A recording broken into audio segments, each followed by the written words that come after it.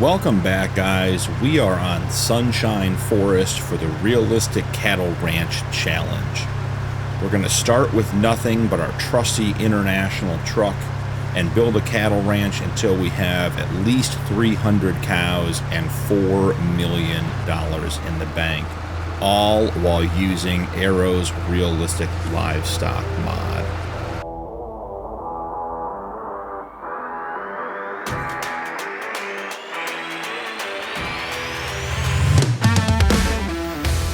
So I've been out driving around Sunshine Forest trying to find the best place to start our farm, and I think I've decided on where that's going to be. Up here on the right is a plot of land that has a little bit of forest but is mostly meadow. So let's hook into the field here and go take a look.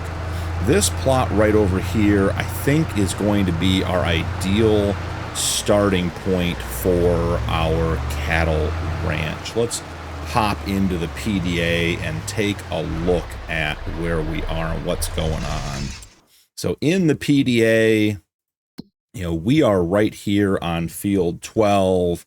As you can see, a portion of this is in the forest, but the majority of it is grass. Sunshine Forest is a 2x standard size map. Its unique feature is it actually was set up for the peat moss add-on, which is what Farmland 1 and these two fields down here in the bottom right corner are for. We're not going to be messing with any of that.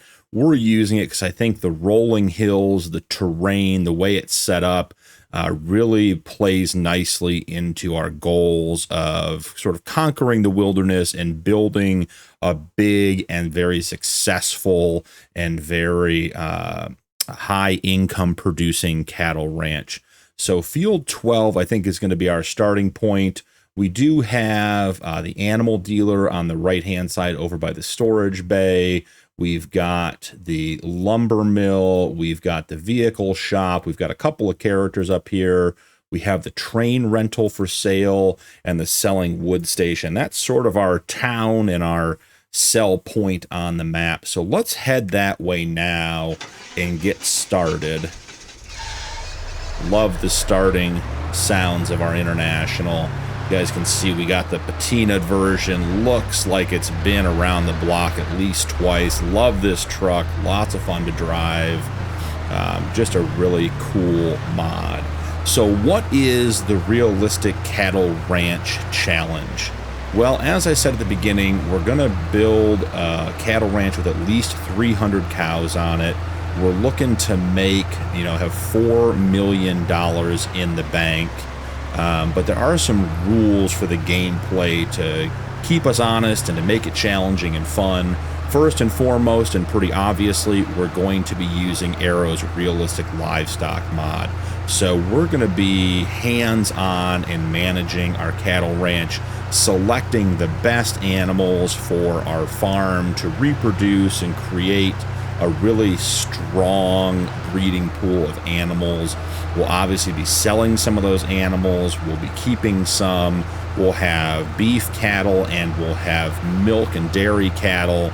We're going to do a lot of different things, but we're going to be managing their rotation and making sure our females are reproducing and our males are the best, have the best genes for, creating good offspring and trying to really build a very successful line of cattle that will be very desirable at sale.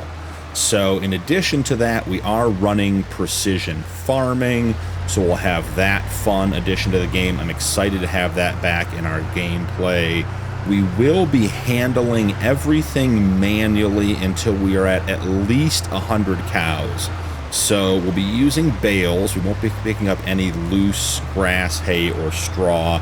Be baling everything and using some sort of front loader or telehandler to pick it all up. No, the shop and start our shopping spree. So we're going to need a tractor.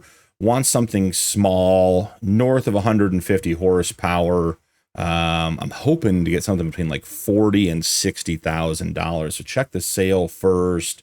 Here's a mower. We know we're going to be doing grass. We'll keep an eye on that one.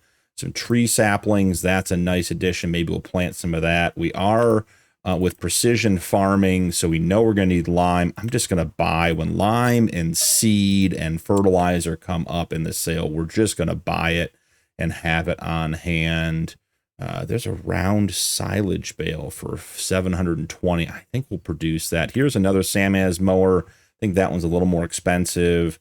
The Hauer front loader tool could be great if we get a tractor with a front loader attacher, so we can run pallet forks, a shovel for picking up manure, all that kind of stuff. The soluble fertilizer for the Fiber Dash chemical mod, I think you have to actually put that in water. I don't think you can spread that, so that's not going to be of much help. Lots of things in here. That's a great trailer. No way we could afford that. The K brand mower is nice. It's a little expensive even though it's on sale, but we'd also need the front mower, which I think is going to be too much money. Not seeing, I mean, this case is great, but it's just way too big and way too expensive. Oh, popped out of the sale there. Let's see. Let's scroll back down and find that case. There we are. Spreader looks nice, but we're not there yet. We do have the Flegel trailer, which could be good for going back and forth. We'll have to take a look at that. The Great Plains planter on sale, 68% off. That would help us plant our grass field. It could also put some wheat in the ground. You know, guys, I think we're just going to get that now. I think we're going to need it, and I don't think we're going to find a better option. So let's start with the Great Plains planter, $15,000. Not a bad investment. We'll need that. And I keep popping out of the shop here, guys. Let's see. Scrolling back down. All right. A couple of headers, trucks, log grabs. I mean, some really cool equipment, but stuff we're just not able to get yet.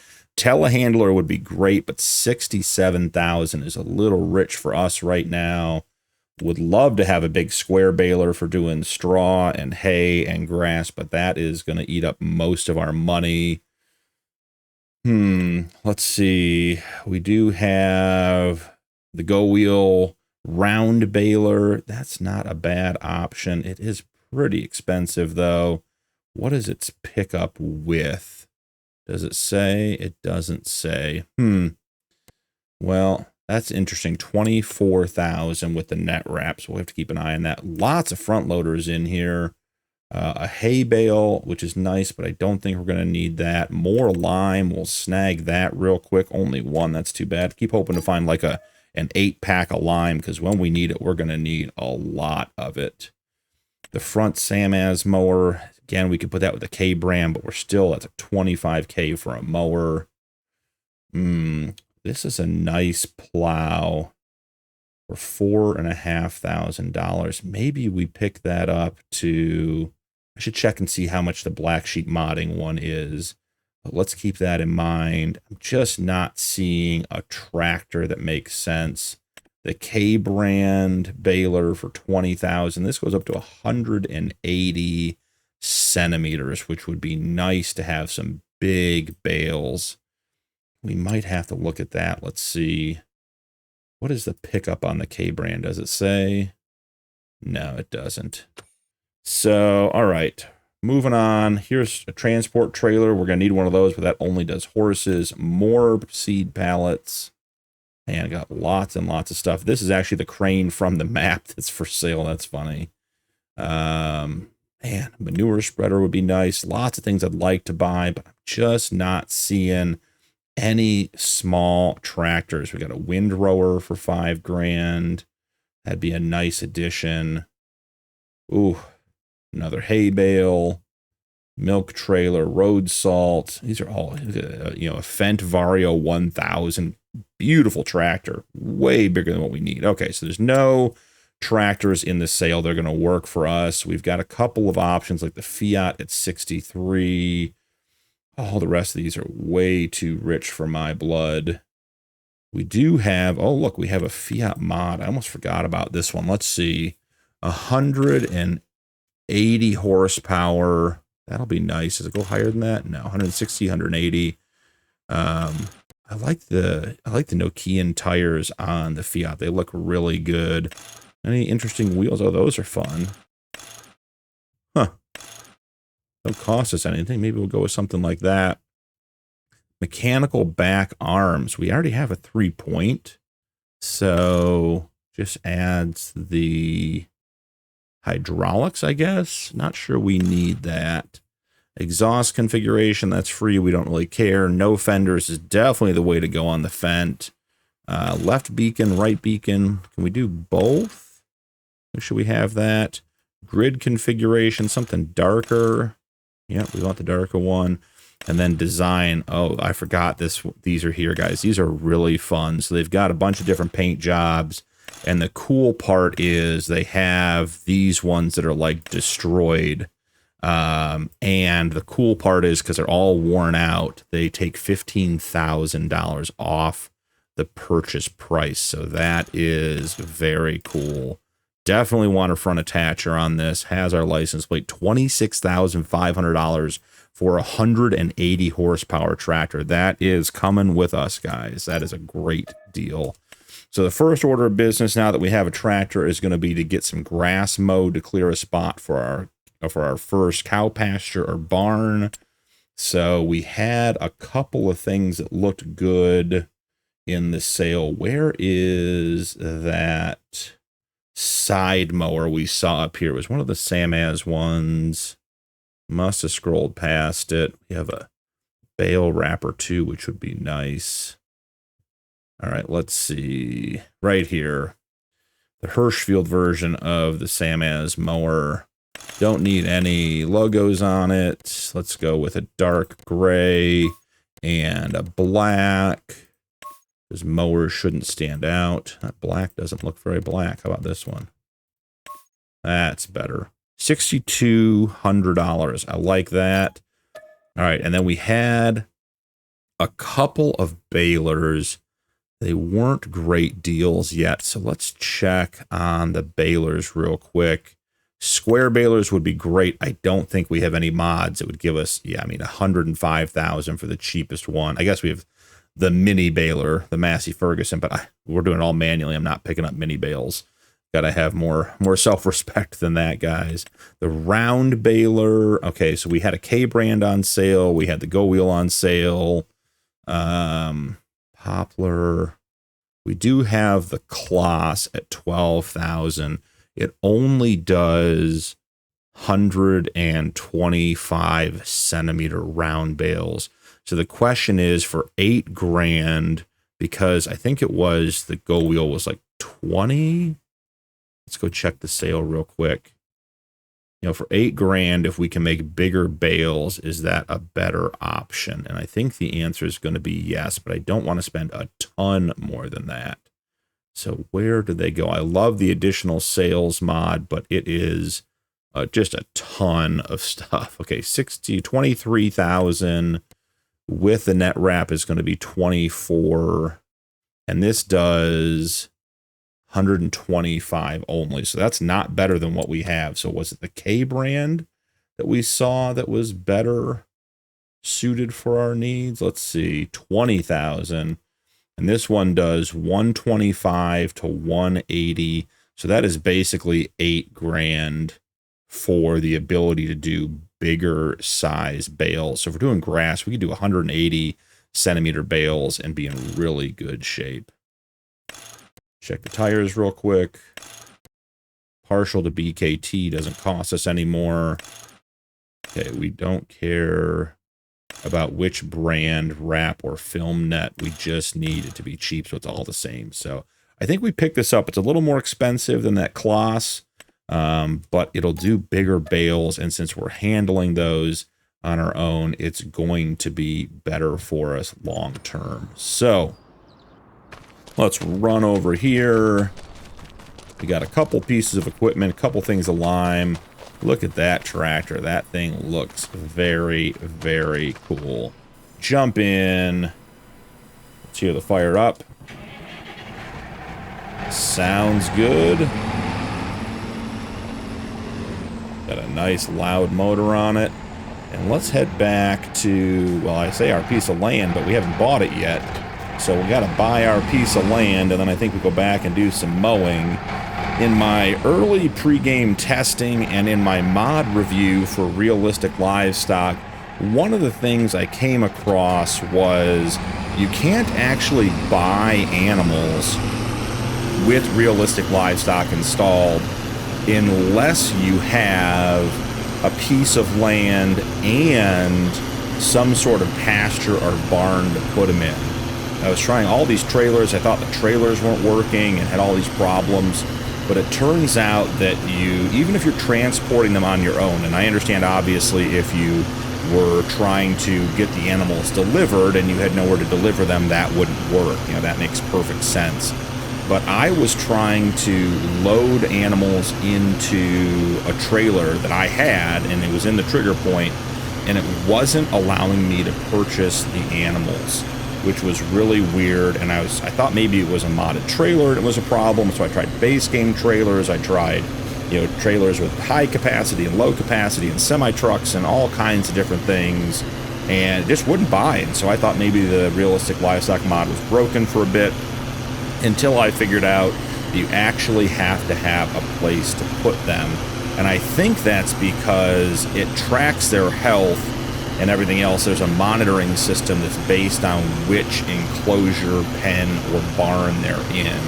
And I think somewhere in the back end of that mod, it does link to the pasture, like I said, or barn or building or whatever that they're in, and it can't track them unless they have a location. So if you're running into that problem on your gameplay or when you're trying to use the mod, you know, just make sure you have a barn in place to put your animals in before you try to buy them, and you will be in good shape.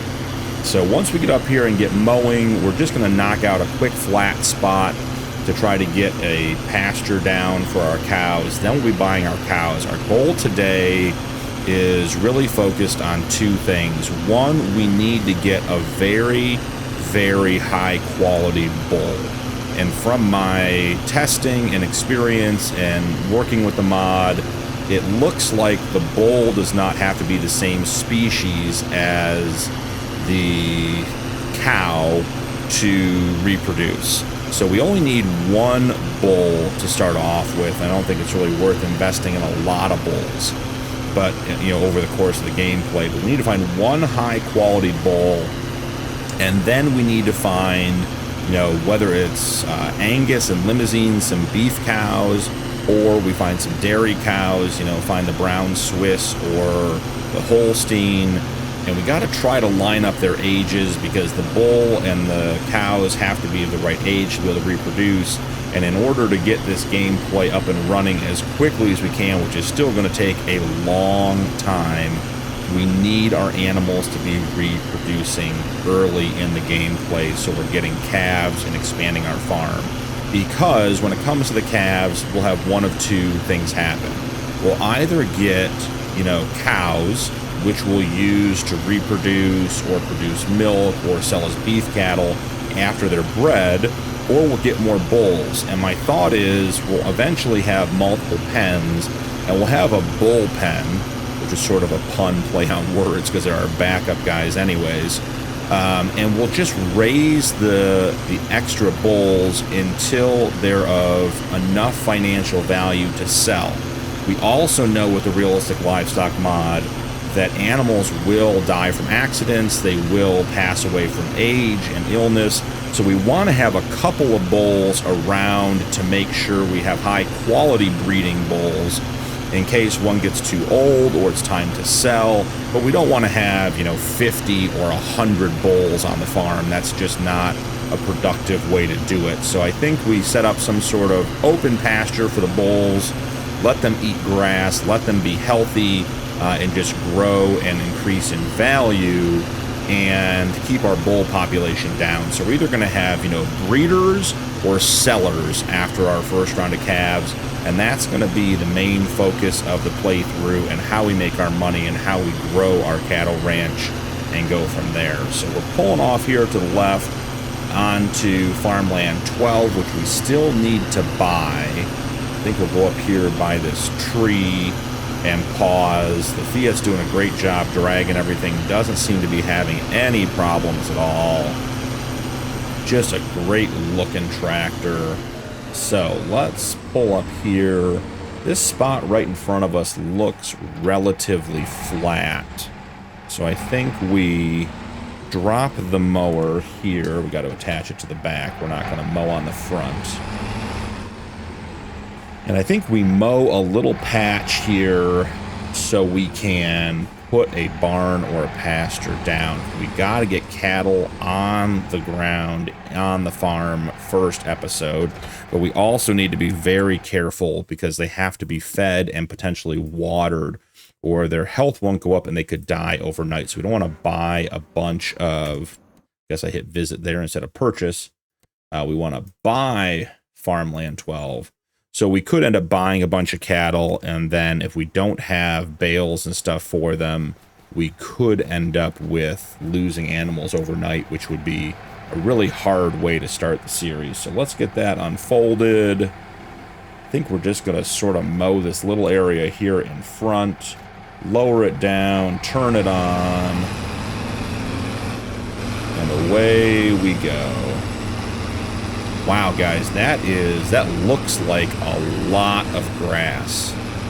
I don't know how much we're going to get out of it, but that for meadow grass looks like an absolute ton of grass, which could be good news because I plan on mowing all of our land at least once to get a bunch of bales started and stored before we go and plant a grass field. But if it's producing this much on its own, it really could. We could just use the meadow grass. This map could be even better than we thought. A couple more passes here. We'll get everything mowed up and then baled. And after we have the bales, I guess we didn't figure out how to handle the bales. And this tractor didn't have a front loader attacher, did it? Well, that's going to be one of our first challenges we have to overcome, is figuring out how we're going to handle the bales. We're committed to doing it manually, so that's going to happen. I was thinking the tractor we bought would have a front loader attachment. We had a bunch for sale in the sale as well, which would have been easy to pick up. So, yeah, I'll have to do some thinking about that as we go. So I think that's going to be enough grass to get us started. Let's grab our baler. I don't see any reason not to do 180 centimeter bales. We're not going to be wrapping these bales. These are just literally to make sure we have food for our first batch of cattle. So let's see. Change bale size. Let's see. Reset bale counter. Change bale size is L. 180s. Perfect. Unfold. Drop down. Turn on.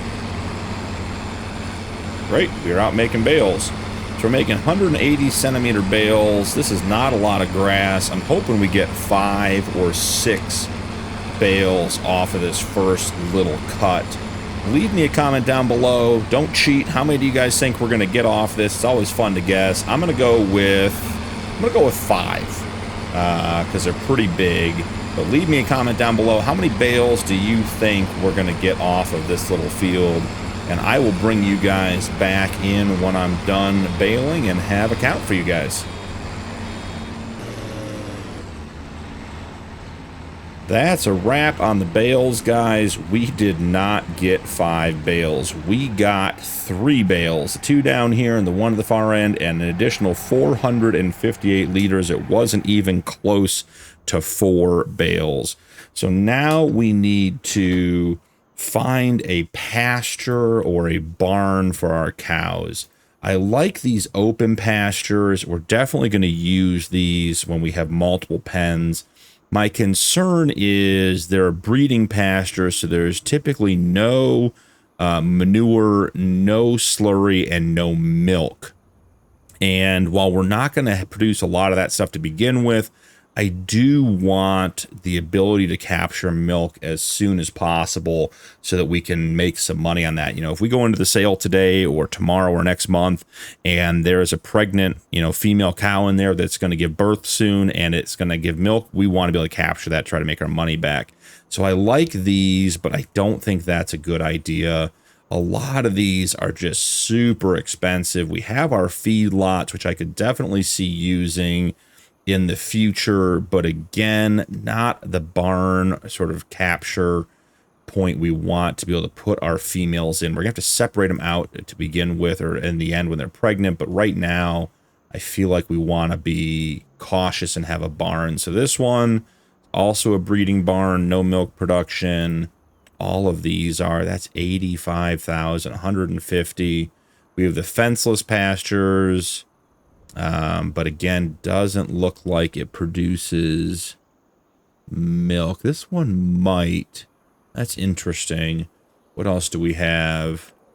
So this one also looks like it might produce milk. Not bad. What was that? So this one holds, for 8 grand, it holds 7. And for 5 grand, that one also holds 7. Those are pretty good options. We have another open one. The bigger one, this holds 500 animals. This is the type of thing we're going to have for our outdoor pasture. 500 animals, excellent. But not what we're going to start with. Another open one, 7, but again, doesn't do milk. Not what we're looking for. These are sort of expensive. 45 cows, self-made shed. That's not bad at all. That one, someone holds 45. This one holds 50.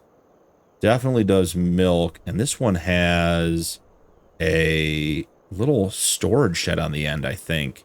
Does this one have any customization options? No, it doesn't. So $36,500 or $40,000. I sort of like the look of this one as well. So let's see if we can get this tucked in.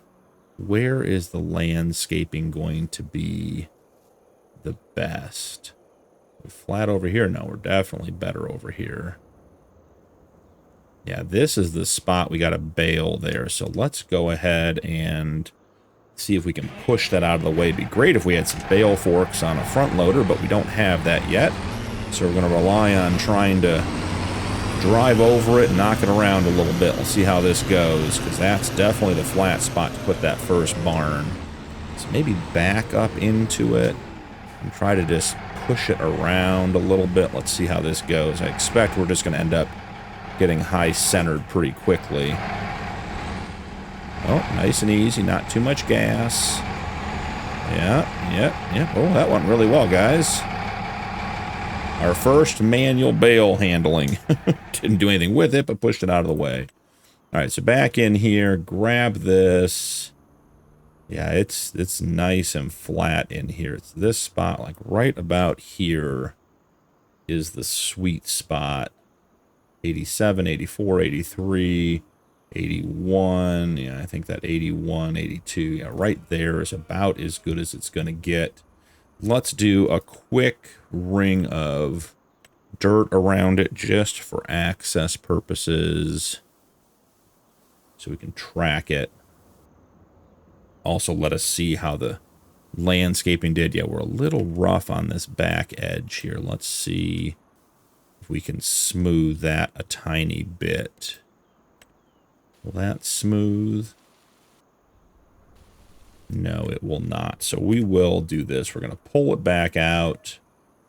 That's fine. And then let's go with the flattening tool. And let's expand out just a little bit. Make sure we can landscape. I don't like when the buildings have bumps around them. I like to be able to smooth everything out. Okay, so that should be good. Drop back down. Want it to snap to the grid. I'm thinking like that right there. Yeah, perfect. Okay, that one's placed. Now we go back in with our softening tool and just roll all these edges nice and smooth. And we are good to go. Let's jump out and see what that looks like real quick. So that is a nice looking barn. Oh, look at the animation. The door is open. Yeah, so we even have storage in here in addition. We have a milk trigger, food trigger. We got slurry down here. Looks like maybe we put straw in there. We'll have to figure all that out. But yeah, this looks really good. All right, so I'm going to drive back up to the shop since we're not jumping between vehicles. We have to do everything manually. And we need to get our international back. We need to find an animal trailer and get some animals down here on the farm. So I'll check in with you guys when we're back at the shop.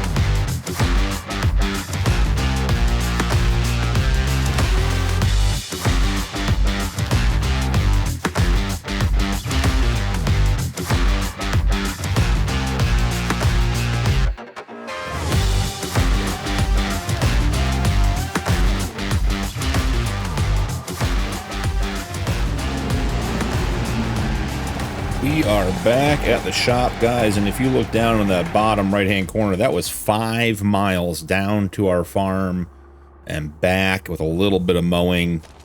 That was a crazy amount of driving. We're going to have to find a shorter route, but for now, let's jump in and grab ourselves an animal transport trailer and get some cattle back to the farm. So we have our standard Fliegel, holds 6 animals, 25,000. That's a nice option. We do have the leash installed for moving the animals around the farm. I downloaded this 32-foot Wilson gooseneck. I like the way this trailer looks. I'm just not sure if we need anything that big right now. So I think we're going to go with the Dangerville trailer. It's under 10 grand, super simple, no customization. Holds 5 animals. I just think we got to save as much money as we can. And I don't know that going with a bigger trailer for almost 3 times as much makes sense this early in the gameplay. Plus, I think our old truck will be fine, but it doesn't hurt to have a smaller trailer and not stress out the truck. Alright, get squared up here. The animal dealer is this building straight in front of us. Here we go.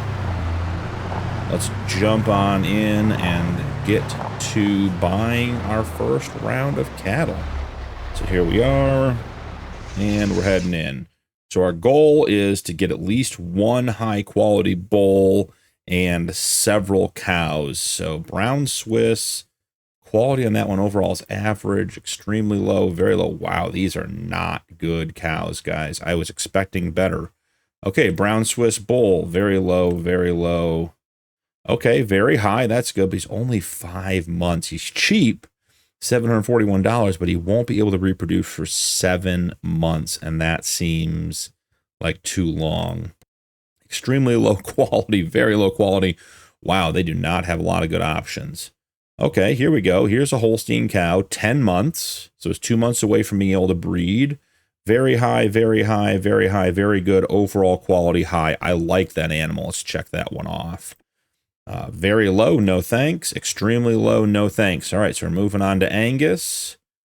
We have a 10-month-old Angus, so again, be able to reproduce in 2 months. 1,400, quality is high. I like that animal. Very low, extremely low. Jeez Louise. Very high. This one's only 3 months old, though. Health is high, milk production is high. I'm not going to produce any milk, so it doesn't matter. Metabolism's high, fertility's high. Quality is very high. Let's keep an eye out. Very low. All right, Angus bulls. Here's a very high rated bull, but he's 35 months old and almost 8 grand. This is a good animal, guys, but they typically live 5 years, give or take. So he is like less than 2 years left. That's a tough investment. Let's check him for now. Okay, here's another bull, 9 months, extremely high. So in 3 months, this guy will be able to reproduce. Metabolism is extremely high. Milk production is very high. Health is very high. Overall, extremely good. Quality extremely high. And fertility very high. I think this bull takes the cake away from the older one because it's also a third the cost or even less. Another bull, a little less expensive, a little bit older, 1 month older, but not quite as good quality. Low, yeah, very bad. Okay, limousines. This one's 12 months, so it's ready to be bred. We're not quite there yet with our bulls, but milk production is very high, metabolism's high, health is high, overall is good, quality is high. So man, that's not exactly what we're looking for. Very bad. We don't need any bulls.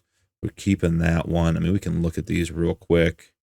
This one's very good. Again, 39 months. Yeah, this one overall is good. This one's extremely good, 13 months. This one would be able to reproduce now. It's only $2,700. That's not a bad bull. The question is it better than the limousine? Or I'm sorry, the Angus. The Angus is $1,850, 27. Yeah, that's a lot of money. Here's another one, 12 months for 25. Yeah, these would be ready to breed right away, but I think, yeah, maybe save a little bit of money. Now, I don't know if the Angus bull or the limousine bull will breed a water buffalo. We're going to look and see what we have here. It's not really very good water buffalo. So how many animals is that? Let's see. Buy selected. We have 4 animals. We can take 5 back. So we have our bull and we have 3 cows. Is there a better option? Man, I mean, this one's basically ready to go. 8 months, 9 months. Yeah, I mean, that one is 12 months. Its overall is good. Metabolism's high, milk production very high, health very high, fertility very high. Yeah, let's grab this one. I think it's going to be a lot of picking the right animals for us. So there, we have our 5 animals, all unique. It's cool to see different animals in the trailer, different ages, different breeds. They're all stacked in there. Let's run these guys back and get them into the barn, and I think that's where we're going to call it an episode for today. We'll probably start episode 2 still in August, getting our cows fed and getting the rest of the equipment back to the farm and set up for our first full month with animals. So I'll see you guys back at the farm.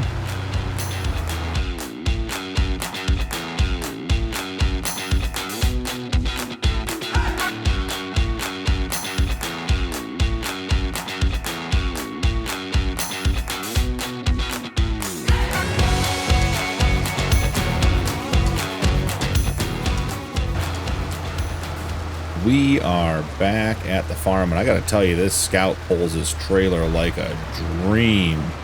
No problem at all. If you guys kept up, we were cruising at 60, which was crazy. So let's get these animals into the barn. Cool. Pop out, take a look and see what we got. All right, they're in there, guys. That was an exciting first episode. We got a lot done, so much more to do, but we have cows on the ranch now, and now it starts the process of building our wildly successful and huge cattle ranch here on Sunshine Forest. Thank you so much for joining me. Don't forget to drop a like and turn on notifications for more videos, and we'll see you in the next one.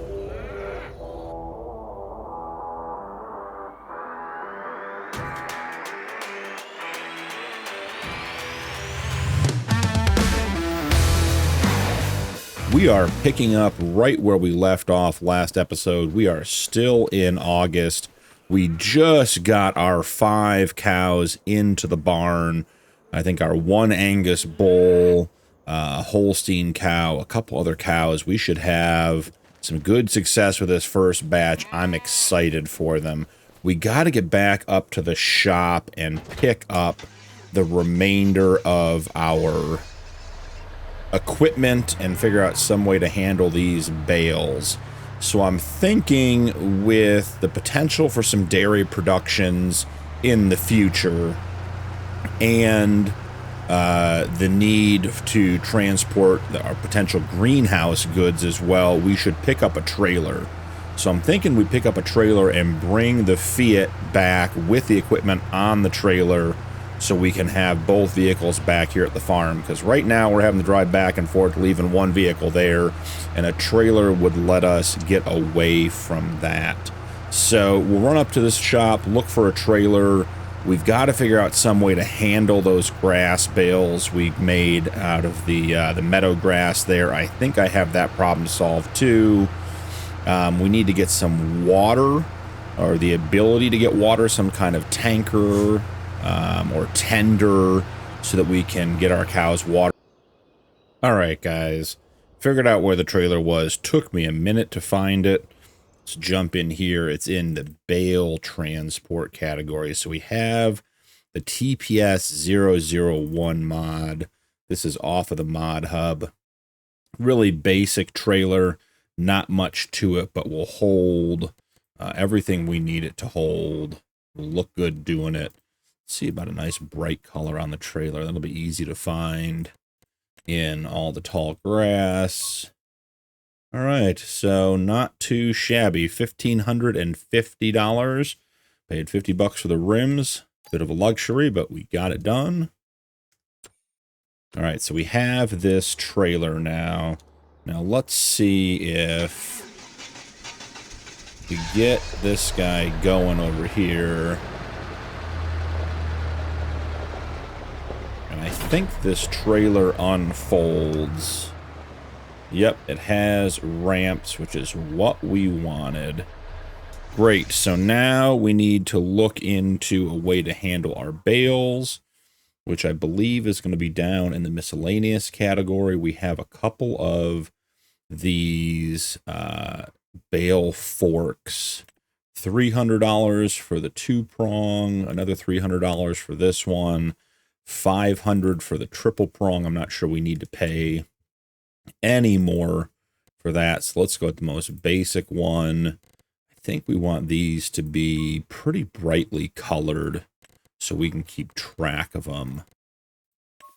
There, I think that'll be good. No extra money. Orange will be easy to see. I'm a little worried until we get everything set up that we're going to have a hard time keeping track of our equipment in the tall grass back at the farm or back at the ranch. So let's see about getting that on here.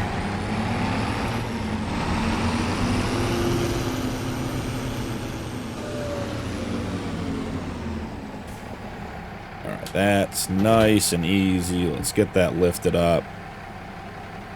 Perfect. So that's up out of the way. I don't know if we're going to be able to get the Fiat and the Great Plains on this trailer. It would be a great trip if we could. Got to see if the wheels will even line up. Let's give it a quick try.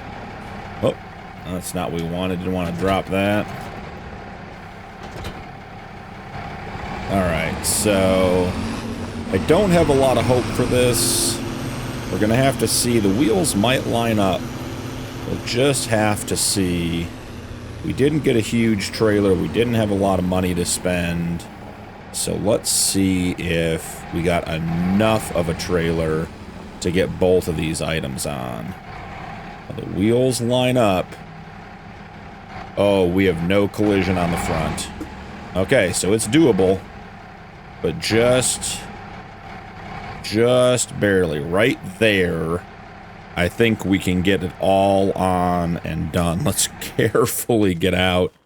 Alright, so that's not exactly ideal, but we are going to be able to get everything back to... Oh my goodness, what happened here? I didn't mean to detach that. I want to turn it on. You can see the suspension getting just slammed on the rear of our International. Alright, it is strapped down. Those ramps take a while to get back underneath there, but they are on. Alright, so let's not have an incident because those bale forks on the front of the Fiat will go right into the back of the cab of the truck, creating a really, really bad situation. So We got our trailer, we got our bale spikes. We spent like less than $2,000 in total. Don't tip, don't tip, don't tip. Oh God, steer into it. Okay, woo. We are not using super strength, so that could have been a real problem. Alright, so as I was saying, we got our bale spike and our trailer for under $2,000. That's a nice addition for our farm. Let's go get those bales, put in the trigger, and we might just advance right on to September from there, because if the cows don't need water and we have food, it's going to be more important to let time pass and let our cows mature than to try to get a bunch of stuff done today. Because with only 5 cows, I suspect those 3 big 180 centimeter bales will be more than enough to keep them fed for a while. And, you know, we can cut meadow grass anytime we want, and we saw how much we got off of it last time. So we should be in good shape there. So other things I want to figure out here as we get going. We are going to need to add, you know, a pasture for the bulls, what we'll call the bull pen, to get our bulls in there. That will be our breeding pen as well. I actually don't know if it'll be a breeding pen. We may keep our bulls in there to grow, but we want to make sure that the cows we have are bred with the best bulls. We may have a breeding pen, a bull pen, in addition to the barn. Oh, it loves tipping. Not here. Not like this. Oh, God, we saved it. No, no, no, no, not the other way. Ooh, I think we have the trailer overloaded, guys. I'm not sure, but it has proven to be more of an adventure than I was ready for. You. That is as soon as we start driving. And we weren't even going fast on that one. Can we recover? What do we think? Get the wheels down. How about the other way? And we may have to unload everything. Man, it is super duper tippy with the 2 wheels in the middle. There we go. We got a little bit of traction there for a second. Can we save it? And it sure looks like it's trying. I think this little truck just has so much weight pulling back on it. And we're going to have to reset here. Give it another second to try, but... Come on, pull, pull, pull, pull. Alright. We're dumping the trailer. Okay, the truck was pretty easy to self-right. Getting everything back to the farm may have been a bigger project than we thought. What do we think about giving her a nudge? We got a bull bar on the truck. I think this is going to want to go back up and over. Yeah, I'm thinking not. Alright, well, let's see. We're going to have to at least reconnect to try to get the Fiat back upright. Yeah, and immediately the truck goes right back over.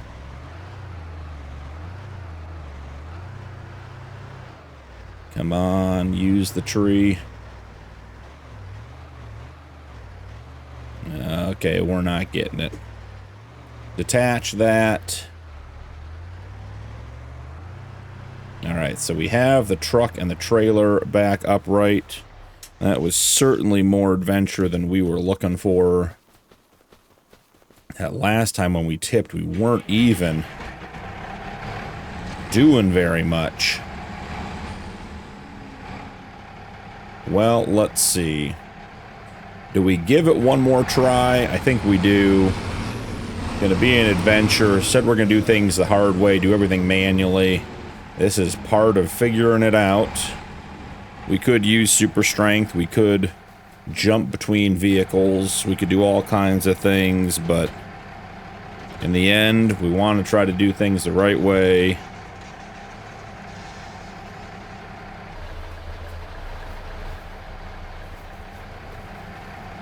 Round 2.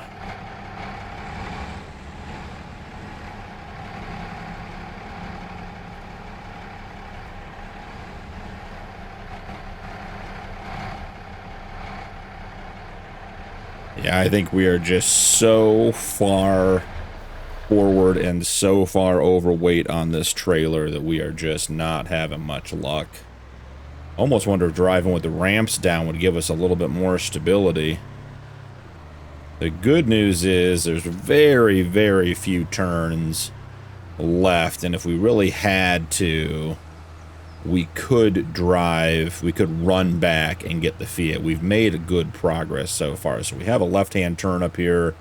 We are coasting into that. We are hoping for like no speed on this turn at all whatsoever. Super easy. Going underneath the bridge. Okay. Whew.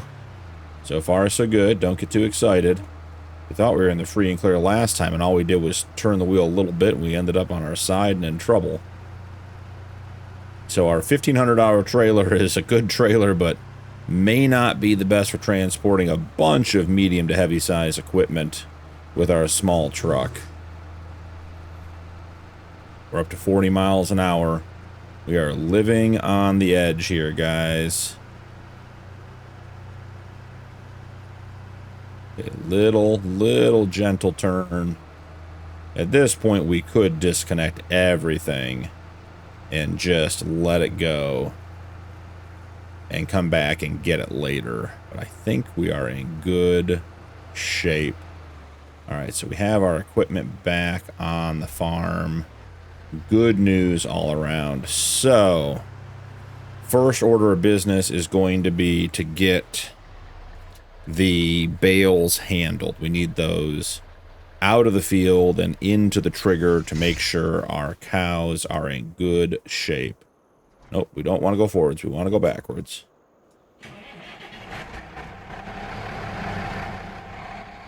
Well, we did well for a second there, guys.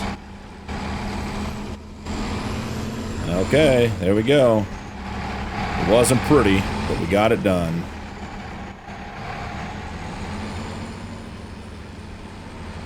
Okay, let's drop the cedar here. Okay, so now we have our bale spike on the front. I think we want to swing out, grab them low, lift them up, and take them back with us. So, swing in here. Maybe we'll try a little in-cab driving. I haven't done that yet this episode or this series. Which, is that up or down? Can't see from here. Let's see. It's weird that we're not getting any indication inside the tractor. So let's stab it. Raise it. Okay. So far, so good.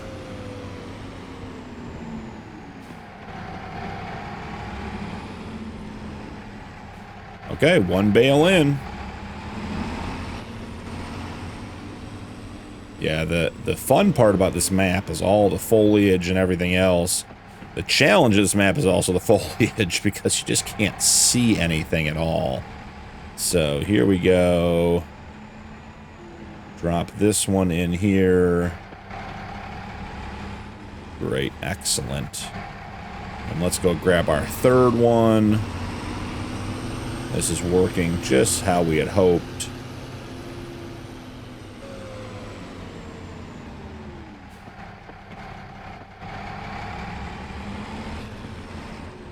Oh, lost it.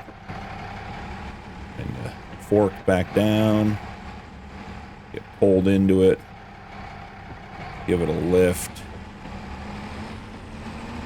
And this one may be bouncing a little bit, but we'll get there. It's relatively smooth over here. Okay, great. So now let's drop that. Cool. So that is done. So as of right now, I don't know that we have a reason to be in August anymore. Let's check on our cows. So they don't require any water. They have 22,558 liters of grass. Reproduction, no suitable male, too young. there's our bull, and then we have our 2 young Angus calves as well. So we are producing manure and slurry. It looks like we won't have manure because we don't have any straw down. Slurry, if they're eating, we should be getting slurry, which I believe we can pick up. I think there's a pipe right over here. We can pick it up. So, so far that all looks really good. Let's close up our doors for the night. There we go. Okay. I mean, it's still early in August, but I don't see any point in hanging out here until tonight, because we can just get going and get our calves to age up. So 5 animals. Let's hope it's this good in the morning, guys.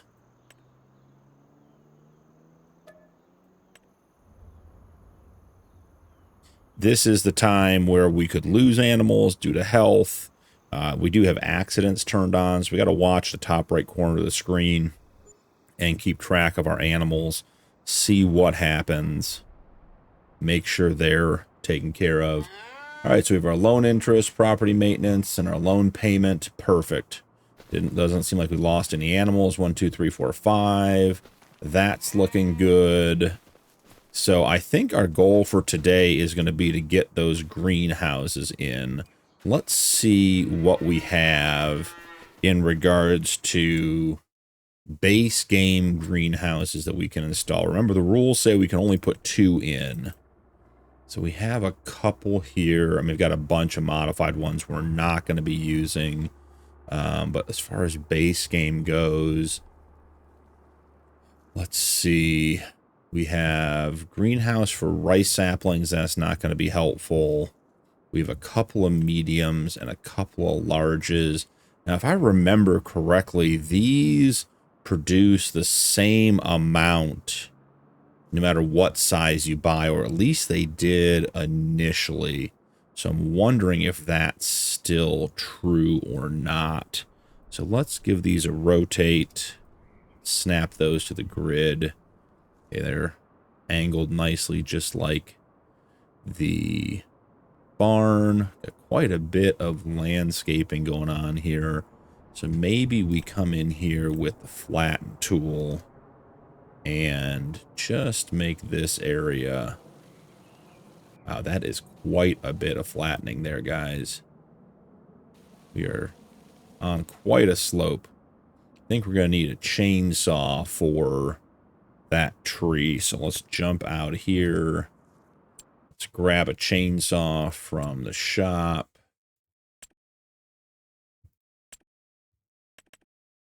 Got to go with the Husqvarna.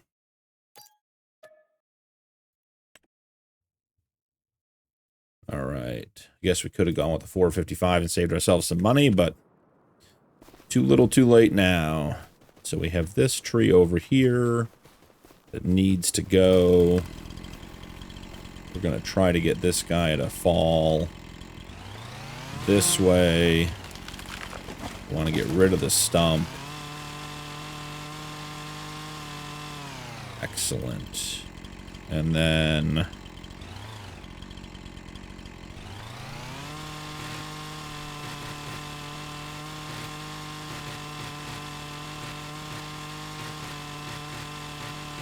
all of our branches trimmed off.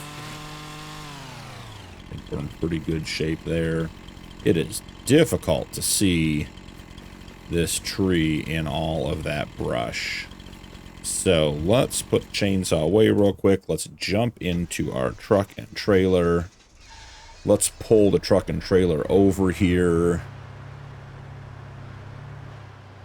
The ramps do take just a long time to fold up. Alright, so truck and trailer are in position. This is the part of the game where we're doing everything manual. So we've got trees to cut up. Do I have the lumberjack mod on where we can cut to length? Let's see. Can I pick this piece up? I can. That is great news. Okay. We got to get this tree cut up and put on the truck. We'll go take it to the sawmill. That piece is too heavy. So cut it in half. Grab a piece here. Oh, lost it. Where'd it go? That piece is gone. Sure, we'll find it when we're mowing at some point. We're going to be doing a lot of mowing over the next couple of days. Let's see. Oh, there it is. Get a little bit of height. Stand up on our tiptoes to see it.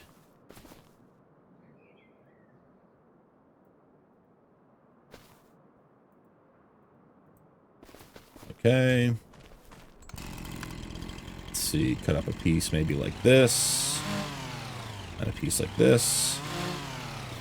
And a piece like this.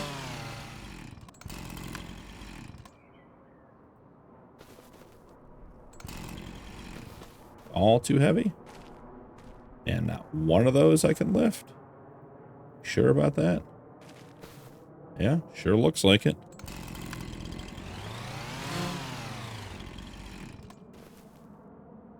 Okay, got this piece up. Does not like being lifted over the log itself. It tends to fall back in. So until we get some kind of telehandler on the farm or a tractor with forks on the front, we're going to be, any trees we cut down are going to be sold this way. So just got to chop them up and get them on the trailer. I think eventually we look at getting something that can handle, you know, bigger pieces of trees. I don't think we're ever really going to get into forestry per se and get a bunch of equipment for it, but I do think it's worth trying to get a little better at clearing trees so we can get more money out of them, because these little pieces are just not going to be worth very much at all. Oh, we lost it in the grass. Where'd it go? Okay, here we are. We're back.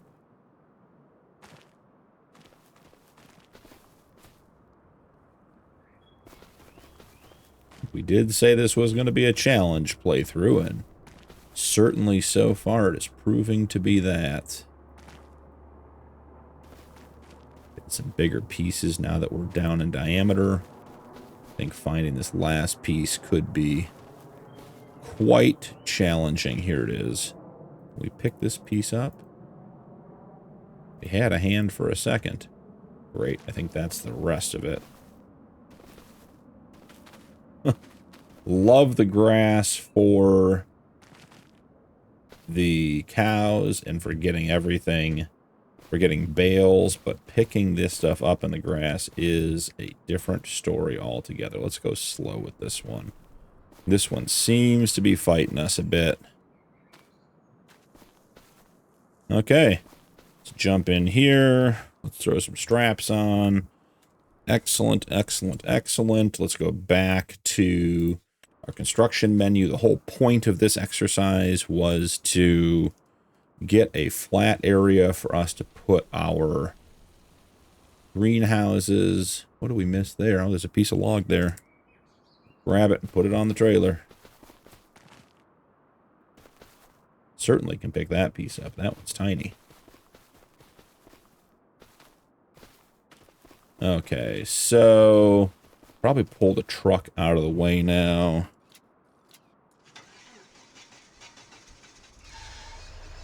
Got the squealing start.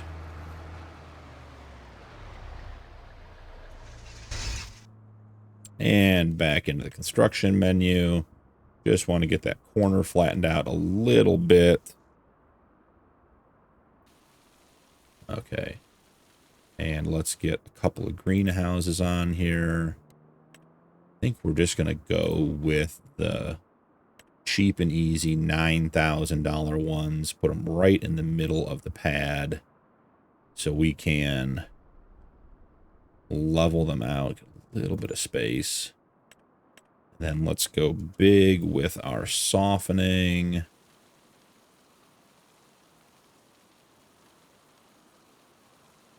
Increase the intensity just a little bit.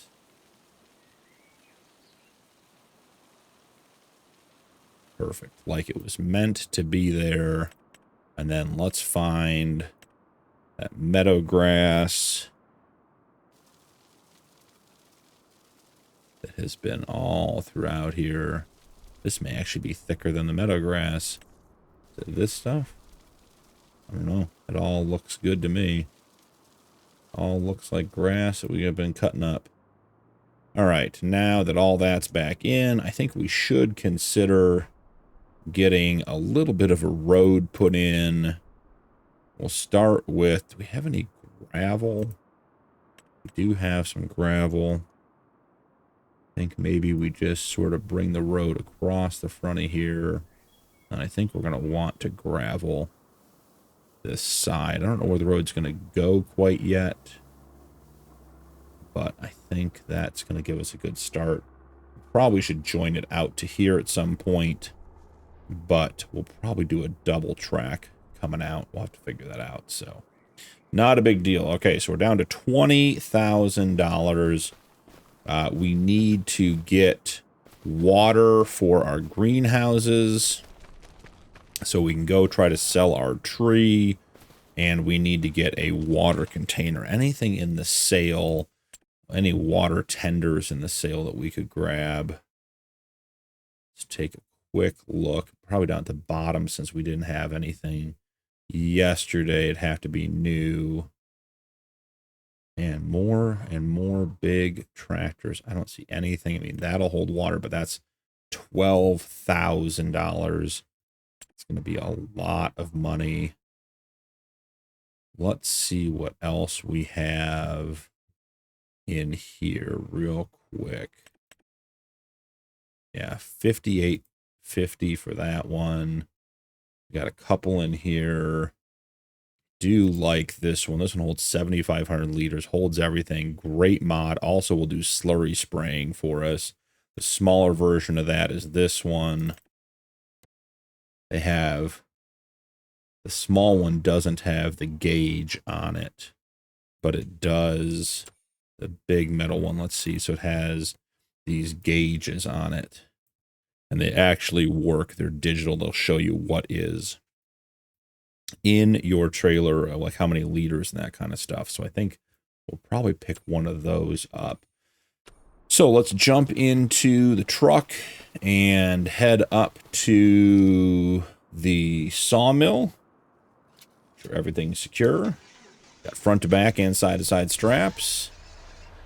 I will catch you guys when we're at the sawmill. So I'll check back in just a minute.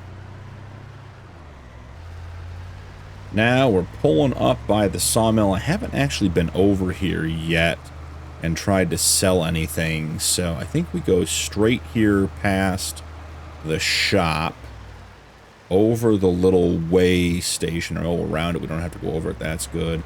And the sawmill should be the big open building on the end. So I think it's this one down here. Yep, we have our unload trigger. Let's undo the straps, turn off the truck. I mean, I'm hoping we get $500 for this tree. I don't think it's going to be a lot. We got chopped into a lot of pieces.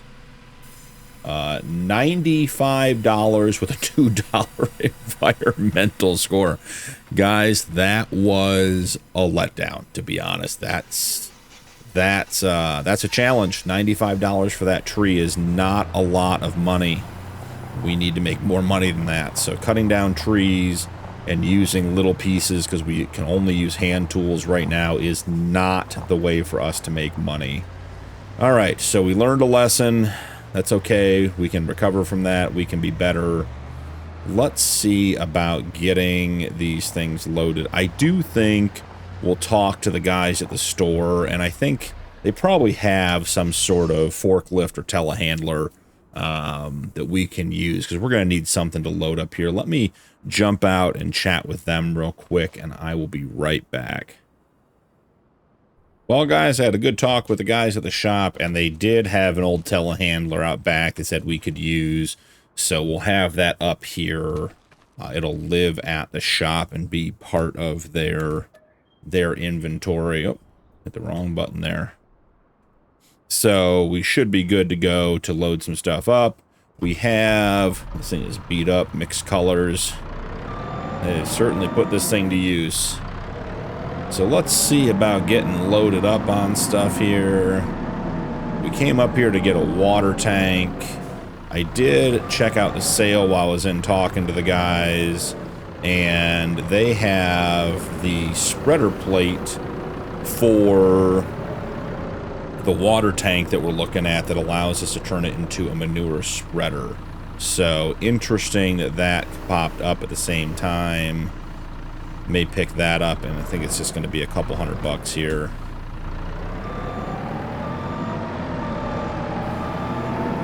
To add that to our total. Oh, there's a wall there. Should be more gentle with their equipment.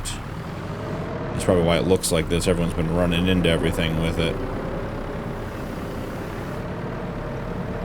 Alright, got our 2 pallets of lime. Now let's see about getting the water tender on here. I think the water tender is going to be a bit of a project to get on here, to be honest. We may actually just use the hitch on the telehandler and back it up the ramps and just leave it there, and we can pull it off down at the farm. Let's not lock the other lime off.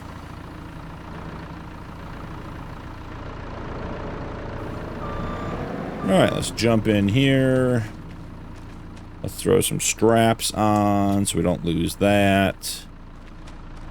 Turn off their telehandler real quick. Okay, so in the shop, we are looking at getting a watering, a water tender, a water tank. I think we're going to grab this one, $7,600. It's a lot of money, but we know it works as a slurry spreader as well, so we can use it in that capacity as well, which will be really nice. That's a cool color. I like that. Rims, we all know what's going to happen there. Excellent. So where'd the $1,200 come from? Oh, BKT tires? No, we'll go with Lizard. We don't have $1,200 for big tires on the water tender if it's not a free upgrade. Okay, so we got that done. And then in the sale, they have, I have to find the splash plate right here, the tank mod, $133 on sale. We want that to color match. That's free. So that just attaches to the back and lets us spray slurry on our fields for fertilizer, which is going to be a critically important part. So here we are. Jump back in here. I'm hoping the hitch on the back of this will work in our favor.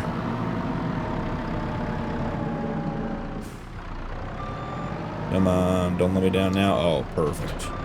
So I think we can just back this onto the trailer and then use the Fiat to pull it off when we get there, which would be nice. Get the plate attached here as well. So I'll swing around so you guys can see it. Here it is on the ground. It just snaps up, goes over the outlet pipe, and creates sort of a spray plate for it to distribute the manure. So I'm going to pull this guy up and give us a straight shot. Don't die on me now, little truck. Give us a nice wide working area. I am a little bit concerned those ramps are going to be too wide for our wheelbase, but we'll just have to figure that out. I don't know if they adjust or not. Yeah, I'm thinking those are going to be awfully wide. All right, here we go.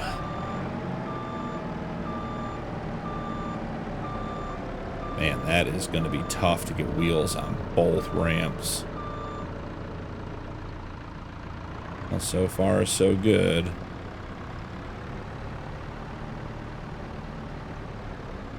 Oh, not that way. Let's go back the other way.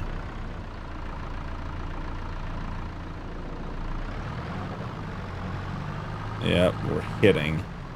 So that's not ideal. Can we get a little bit of speed?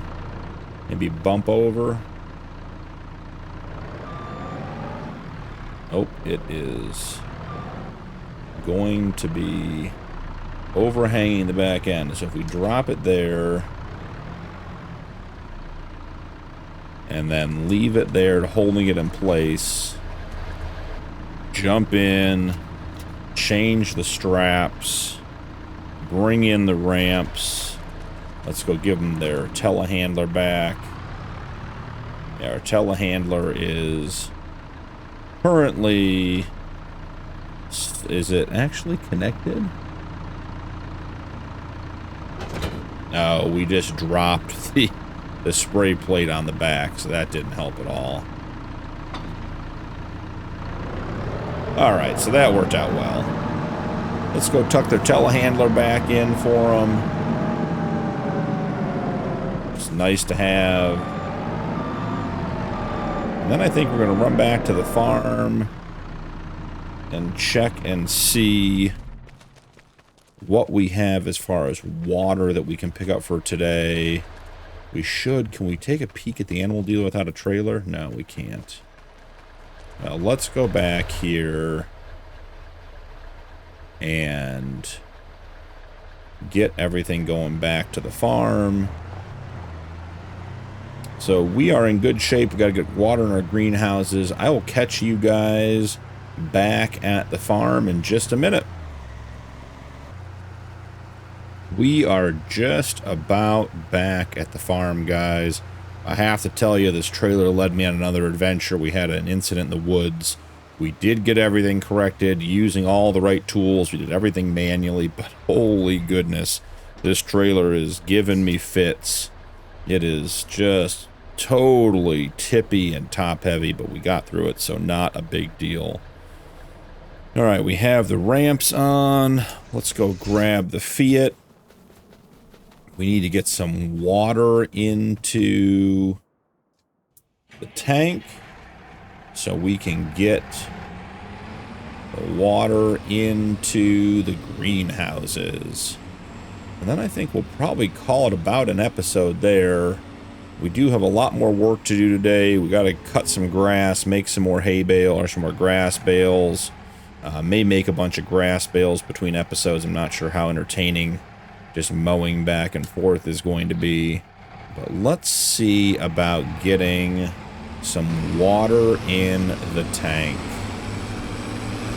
The river is right over here on the other side of the road. I'm hopeful that everything works out and we can actually get water out of it.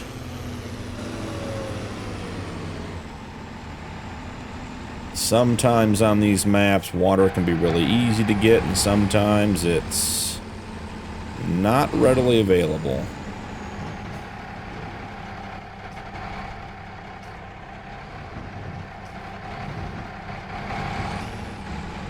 Well, no luck there.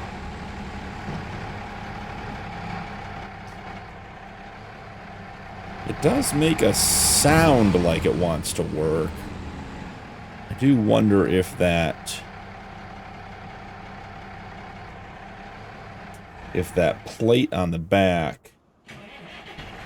Okay, we dropped the plate. It's just in the grass now, which is not a good place for it. The slurry plate. Yeah, it makes a noise like it wants to. We're definitely deep enough in the water that should be working. Okay, so we're going to assume that's not going to work. Let's get the slurry plate reattached. Okay, so we have to find an alternative water source. Is there water on the map somewhere? Let's see. That is rock. I've already investigated that. I thought that might be water.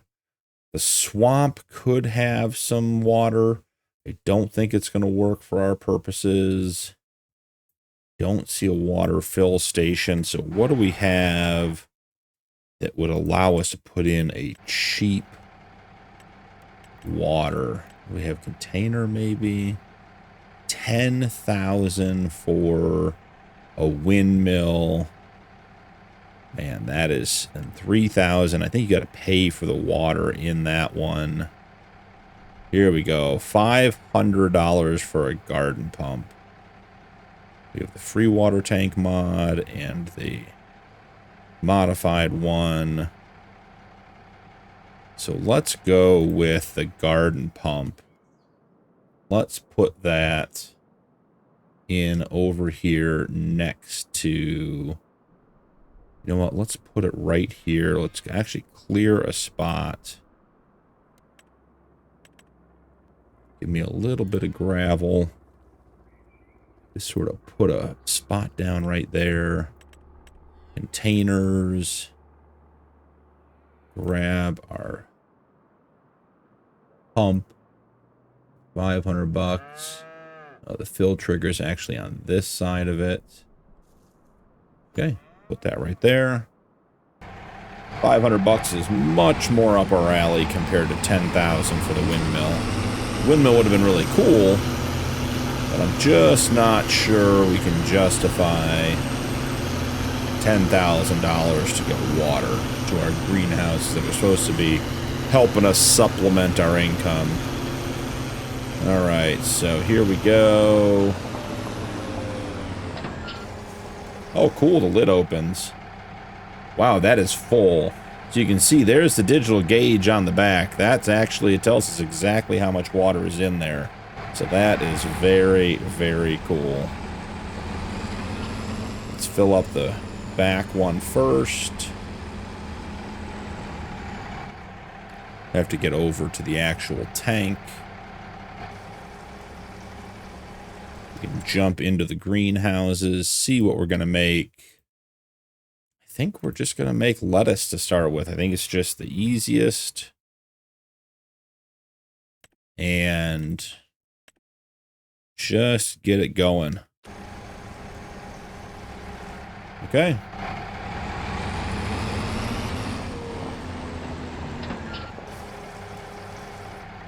And then, wow, that fills super fast. That is great.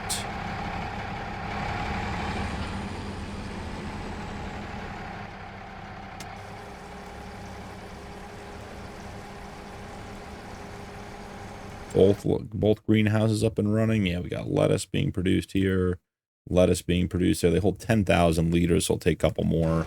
So I think what we'll do is we'll probably call it an episode right about here. I will top off the greenhouses, and I'm probably going to do a bunch of mowing back behind the cow barn and try to get some bales stored up. We're in September, so we're going to need bales all the way through winter. We didn't check and see how our cows did overnight. Let's see. No suitable animal, too young, so the health all looks pretty good. Productivity is 14%, so we're getting up there. Yeah, I think overall, let's just run and check and make sure that our animals are in good shape. No, it's gonna let me interact with the animal control. No? Really? Oh, we have the gate is in the way. Well, we know they're doing well because they're all alive. They have food. We need to make some more grass bales to get them in there. They are producing a little bit of slurry, which is good news. So another good episode, guys. Just trying to get the bare necessities set up here so we can be up and running. We got to get our cattle to a breeding age. And maybe next episode we'll look at picking up a couple of more and running them back. Because I think next month our bull will be of age to breed with the females. So we'll be in good shape. But thank you so much for joining me. Don't forget to drop a like and turn on notifications for more videos. And we'll see you in the next one.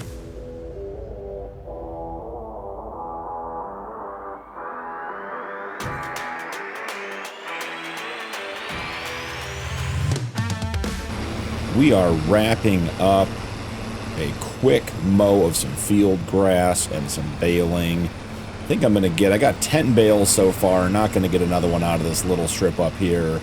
But 10 bales is a huge stockpile for us with our 5 cattle heading in towards winter. So that is very exciting. I am happy to have that done and behind us. So why don't we grab at least one bale on our way down and bring it back down to the bottom, and we can discuss the plan for today.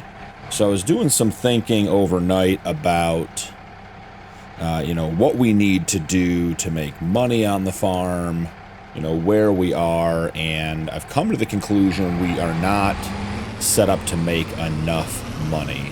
So, looking at our options, we have our greenhouse, both of our greenhouses, and I think those are going to work great. I'm excited to get those running, but those are going to be slow in regards to getting us any money made. I think the step we need to take, and it's going to help the cattle ranch anyways, is to start getting silage. So we have the mower, we have the baler, we don't have a windrower, and we don't have a wrapper. But I did some looking, and the wrapper is for sale in the sale. So we can go grab that. Now the problem is we don't have enough money. So I think in a classic case of you have to have money to make money, we're going to grab another $50,000 loan, or another loan for $50,000 and try to finance those purchases. But before we do that, I realized we had an important step in our cattle ranch process that we hadn't gotten to yet, and that step is we need to name our animals. So as much fun as their ear tags are and having an ID number and everything else, you know, it's much more fun to have names on the animals, and particularly at this stage, I think why not? You know, it's going to be a lot of fun to have them. It's only 5, won't be hard to get them named. So, if I remember correctly, we can head over here. Glad that second bale didn't get taken all the way in. And we have to head to the information tab. Now, our one cow, our one Angus cow, or our one Angus calf is named Light. I'm not sure if that's a good name for a cow. It's spelled like the illumination, not like the weight. But I think we want to have heavy cows, particularly if they're Angus. So anyways, we can change the name. And what I was thinking was we come in here, and I'm fine with having the names be randomized. We can certainly mix them up and everything else. If you guys, you know, as we get into the videos, if you guys have names, we can take suggestions and do that kind of stuff. But Loud Bossy, I like that name. But what we're going to do is we're going to add on to the name the month and the year we bought the animal. So August and in year 1. So I can keep generally in track of, or general track of, you know, the names of these, or the ages of these animals. That one's going to be Bossy. This one here, let's change the name. Quiet Bossy. I don't think we need a Bossy theme. Lovely Zip. Tempo. Sure, we'll go with Tempo. That one's going to be A1. And we'll get that one done. I'm sorry, A1. There we go. And Light. You can remain as Light. That's a fine name. Just want to get A1 in there. Our Angus Bull. Now, our Angus Bull should have a good name. Wrangler. That's not a bad name. Haka. Moody Garrus. Butterscotch. Rogue. I like Rogue. We'll stick with Rogue. Rogue A1 almost sounds like a Star Wars robot, so it'll be all right. And then our Limousine. This is our oldest animal. Let's see. Change name. Misty. That looks like a great name. So now our animals should have names. So there they go. Loud Bossy, Tempo, Light, Rogue, and Misty are our cow names. So that is very, very cool. All right, so for today, I think we need to get progressed into October here pretty quickly, but I want to get a couple of silage bales set up so we can get those fermenting overnight. So we're going to run up to the store. I am going to have to visit the bank again and convince them to give me another $50,000, which I don't think will be a problem, but need to get those funds in, get the bale wrapper. We may also pick up a tedder, I'm sorry, not a tedder, a windrower, if there's something cheap up there to try to make these rows a little easier to clean up. That field that I just finished baling, and we got 10 180 centimeter round bales out of. The mowing went very quickly. The baler has just such a narrow, I think it's like a 2.1 meter working width. It's just so narrow.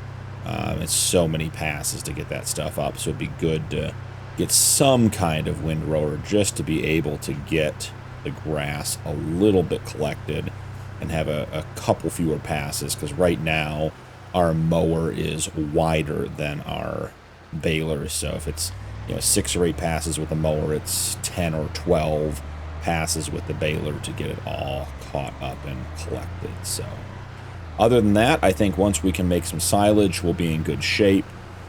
We will have to look at, again, some way to handle the bales long term. I'd love to get into a little bit of forestry. It's not going to be the main focus on this one, but we did buy that lot, Farmland 12, so because it had some trees on it. We tried cutting that one tree up so I could pick it up by hand, which worked well, but it was worth $95, and I just can't see doing that, 10 times and not even having $1,000 to show for it. So I think we're going to need to figure out a way to handle those trees sooner rather than later. I don't know if it'll be today or in the next episode, but we're going to have to figure it out. So I'm going to run into the bank and grab another 50 grand on the loan, and I'll catch you guys when we get back. Well, as always, guys, that's the easy part, getting the money.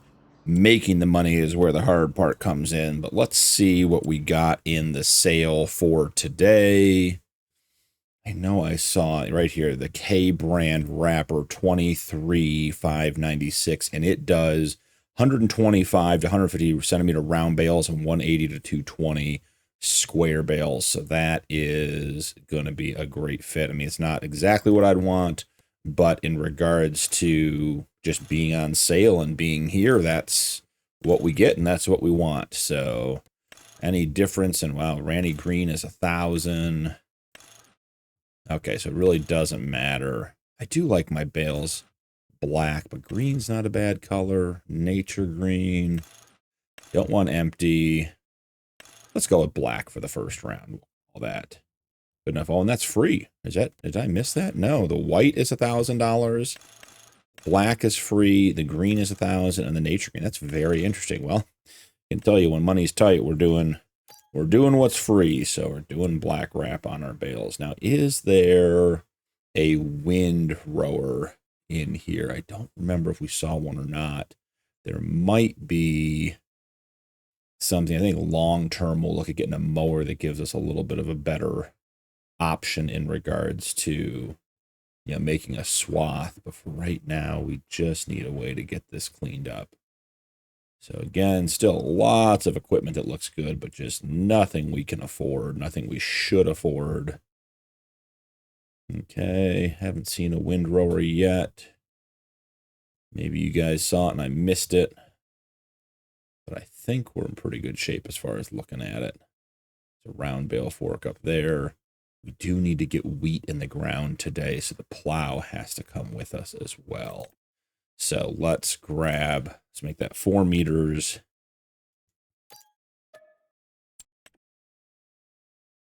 All right. And do we have, I mean, that's a tedder. It's a huge tedder. It's a nice piece of equipment, but just not what we need. Well, maybe there aren't any windrowers. Up here we go. Okay, so we have a windrower. That one is 4.7 meters. Is this the same one? Yeah, 4731. So this one's 4,700. This one's 51. So far, the one above is still the best deal. Okay, we're getting down to the bottom. Maybe a couple new things came in overnight. No, so it's just the one. Okay, perfect. So we want the K brand. We're becoming a K brand farm. All right. So we have a bunch of equipment over here. How are we going to get it back? That is the $1 million question.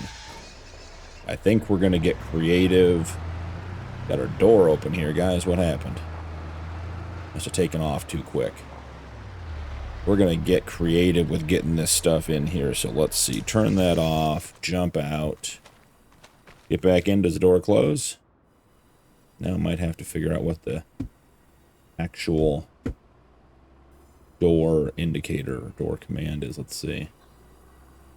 Oh, let's see. Turn it on. That didn't do anything. Huh. Don't know what to tell you guys. That's a weird one.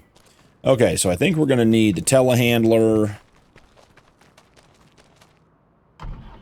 And the goal is that a couple of these things in the bed of the truck, we can sort of dump them on the ground unceremoniously when we get back. We just need them to fit in the back for right now. So, I think we start with...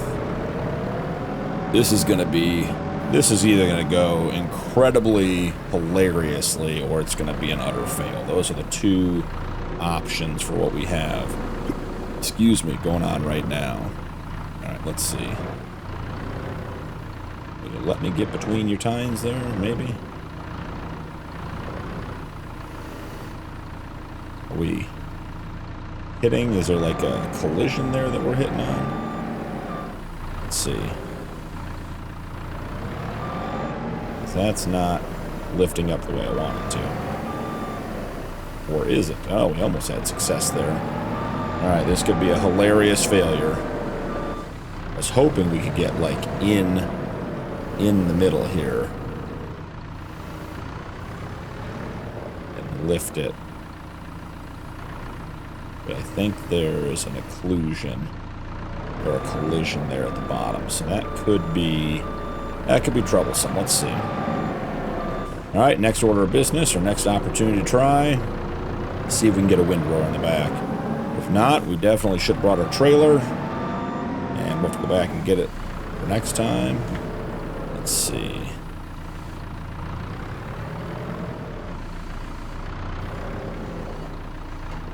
Be able to get that up in the air. Don't fall.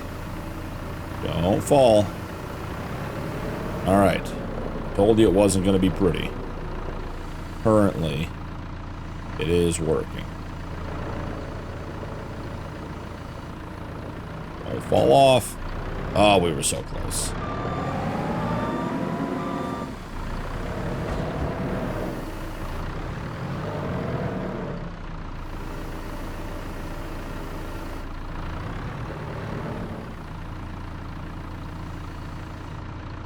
Oh, I think we may have had a level of success. Oh, we were so close, it fell out. Well, we'll have to see how all this goes. This may be lost in editing. We may just show up here with the trailer and have this stuff picked up, because it's not going in the back of the truck like I'd hoped it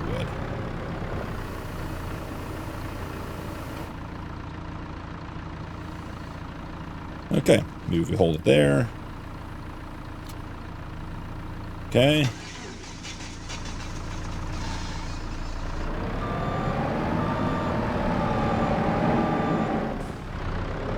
Alright, one more try on our plow.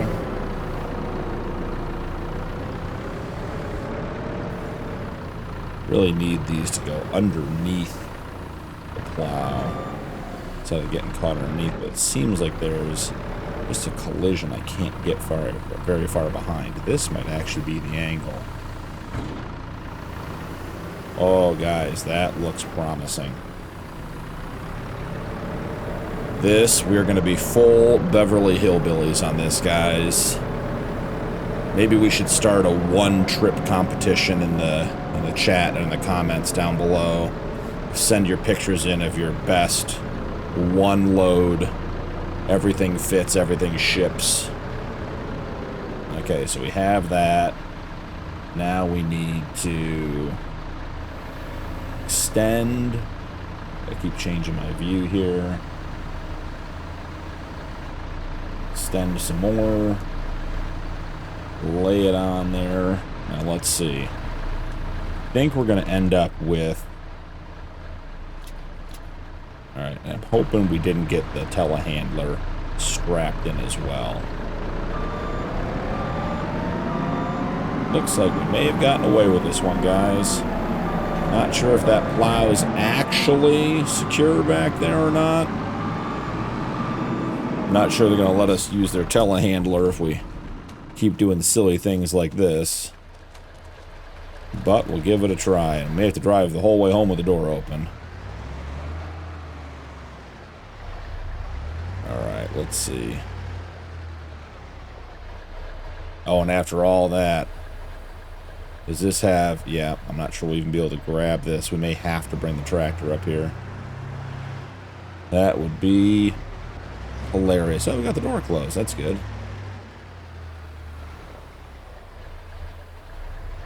Yeah, we are not getting that in there at all. Well, we tried. All right, so let's hope that the plow is actually strapped down. Either have to drive the tractor up here or bring the trailer up, which may not be a bad idea either.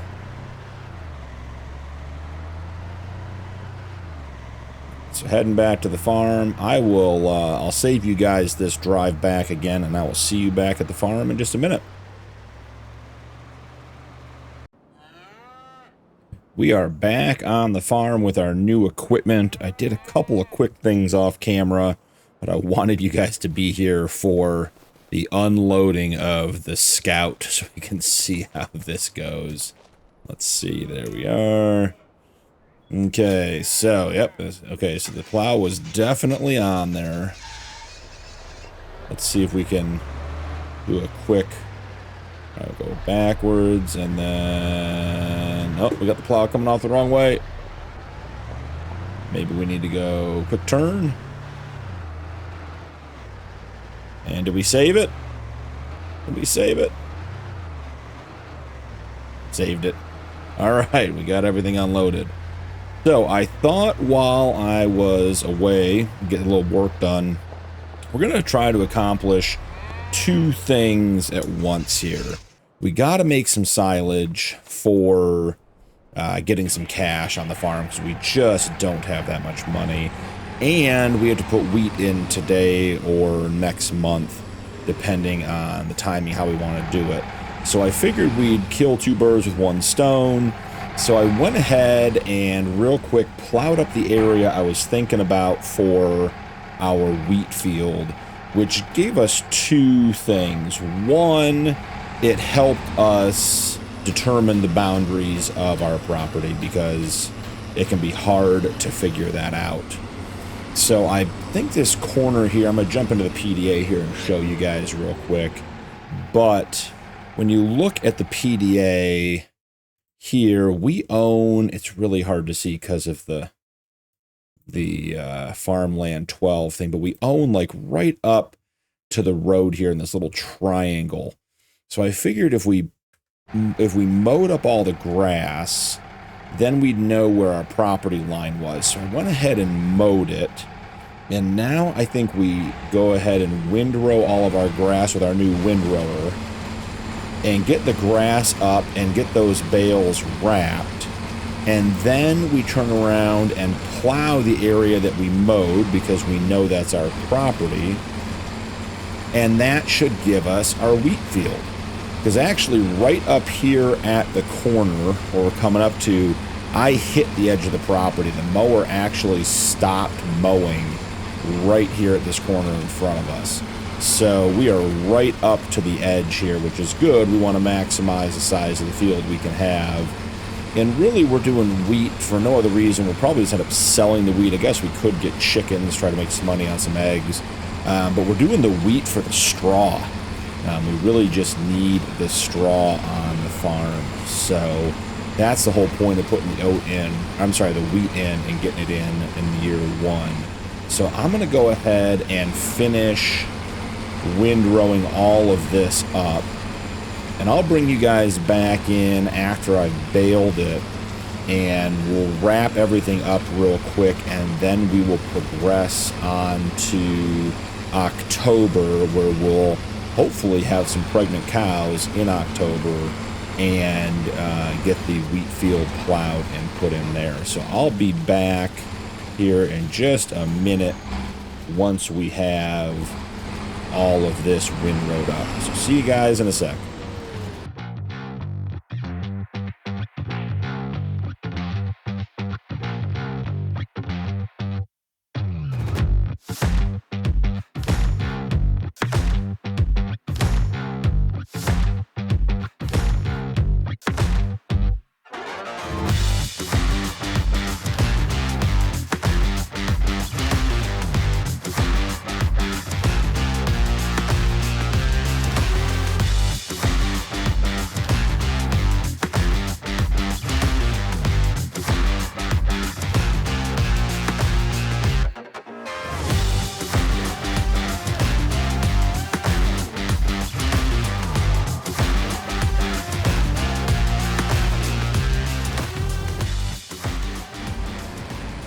That new K-brand windrower worked like a charm, guys. Got that whole field windrowed up. We're going to throw the baler in here. I have to remember before we get into the field to change the... First off, we should reset the bale counter, which should be one thing. We also need to change the size of the bales. So let's see. We are on L. We're 180. We can go up to 150. Okay, so that's done. So the bale counter reset, so we know how many bales we get, and we have the right size bales coming out for our wrapper, which is a critically important piece of the puzzle here. This first one may still be 180 centimeter bale. I'm not sure. It looks like 180. We'll have to wait and see. It might be short one bale compared to what we have on the counter if that one's too big to wrap. Man, having these, oh yes, that first one was 7,500, these are 55, so these are definitely smaller. So I'm going to go ahead and get all this baled up. I'll bring you guys back in for the wrapping, and we should be in good shape to progress on to October then. See you guys in a minute.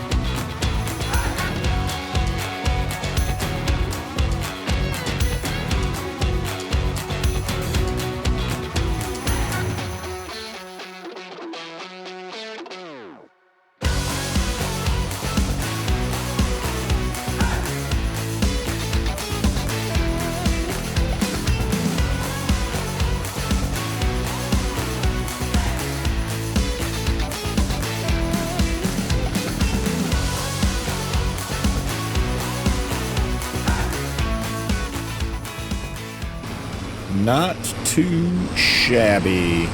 Excluding the 180 centimeter bale we had to start with, we got 20 bales off that field to make silage out of, so I am excited about that. We should have a good bit of money coming in when that silage is ready, so let's go ahead and park up our baler. Hook it in back over here. Oh, it's not a good job backing it up. Let's try that again, folks.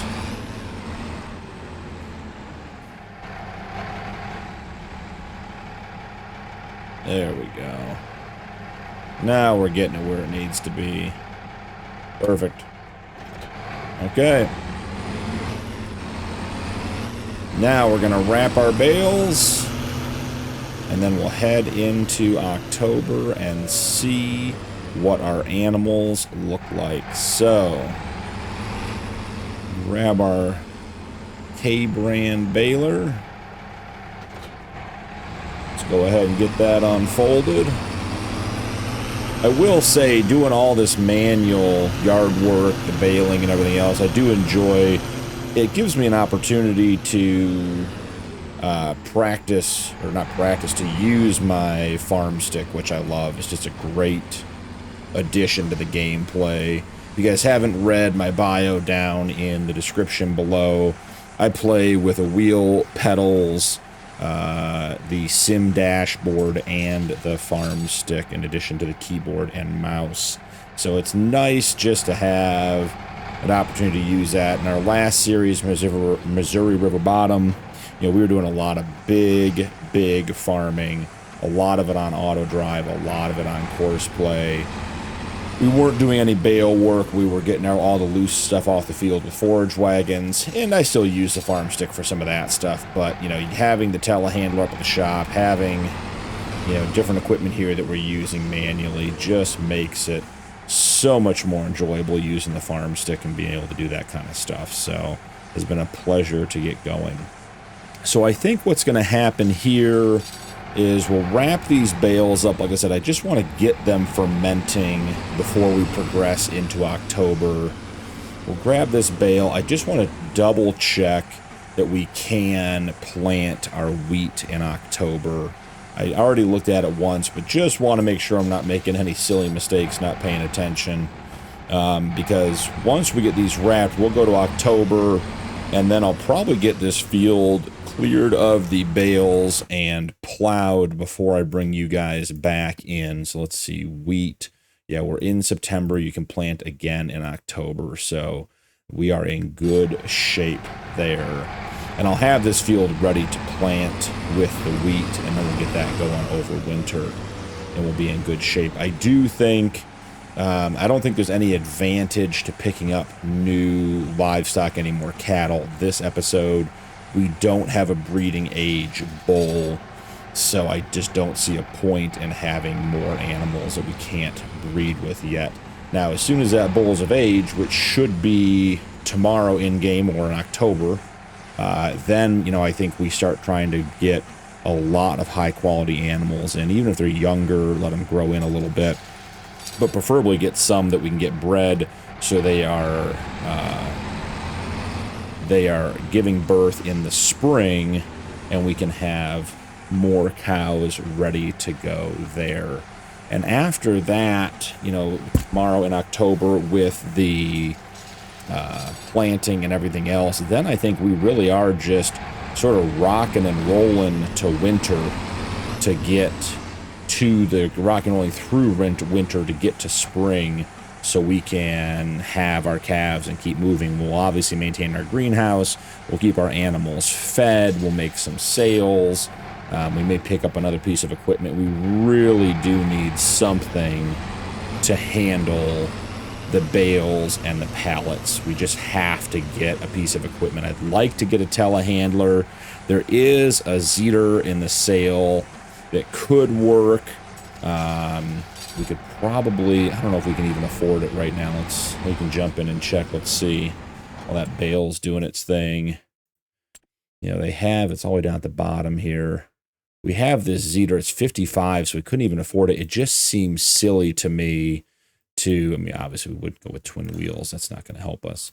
But it just seems silly to me to have two tractors. This one just has the front loader attacher, so we could get that. And it has the Hauer, and we know we have Hauer front loader arms in the sale as well. It just seems silly to have two tractors this early on in the gameplay. I guess, you know, technically a tractor and a telehandler is not that much different. It just feels like having a second tractor just isn't necessary. Keep hoping that either a really cheap telehandler will come up on the sale. I may do some searching on the Mod Hub and a couple of modder sites that I have saved, and just see if anyone has, you know, maybe sort of like a vintage telehandler more in line with our Fiat to get us started, because I just can't see spending 100K or 90K or even 65K for a telehandler at this stage in the game. I think it's just, we don't have the money for it. It wouldn't be a good investment. We just need something that's going to be able to allow us to pick up the bales and go from there. So we'll keep an eye out. I did check. We can jump into the store here. You know, I did look at all the telehandlers we have in game, and I mean, if I had my choice, I'd have the Merlot because it has a PTO on the back and we can do other things with it. But at the end of the day, I mean, none of these are bad options. They're just too expensive for us. We could go with, you know, more of like a Bobcat, you know, type option, and that would be fine. They just don't do all that well in the field. I do think that I picked up a skid steer. Yeah, this 863 Turbo came out on the Mod Hub today for 25K. And the reason I picked it up was it has crawler tracks. I have to figure out which set of tires. Yeah, it has the forestry sort of tank tread over the tires routine. So we could theoretically get that here. You can see it better in the blue and use that in the field. I mean, at 12 miles an hour, it's just not very fast, and we'd be limited to one bale at a time. I just don't think it's going to carry 2. And I think putting that $25,000 into a Bobcat like that is, we're just not going to get a lot of functionality out of it. We certainly could use it in small areas, but I really want something that has, you know, better telescoping arms, better use for all of our functions and everything else. So we'll just have to see what happens. We've got, let's see, 1, 2, 3 bales left to wrap. That wrapping did not take long at all, which is perfect. I have to say, it's been a while since I wrapped bales at a standard speed. Between the speed wrappers and like the fast bale mod, where you can, you know, bale and mod at full speed. It's been a while since we've done it this manually, but it's fun. It's been enjoyable. A real nice sense of accomplishment at the end of the task that it was done and done right. So, all right, one last bale. We'll grab and head over to the edge of the field, and then we're going to progress into October, and we will check on our cows. Just making sure we got all of these bales. These are all wrapped. Yep, everything except for this one, which at this point I think we may grab this one. Let's get those bale spikes in there. Get it up. Let's see. It might work. Alright, get the bale wrapper closed up. Sneak in here behind the greenhouses. Let's drop the bale wrapper there. And we can put this one with the rest of the stack over here. So we've got 11 bales now for the winter of grass, which would be great. So, okay, get that guy turned off. All right, let's head to October, guys. Let's progress.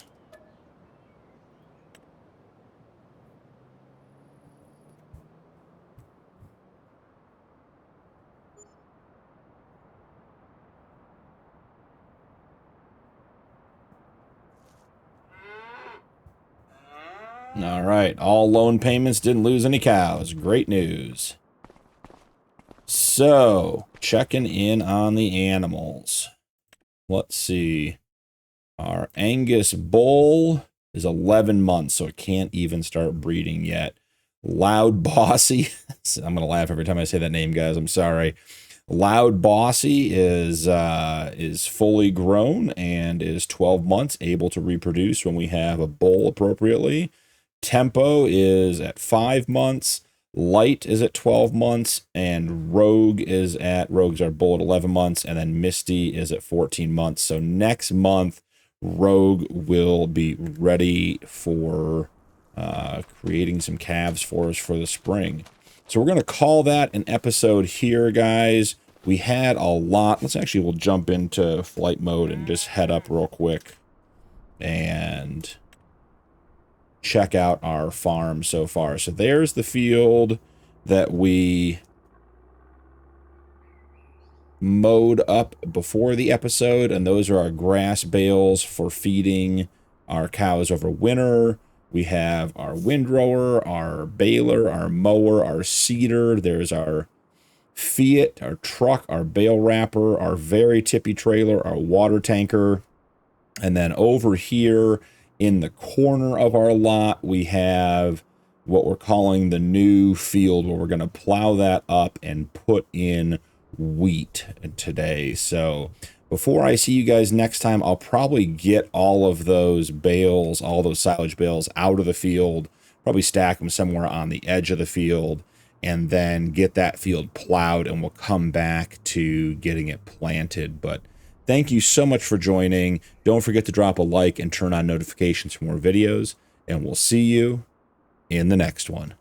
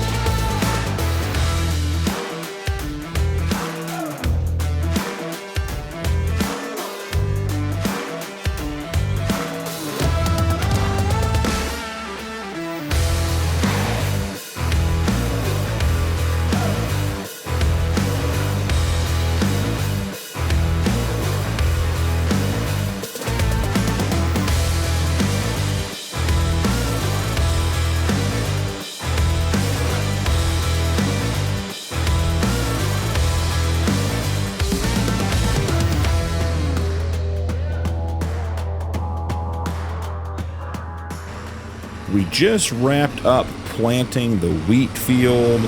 It went quite well with our Great Plains planter. I went up to the shop and grabbed some seed and thought, you know what, we're doing precision farming, I'll grab some fertilizer.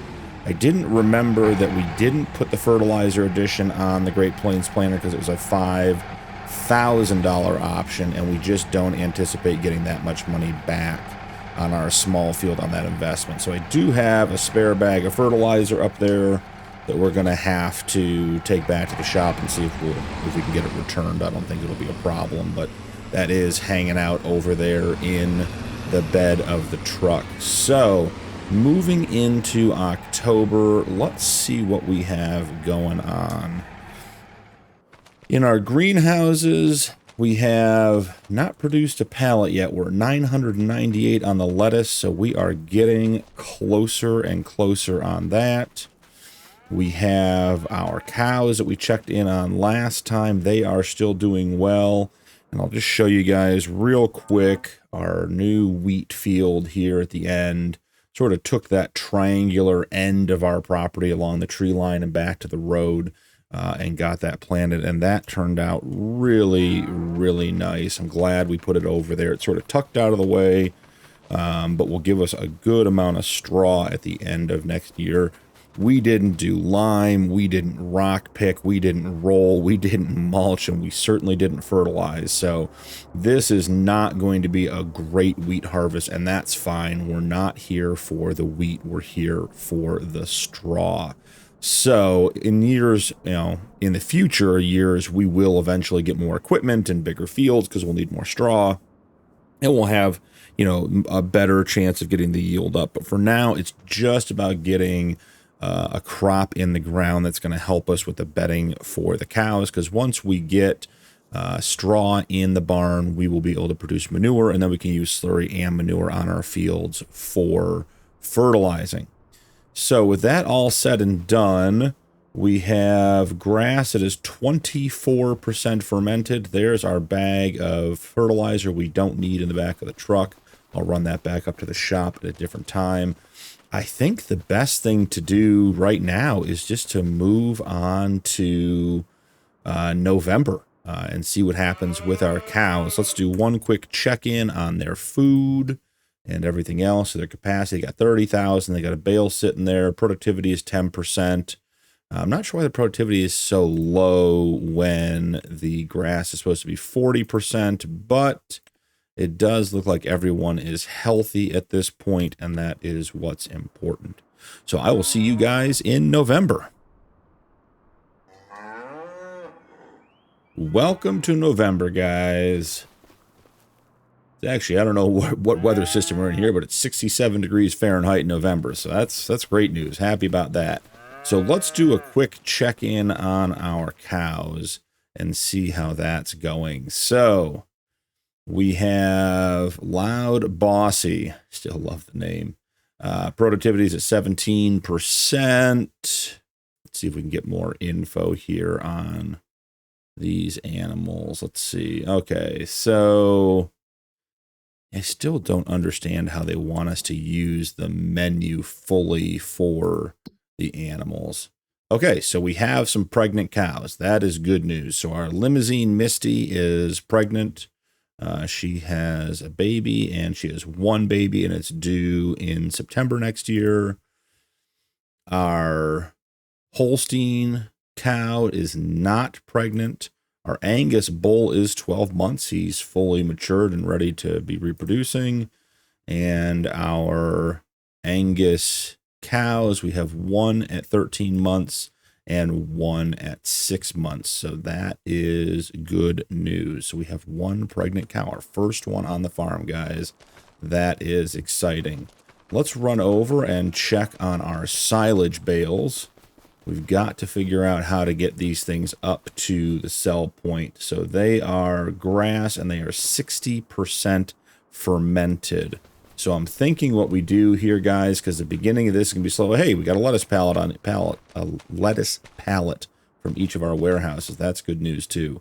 The beginning of this is going to be a little bit slow because we only have the 5 cows. I do think it's worth looking to see if we have any better animals up there. We do have a brown Swiss at 13 months. That's $1,400. That's in good shape. This one's at 11 months, also in very good shape. Not very good. We don't need any more bulls at the moment. Overall is good, average. Here's a young one that is 6 months old. Very good overall. That's not a bad, this one's not bad either. We could pick up that before. Don't need any bulls. Yeah, don't need any bulls. That's a nice animal, but it's 38 months old. We don't want to be buying animals in the later half of their lives. Plus, it's so expensive. And then do we have any water buffalo? And I see we have water buffalo here. And I just don't know if those will reproduce with our Angus bull. Well, here's, I mean, this is a very good animal overall. 4 months, $393. Maybe we pick that up. Oh, this one's even better. $327. Extremely good. So yeah, let's run up to the store and see about returning our bag of fertilizer, because we don't need that anymore, and grab some more cows for our cattle ranch.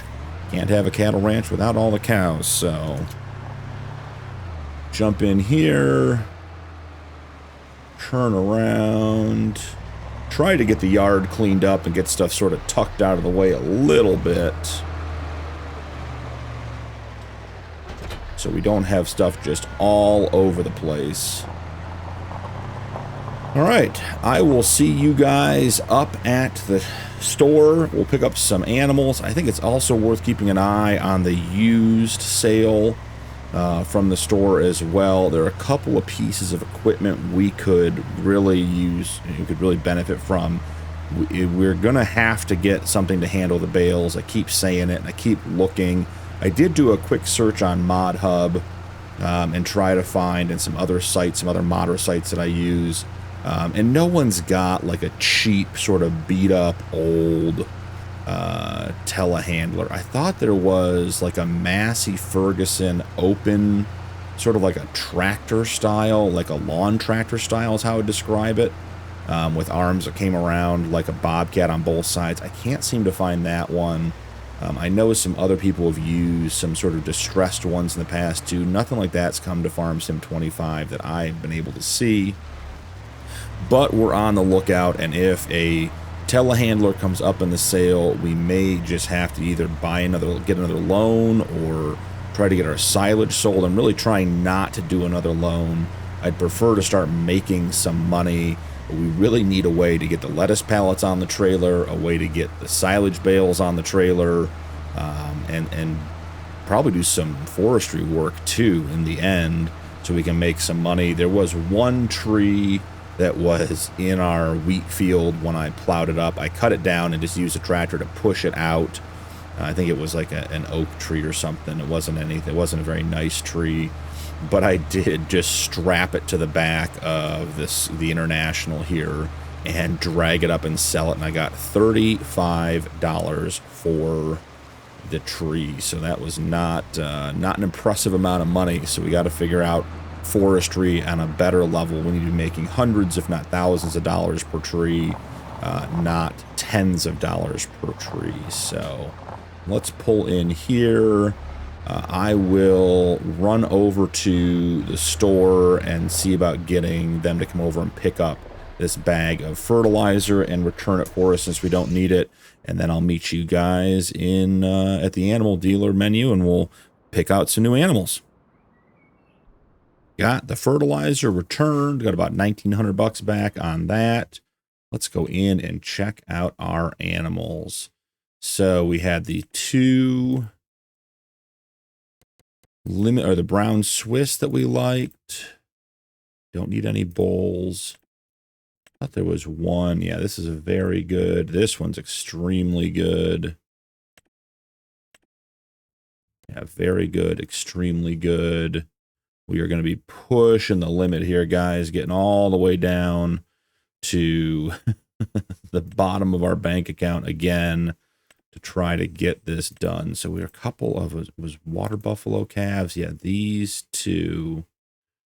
So how many do we have already? We have 1, 2, 3. So we could pick up both of these water buffalo calves. It's a very good and an extremely good animal, and they're not going to be ready to breed. So if we do need a water buffalo bull, we could pick one of those up later. So buy selected. We can't buy 6 animals because our trailer only holds 5. So which, oh, we picked up both of these, didn't we? That one's ready to breed, which I think is important. These two were both in good shape. Man, which one are we going to give up? Let's see. We might have to come back and make 2 trips. Well, let's take the not as good. I mean, they're both very good, but let's take the best water buffalo calf we can. Okay, 4,000. That's done. Excellent. Now let's jump into the shop. And there we go. Once again, with all of our animals in the trailer, you can see the little water buffalo calf at the bottom. Let's drive over to the shop and see what they have on the used sale for us. See if there's anything there that we just can't live without. Okay, scrolling down to the bottom. We got a bale wrapper. That's actually not a bad deal. There's a sprayer. That thing's enormous. Yeah, I think that's... Ooh, the Massey Ferguson. Okay, so here's one of the things, guys. If we can upgrade our equipment, we're going to. So our the Massey Ferguson is 4.4 meters. Our current, the Great Plains, is 4.6. Yeah, so that's not an upgrade. Okay, fair enough. Our windrower is 4.7 meters and is currently worth $6,000. They have this bigger K brand here that does 8.2 for $8,855. We may have to see about what happens if we repair our bale wrapper, or I'm sorry, our windrower, and get a better one there. Then we have the wrapper. That's 38. I think ours was a much better deal than that. Let's see. Ours is worth 31. Yeah, there's no point in switching. I mean, I guess we really could sell this, make some money, and pick up the front loader wrapper, the Go Wheel, because that one's only $8,000 and it does 125 and 150 round. The one we have now will do square as well. So it gives us more capability, but we would profit, almost $20,000 if we sold that. So that might be the way to go. Still nothing here that's going to help us pick up and move. I mean, we could get the Volvo high lift. That would certainly move some bales easily, but nothing that's going to help us get those silage bales up here to sell. So that is going to be a tough one. 49,000. Does that even have a front loader attacher? It does. Yeah, I mean, it's just 40. It's 50 grand for a tractor, and we don't really need a second tractor. So yeah, that might be part of the ongoing episode, is just upgrading, or the ongoing series is just upgrading our equipment when there's stuff in the used sale. We're not likely going to be able to buy anything new for a while, but if we could, increase our working with on things and make ourselves more efficient, I think it's good to go. And as far as that bale wrapper is concerned, bale wrapping takes as much time as bale wrapping takes. And it doesn't really matter to me whether it's a pull behind, rear mount, or a front mount, sort of mounted bale wrapper on there. But if it gives us more money to get more cattle and get, more, whatever it is, pastures or barns, or enables us to buy better equipment for other projects, I think it's really just about getting ahead financially here, more so than anything else. So let's drive these guys back to our barn and get them placed. We will have to name them as well when we get back there. And we'll go from there.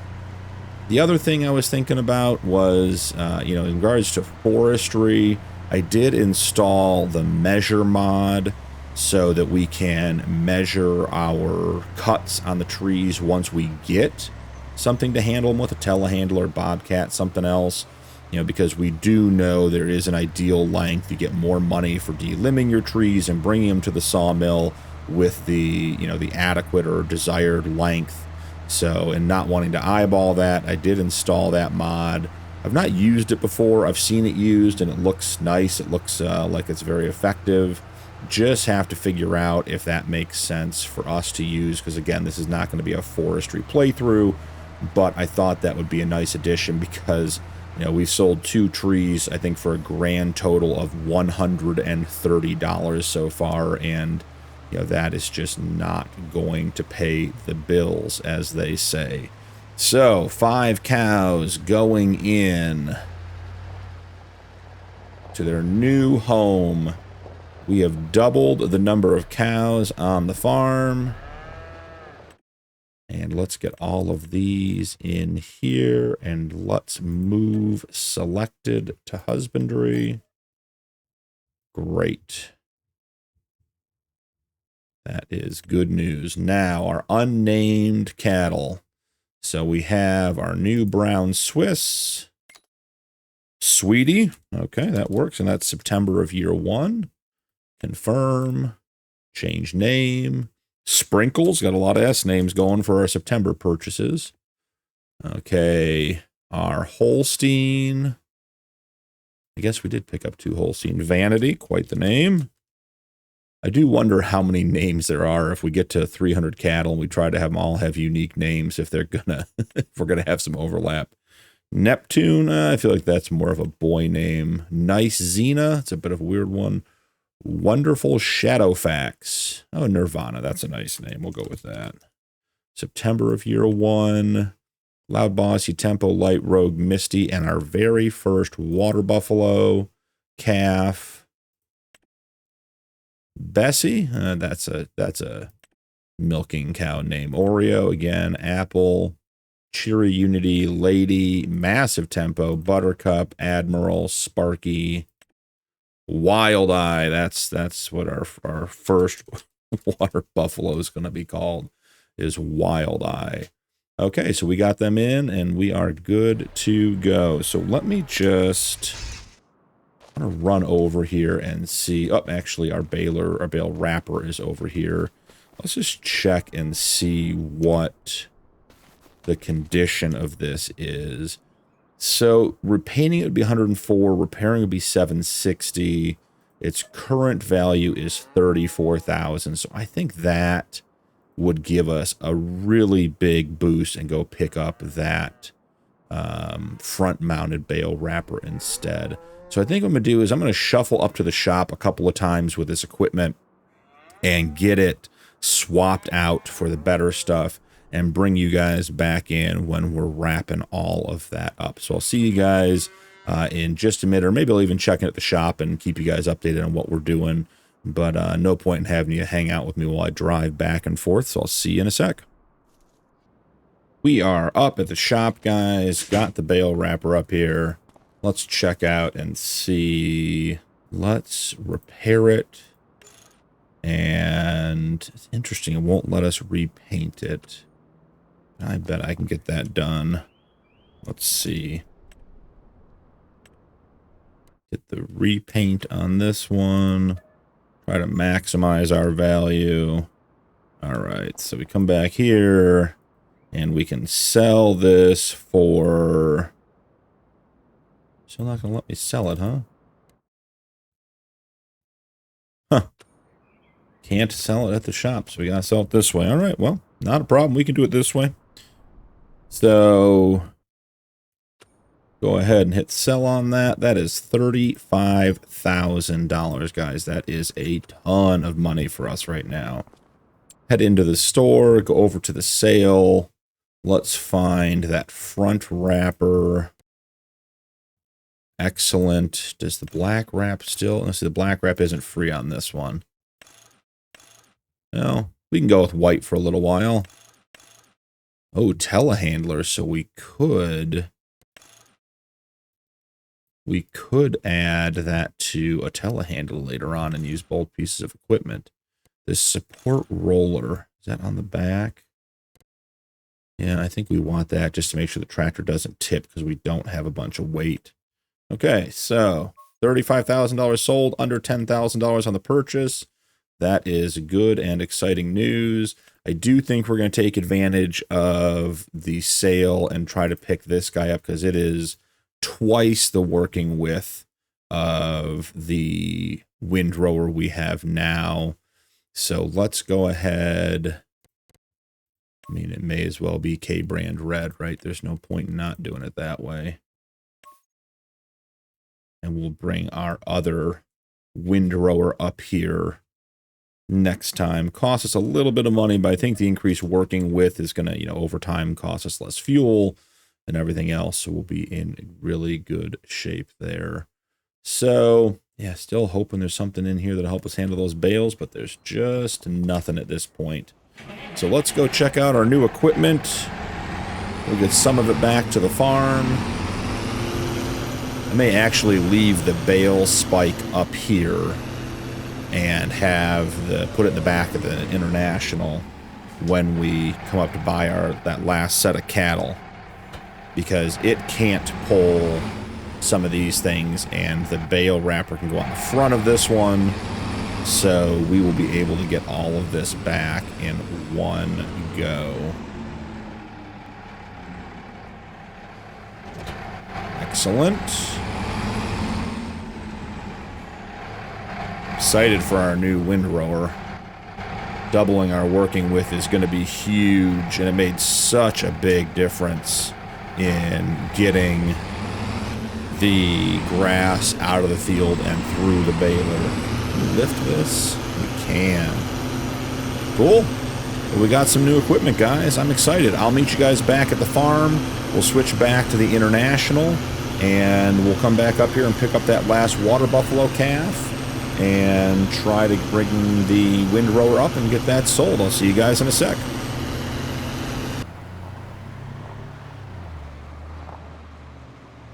We are pulling into the animal dealer. I did get the bale spike loaded up in the back. The shop guys were happy to help me with that. So the last animal we're looking at here was down here, and the water buffalo. It was was it this guy? It was one of the young ones. Man, did it change already? Thought we had a really, oh yeah, overall very good. Is there a cheap water buffalo bull just to see? I mean, there's this one. Its health is high, fertility is very high, metabolism is high, milk production high, quality is very high. For $426, 3 months old, you know, maybe we pick this guy up. Yeah, and then we have a water buffalo bull as well. I think that's probably worth it. I mean, we could always buy bulls and just not breed them and use them for selling for value, but I don't want to have a whole bunch of extra animals eating up all of our food all the time and having to be taken care of. So yeah, I think we are about done for today. Okay, yeah, I think that's it. Let's buy the 2 selected animals, $820. I did, while you guys were away, I did get the windrower sold, the old one as well. So with all of our animal purchases, we purchased 7 new cattle today. We did end up with $32,000, which I think is a big step in the right direction. Got some better equipment, got more cattle. And I think what we're going to do is put in a sort of free-range pasture for our bull, get him out of the barn with the cows, so that when we have cows that are ready to breed, we'll put them in the breeding pen with the bull and then bring them back to the barn and go from there. I think eventually we'll have several barns, several open pastures, maybe even some calving huts or igloos to keep our calves in, and just really try to get everyone in their optimal space as well. I was also doing some thinking about the food, and you know, we have a bunch of grass bales. I think we continue to use those, but if we're going to be producing silage for sale and we have all the equipment anyways, it's probably just worth getting that barn switched over to silage as well and keep the grass for the free range pens like with the bull, because the bull at the end of the day, as long as he's healthy, we don't really care that much about his productivity. We might move him to like a finishing pen long term where they get fed silage before they get sold, because the bulls will peak in value, and we don't want to keep bulls on the farm just because they're good quality animals when they're old and their value's declining. So it's going to be dependent on obviously being able to find replacement bulls, all those things, you know, and this sounds very complicated now, but I do see moving animals around to barns that are more appropriate, or pastures that are more appropriate for what they need, and trying to keep all that moving in the right direction. I also realized in going and picking up these two calves that I mislabeled our last 5 as being purchased in September, and that's actually already November. So need to, when we get these 2 guys moved over, we need to go back in and relabel those. So real quick before we wrap up today, we have our new water buffalo. This is our water buffalo bull. I don't think Spot's a very good bull name. Let's see, we got Admiral. There's a good name. And it's actually going to be November 1. And then we have our new water buffalo calf here. Change name, Foxy, great name, love it. November 1 of year 1. And then come up here and let's just real quick get the other 5 changed. There's 1. Here's 2.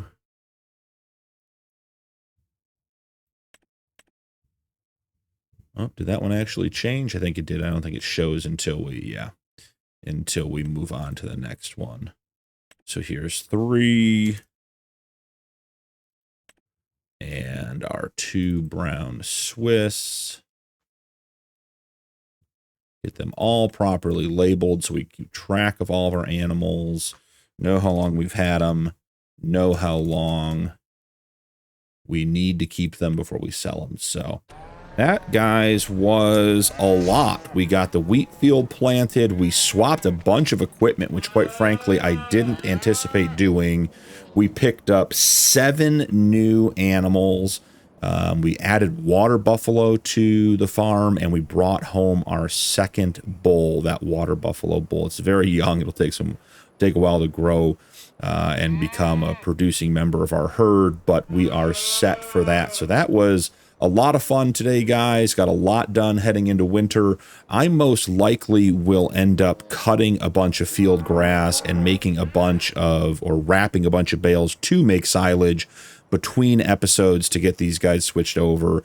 And then I think we'll probably start next episode with putting in a free range pasture or some sort of open pasture and move our adult bull over there with any of the cows that are ready to be bred, and keep this barn right here for either our pregnant females or our calves as they're growing up. Offer them a little bit of shelter. We want our calves to be happy and warm and safe. So I think this 2-sided sort of free stall sloped barn is a good way for them to be protected. I am interested to see what the rest of the weather does. Not that it affects realistic animals, but it is November and it is 71 degrees Fahrenheit with an expected high of 73 for today. So not sure what climate Sunshine Forest is in, but we may have warm winters, which would be great for a cattle ranch. Keep the grass growing and everything else. But thank you so much for joining me. Don't forget to drop a like and turn on notifications for more videos, and we'll see you in the next one.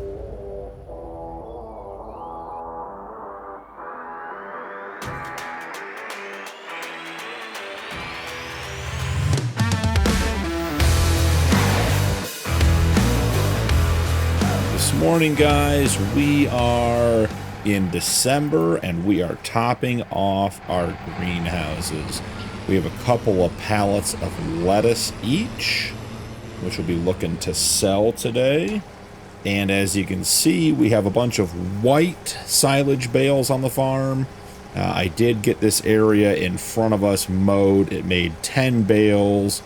I was very happy with the new equipment. We used the new windrower, which runs at 8 meters, which just worked absolutely fantastic as far as getting that field windrowed up. And then I actually ran with the Fiat.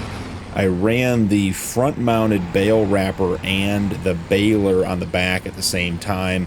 So when bales popped out, I just loop around, grab them, and then wrap them on the front while I was making more bales. It was very, very efficient. Got the job done right away. It was really, really pleased. I was hopeful that we might have a couple more pregnant cows this morning, but all of our heifers that were unbred in November are still not pregnant. So not the end of the world, but not what we were looking for. So let's run over and we'll just do a quick account of our animals here. See how they're doing. So we have our 2 new brown Swiss, 12-month and 14-month-old. They are ready to be bred. We're hoping that happens soon. Loud Bossy, our original Holstein, is also at 14 months and ready. Light, our original Angus, is at 14 months and ready. Rogue, our Angus bull, is aware. Apparently, he is aware there are 4 impregnatable animals. I'm not sure if that's a word, but that's what it says there. And then Misty is still pregnant and has 1 baby and is 20% through her reproduction cycle. So that is good news on the farm. Had hoped for a couple more babies, but didn't get them. I did just a touch of landscaping while we were between episodes. Got a little bit of gravel put down here. Didn't like the mud. Not much. Just wanted to clean it up a little bit. But the big news is I found the answer to our skid steer telehandler woes. I knew there was a mod out there. I was searching and searching. I finally found it. And I actually found the Farm Sim 22 version, which was the Massey skid steer from Black Sheep modding. And I couldn't find it for Farm Sim 25. It was taken, I was looking and looking, taking all the time. It turns out Black Sheep modding re-released the mod in a pack and changed the name. So once I knew it had a different name, I kept searching under Massey and everything else, couldn't find it. But it is under a new name, and it is available for both consoles and PC, which is great news. So I downloaded the mod. We're going to run up to the shop now and grab this really cool skid steer tool. It's like an open buggy. Looks sort of like a bobcat with the top chopped off. I'm excited to use it. It is going to take up pretty much the rest of our money. I was hopeful that we might be having a little extra, but we should have those silage bales to sell today, and we have 4 pallets of lettuce. So we need to go buy the skid steer so we can get all that stuff loaded and actually get the lime off of this trailer. And bring that stuff up and get it sold today, which will then hopefully enable us to purchase the open pasture that we need to get our bull into to create a bit of a breeding pen. So we're going to jump up to the shop here. We're almost there. I'm excited to share this with you guys. I thought I was, we're losing control. I thought I was losing my mind there for a little while. I was like, I know I've seen this mod. I just can't figure out where it was, and I finally found it, so I was very happy to get that. So let's get up here to the shop, let's get the trailer unfolded, and we'll jump in and find that mod and pick it up and take it home. Be able to get some work done finally, which will be exciting. So here go the ramps. We'll get those opened up, and while that's happening, let's jump out and head into the shop. So check the sale as always. Make sure there's nothing in here that we need. There are pallet forks, but they're going to be for, I believe they're for the telehandlers, not for what we're getting. So nothing in the sale that's going to help us. Come down here to skid steers, and here is the skid steer loader 7-Eleven pack. This is the Massey that I was looking for. $25,000. Just a great little piece of equipment. We can't really do much with the modifications because we just don't have any extra money. When you guys see we're going to get out of here, it's going to take basically all of our money. I do like the tracks. I would love to have those long term, but I just don't think we can spend the money on it right now. I do wonder, $2,000 to make it orange, guys. That is crazy. $2,000 to make it red. Well, we might just be leaving it in its classic yellow. That is not the burgundy color I expected it to be. So let's just go back to JCB yellow. All right, $25,000. That's coming with us. Leaves us with just over $1,200. We've got to pick up at least a set of bale forks. I'm hoping...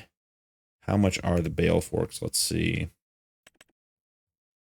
The bale forks are 400. The rear weight is 1,000. So we can't even buy the rear weight and the bale forks. So we're going to start with the bale forks, and that's where we're going to stop spending money because we are basically out of it at this point. It is funny that the paint colors are not working. 300 to make it actually black.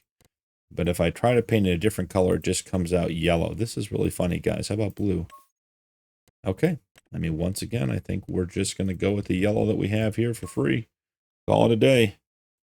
All right. I am excited. We have been needing something like this for quite some time.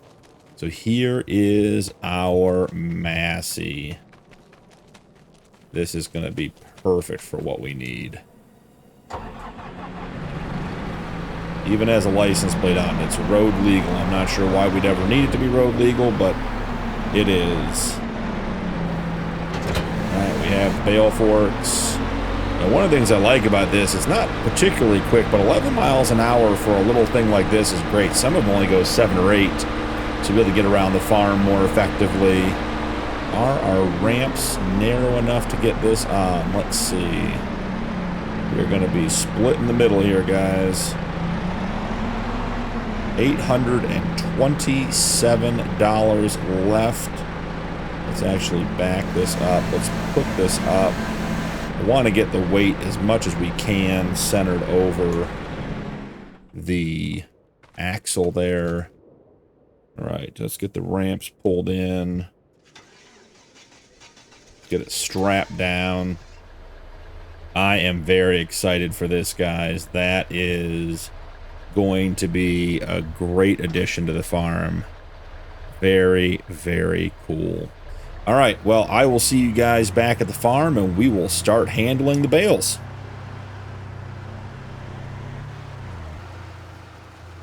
We are pulling back onto the farm. So I think the first order of business is going to be to get as many of these black wrapped silage bales onto the trailer as possible. Now the question is, can we unload our 2 pallets of lime with the bale forks? Be great to be able to get these off the trailer finally. I think we might have some success here, guys. That is good news. Alright, nice and easy. Don't want to tip over and fall off. This thing is strong. 2 pallets of lime, not even tipping. Love that for us. I'm not sure how it'll handle the 180 centimeter round bales, but you know, we'll make it happen. So there we are. That is a good looking piece of machinery. Let's tuck these over here right now on the corner. They'll probably go in the shed. We don't really want them out in the rain. So let's see. This thing turns on a dime. Oh, there we go. Now we're tipping. Now we're tipping. Let's bring it down. Let's drive into them a little bit. Alright, there we go. Had it slide off a little bit, and that almost caused a big problem. Okay, so nice and easy, straight on down. Let's see about backing out of those. Perfect.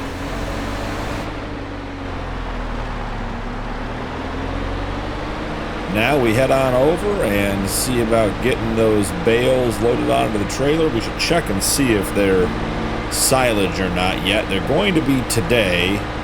It's just a matter of when. And I suspect this will begin a pretty significant silage production for us. We're going to need to get all of those loaded up and ready to go so we can continue making money. So grab one there, grab one there. Can we actually hold two? Let's see. We can. It's not pretty, but we can.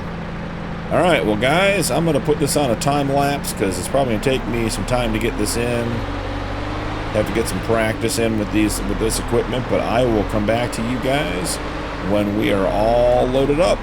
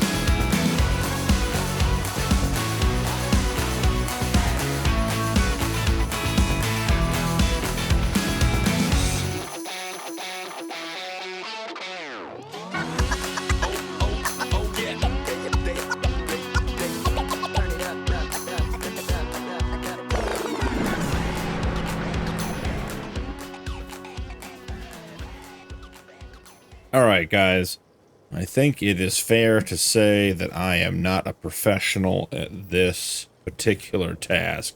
We do have 77,000 liters of bales stacked up, which is good. I think that's going to be enough for the first batch.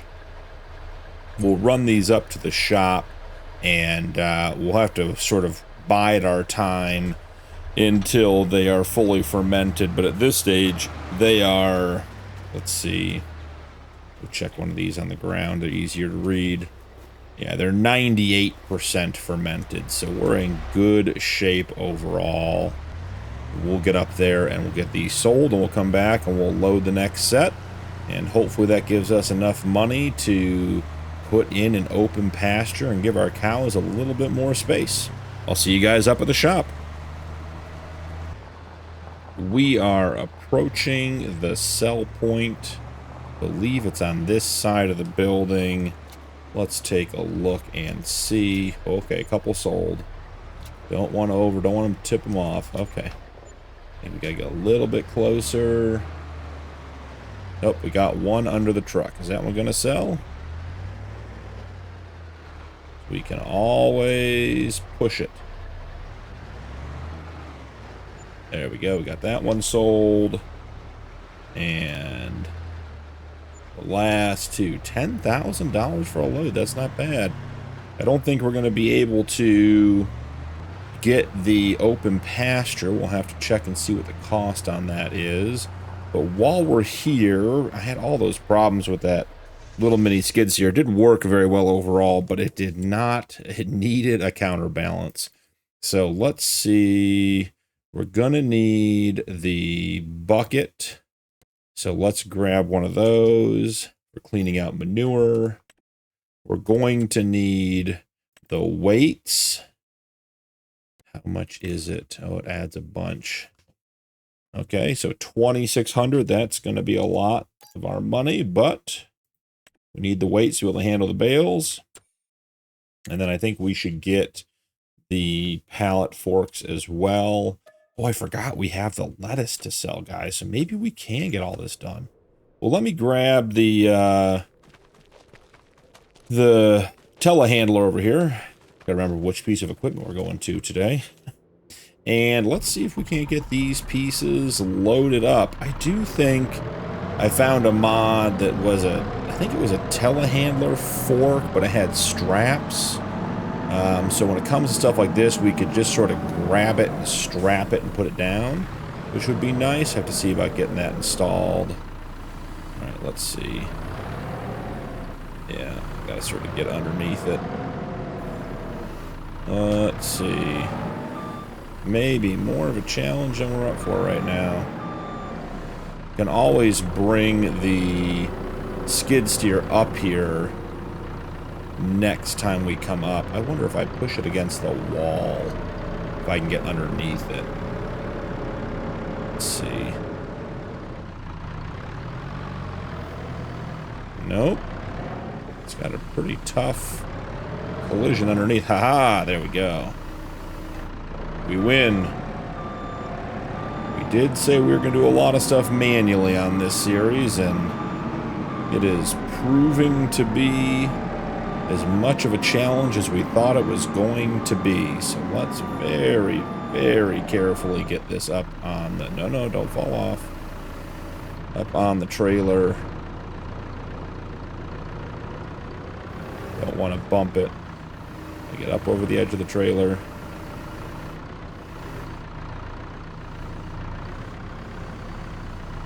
Got a nice, big, steep angle. Can we back out, maybe push it a little bit? Nice. That was very professional, guys. Made us look good. Now, the weight is really the thing I want to get back for loading the rest of the stuff. I'm just not sure how that's going to work with this telehandler. I have to see. Can we get... Let's see, get a little less angle. Yeah, this is going to be a bit of a challenge as well. We may have to push everything over towards the wall and just sort of pinch it up onto it. Let's see. A lot of this episode is going to be spent using pallet forks and bale spikes. Oh, come on, come to me, come to me. Yep, get tangled. The tangle is okay. We can deal with tangled. That went better than expected.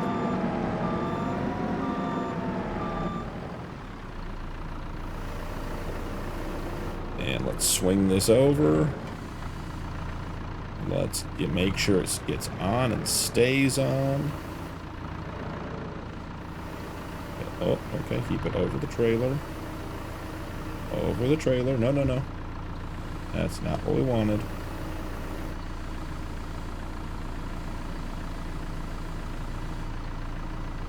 Yep, that'll work. Perfect. Even upside down will work. We can get that off. Now, this one I think is going to be the hardest one. Let's see if we can get it over against the wall and maybe we get a little more room for ourselves to work, too. Okay, here we go. Yeah, it's not sliding up so far. Oh, don't slide off. Let's see.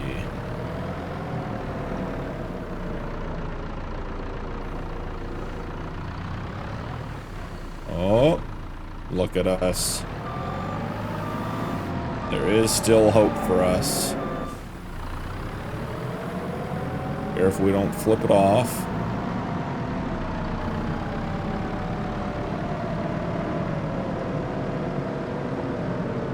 Nice and slow on the turn. We put this one right on the back. Let's start seeing if we can get it to slide a little bit.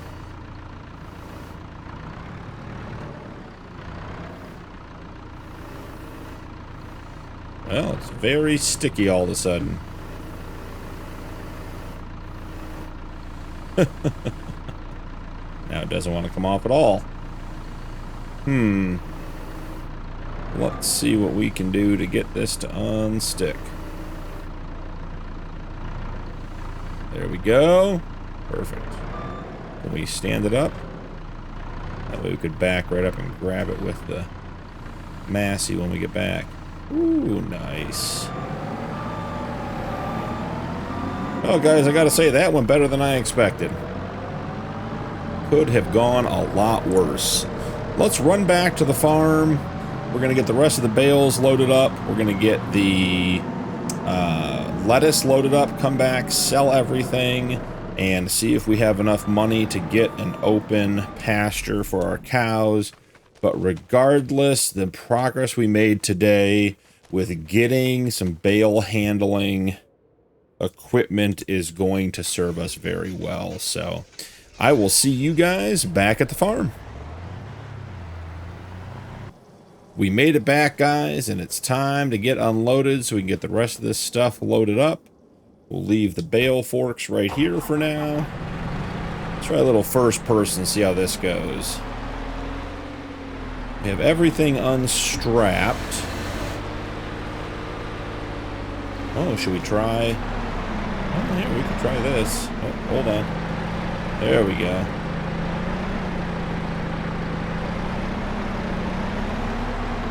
See if we can get these weights put on. I don't think we're squared up enough. Hold on.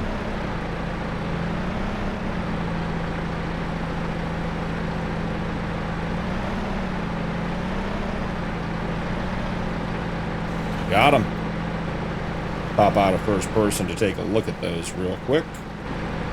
There we go. Got the weights on the back. That's good news. So now, this thing does turn on the dime. It's like tracked almost. So,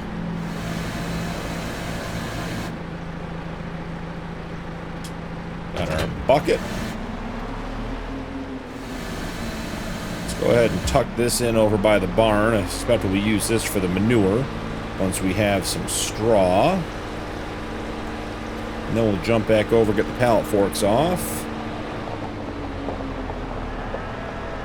See about tucking this in right over here. Thinking right there. Perfect.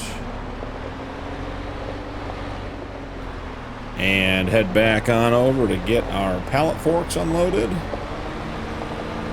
And actually, when we have our pallet forks out, we should just put the lettuce right on the trailer. It's going to be interesting because the pallet forks are upside down, so sometimes that flips the vehicle upside down. Sometimes that flips the pallet forks upside down.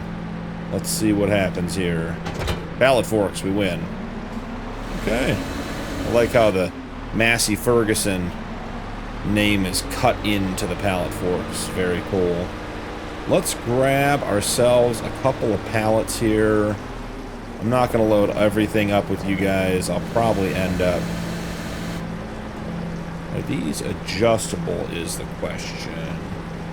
Okay, there does appear to be some adjustability.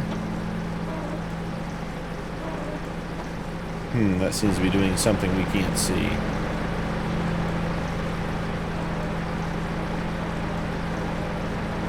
Now that's doing something, but not something we want it to do. So, we will do it this way. We'll push the pallets out, stack them up. Get a couple of these loaded up with you guys, and then we'll get everything else loaded on, and I'll probably just end up seeing you guys back at the shop for the final sale of the day. And hopefully that gives us enough money to by that other cow enclosure we're looking for. The other reason we put that last one on a time lapse, because I'm not so good at this at talking and doing it at the same time is easy yet. Alright, let's see. Okay, we got 2 on. Not too bad. We caught on the building. Okay, there we go. Does seem like our watering trailer may be just forever emptying. Alright, let's see. Can we get 2 lettuce pallets loaded on our first try without dumping them? First person's really not bad in this. I was hoping that was going to be the case. Okay, let's see. We start. Nope, we're not quite on yet. Seems like it's going to be on. Try to back straight out. I don't know, guys. First person loading. That's pretty good for me. So, alright, I'm going to get everything else loaded here, and I will check back in with you guys at the store. We'll have our lettuce to sell and the remainder of our silage. Hopefully that puts us in the $15,000 to $20,000 range so we can get a cow enclosure. See you guys in a minute.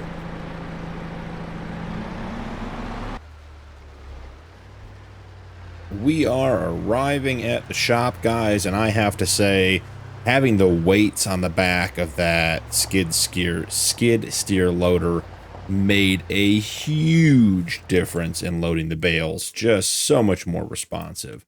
So let's check and see. Lettuce is also at the storage bay. So we have 8,000. So we should have probably another $8,000 there. 8,000 liters, I should say. So we have about $8,000 plus the remainder of the silage. Have to be a little bit careful here. Getting everything in the first try. We got a couple of bales that are hanging off just a little bit on the far side. Go ahead and re-strap those and then swing back around through here, drop them off. Excellent. $18,298. We may just have done it. Let's jump in and just see if there is a cow pasture we can put in. So I'll put an open one in. That one's 15,000, only holds 7. Let's see what else. We do have the feed lot mod, but that's way too big for what we want. So this is the auto water. I'm not sure I want that one. Plus it only holds 7. The cow pasture, fenceless pastures holds 7. I thought there was one on here. Yeah, this one holds 500. Takes water and bales. I think, while we're never going to have 500 in there, I think we're going to have more than 10. And having more than 10 feels like we should just use that one. So, cool. We can afford the cow pasture we've been talking about. So, I'm going to run this back to the ranch, and I will see you guys there to get our open pasture installed. See you guys soon. We are back at the ranch, guys. Got the trailer parked up. The truck is set and ready to go. Do want to get that open pasture place. Let's give that a whirl and see how that goes. So jumping in here, head to the cows. We have this big one down here at the bottom. I'm thinking, do we maybe even just put it like on an angle like this, sort of use the road to our advantage? Might not be a bad plan. Be able to access everything. Leave us some space. You want to customize this? No, it already holds 500 cattle, so I don't think that's going to be necessary. Do you want to plant meadow for the cow pasture? Yes, definitely want to do that. So that is good news. Let's go ahead and make sure that everything is softened up as much as we can get it here. That is good. And then I think we want to tie it in with a little bit of gravel. We're going to be accessing this area quite a bit. So let's see. Let's see if we just sort of bring it along here. Right along the front. I think that'll turn out there somewhere. We'll take a look down there and sort of see where that's going to go. But I think maybe that just loops back for now and gives us access. But yeah, I think that's going to be a good spot for that. And then does this need softening a little bit in here? We'll see. I don't think so. Let's check out how that looks. So we have our breeding pen now across from our sort of birthing barn. It's our all-purpose barn for now, but I think long-term it's going to be used for that purpose. And then the last piece is... where did I leave it? I'll have to see. Give me a sec, guys. I had one more thing that I brought back, and I'm trying to figure out, did I leave it in the truck? Well, I'll find it real quick, and I'll be right back. All right, guys, we're back, and we have our trusty leash. So come over here, and let's jump into the menu, and we can only take 2 animals at a time, but we want to get our bull and any available heifers. Let's see, get them moved over. Cell selected, select done, select filters.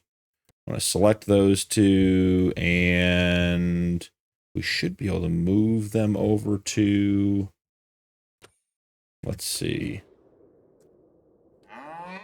Why aren't they moving over to the leash so we can move them over? Move selected. There we go. We got it. Cool. So, we have our 2 animals. We walk them across. We find the animal trigger here.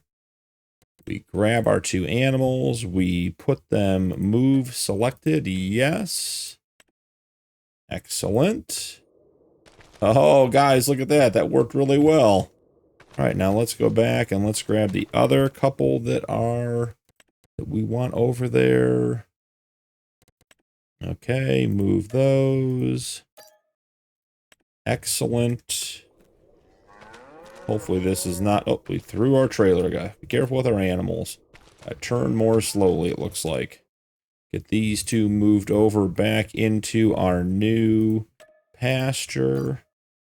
And then... oh, we didn't get both of them. We only got 1 selected.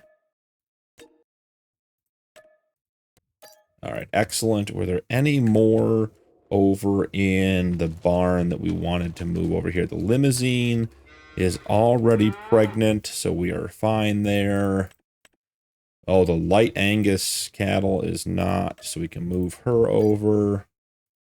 Misty is already pregnant, and none of the other animals are old enough.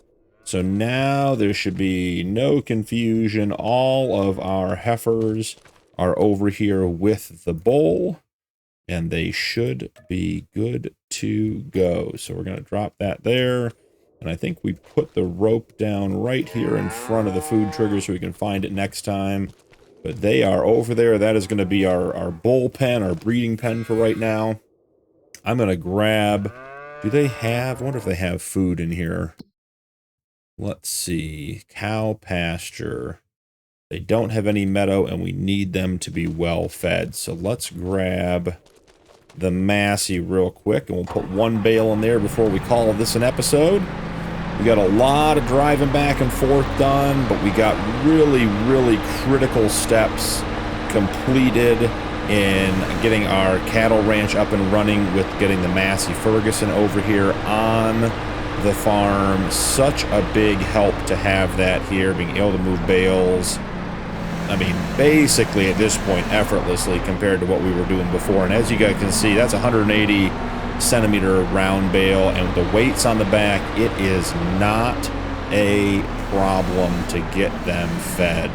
I will give them some water between episodes here, make sure they're well taken care of. I think we may have to tip this one over a little bit. Hold on. Let's see if we can get it to drop. I'll get them water so they are taken care of in that regard. And we will keep them fed, and when we come back, we will most likely be in January and moving right along with getting our cattle farm, our cattle ranch all set up. So thank you so much for joining me today. Don't forget to turn on notifications and drop a like, and we'll see you in the next one.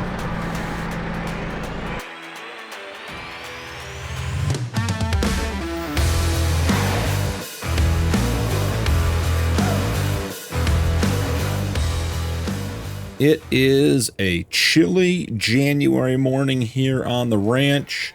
I got a bunch of work done between episodes. We remowed what we're starting to call Field 1 or Grass Field 1. I'm not entirely sure, guys, but if you look down in the bottom right-hand corner, let me see if I can get to it. There's field info. It seems to think it's planted with grass as though it's a real grass field, not just meadow grass. It says it needs lime. It says it needs plowing.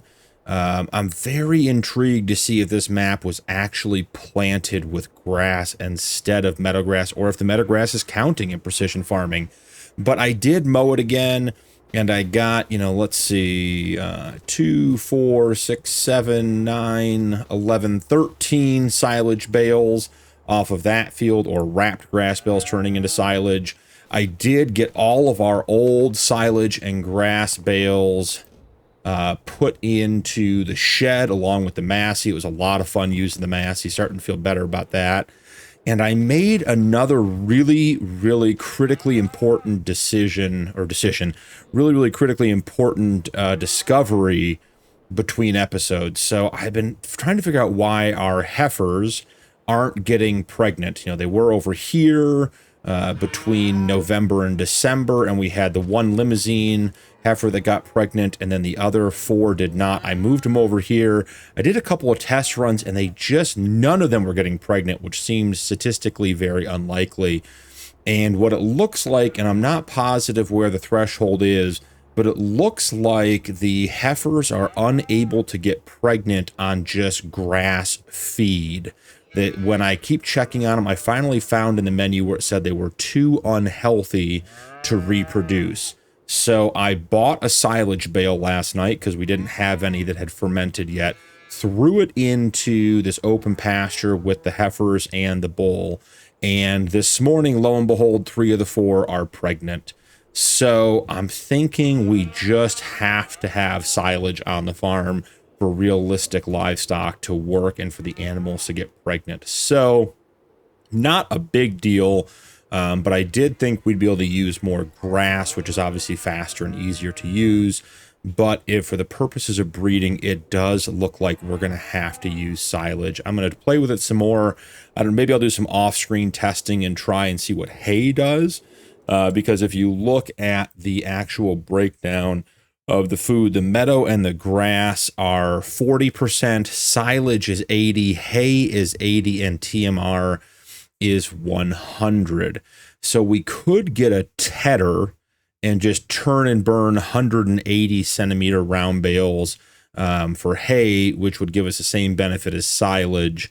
But we can't wrap 180 centimeter silage bales. We can only wrap 150. So it'd be fewer bales to handle, more feed going in. I think the round bales are 7,500 liters and the 150 are 5,500 liters. That's grass. It might be different for hay. So there's about a 2,000 liter per bale difference in the amount we'd be able to feed our animals. And again, just less and less handling of the food and running everything back and forth since we're doing it manually. So I might do some more testing. Obviously, we have almost negative $6,000 in the bank, so we're not buying a tedder today. But what I do want to get started with is I'd like to get our animals. Got to see if I can get our... There we go. Let's just move that away from the trigger a little bit and get that a little closer to our bodies. All right, so now we need to get the impregnated animals back over to the barn. So Sweetie is pregnant. Sprinkles is pregnant. She's having 3 babies, guys. Do you see that?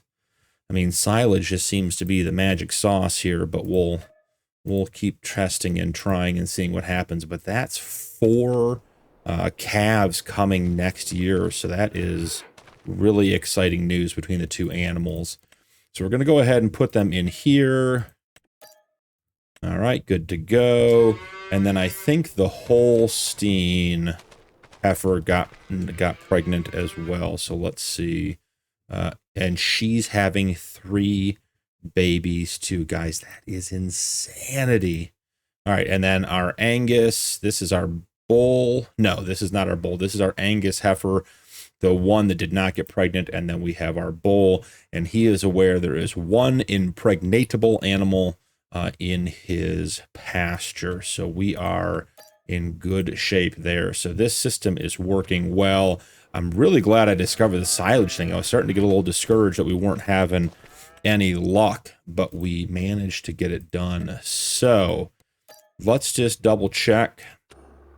I'm going to go ahead and drop our leash here out of the way. Let's see. Move it over a little bit. So now if we check on our cow pasture, it's just the bull and the one animal, the one heifer who's ready to be, to get impregnated. And then we come back to our cow barn. We have our water buffalo bull that's growing up nicely, 5 months. We have 2 water buffalo here, one's 6 months, one is 4 months. Our limousine, this is the most pregnant animal we have, 30% reproduction. Misty's in her 3rd month of gestation. Our Holstein we just brought over that's having 3 babies, 2 younger Holsteins. This one's 8 months, this one's 6 months. The brown Swiss that's pregnant at 15 months. The brown Swiss is pregnant at 13 months.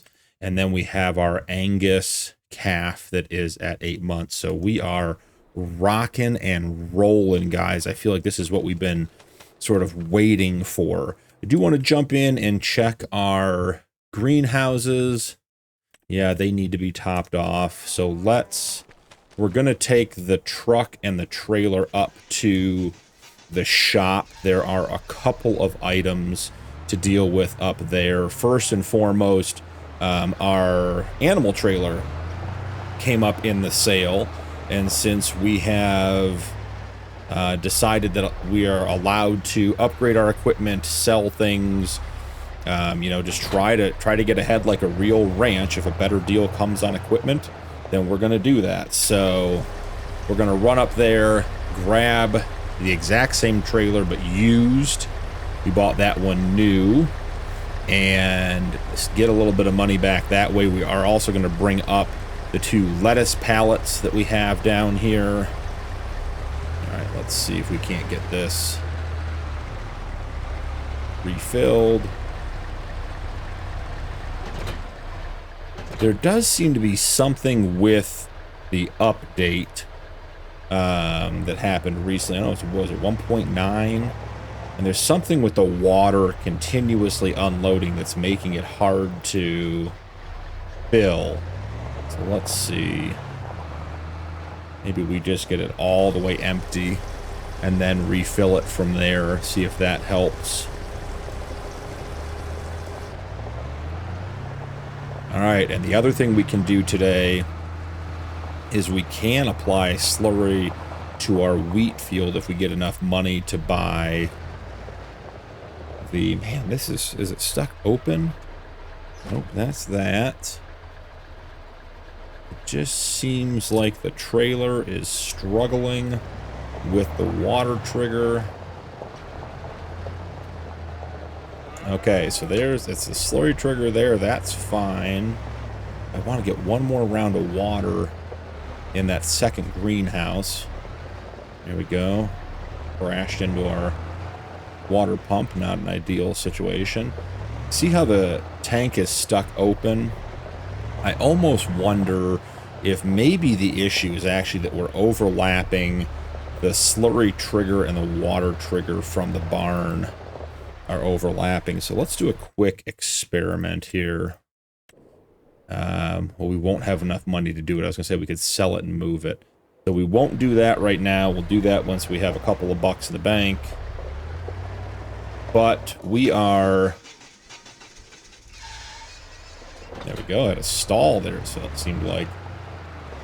We are going to sell our current animal trailer on, we'll call it Facebook Marketplace. That's how we'll work it, since selling on this map works a little bit goofy.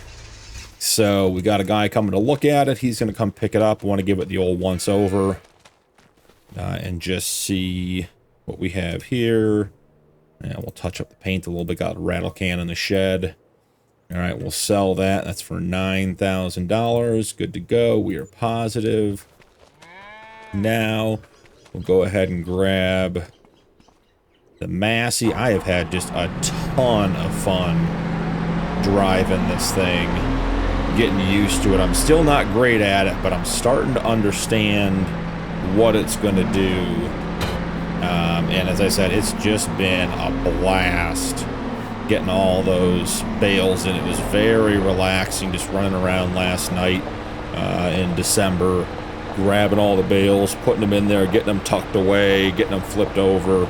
Like I said, just a nice, very relaxing task. And once I sort of understood what to expect from our Massey skid steer, it worked very well. And like I said at the end of last episode, having the weight on the back makes an absolute huge difference.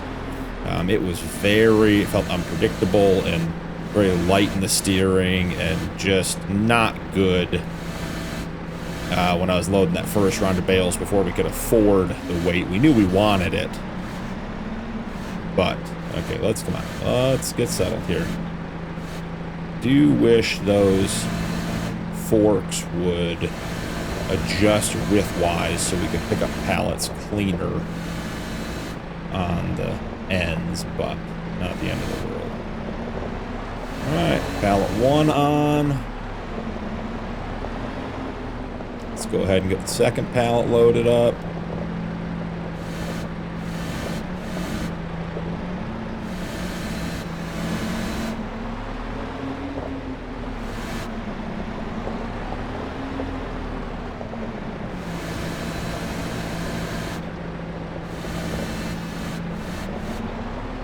Cool.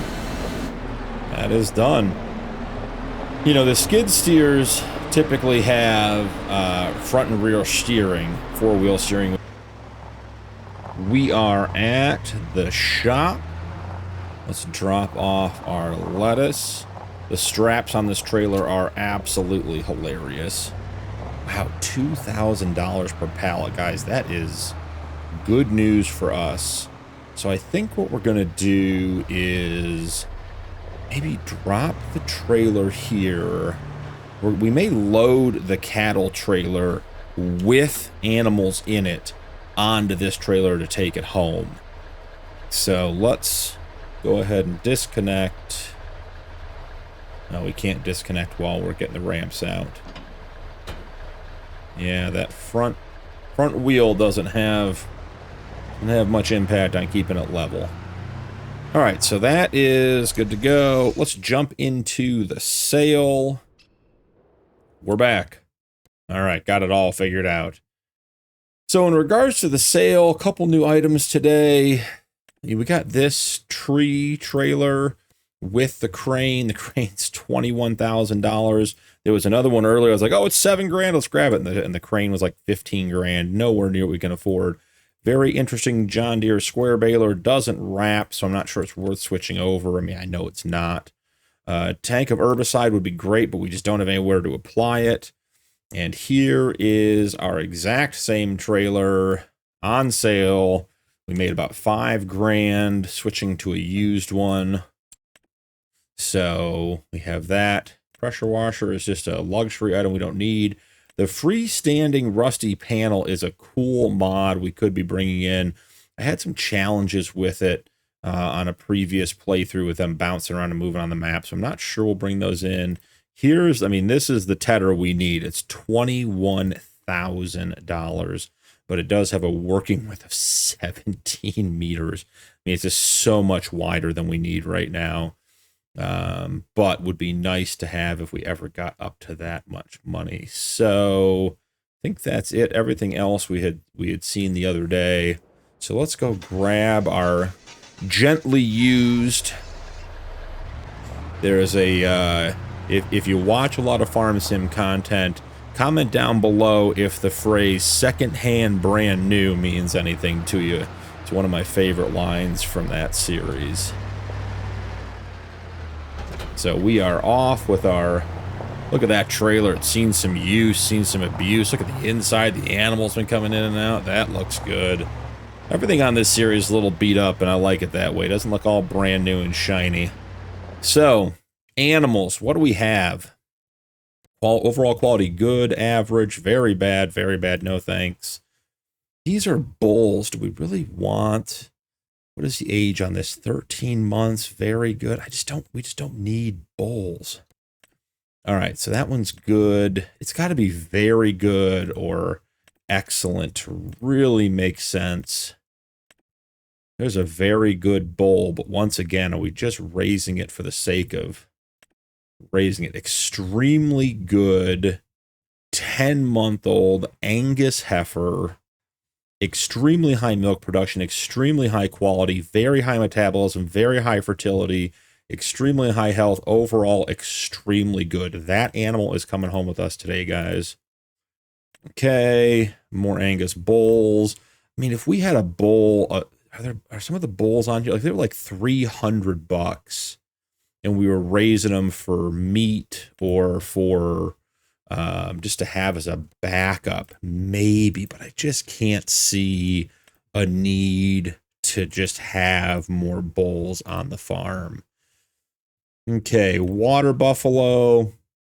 This is a very good water buffalo, $945. Probably worth bringing back. 10 months. It's a great age.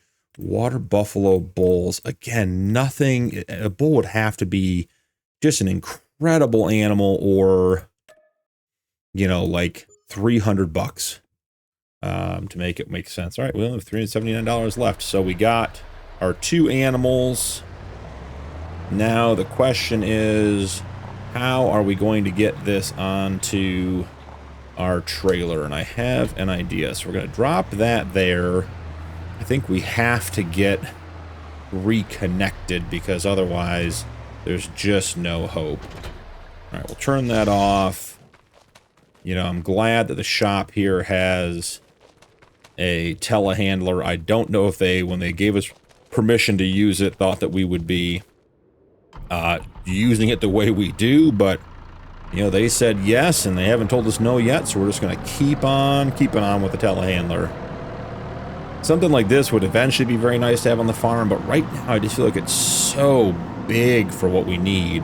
Like, getting the bales stacked up in that little sort of shed there on the end of the barn would be a challenge with something this big. All right, we have 4-wheel steer, and we're backing up. Let's see how good I am behind the wheel today. Not too shabby. Oh, we're sliding. That is not good. Is it just not hitting?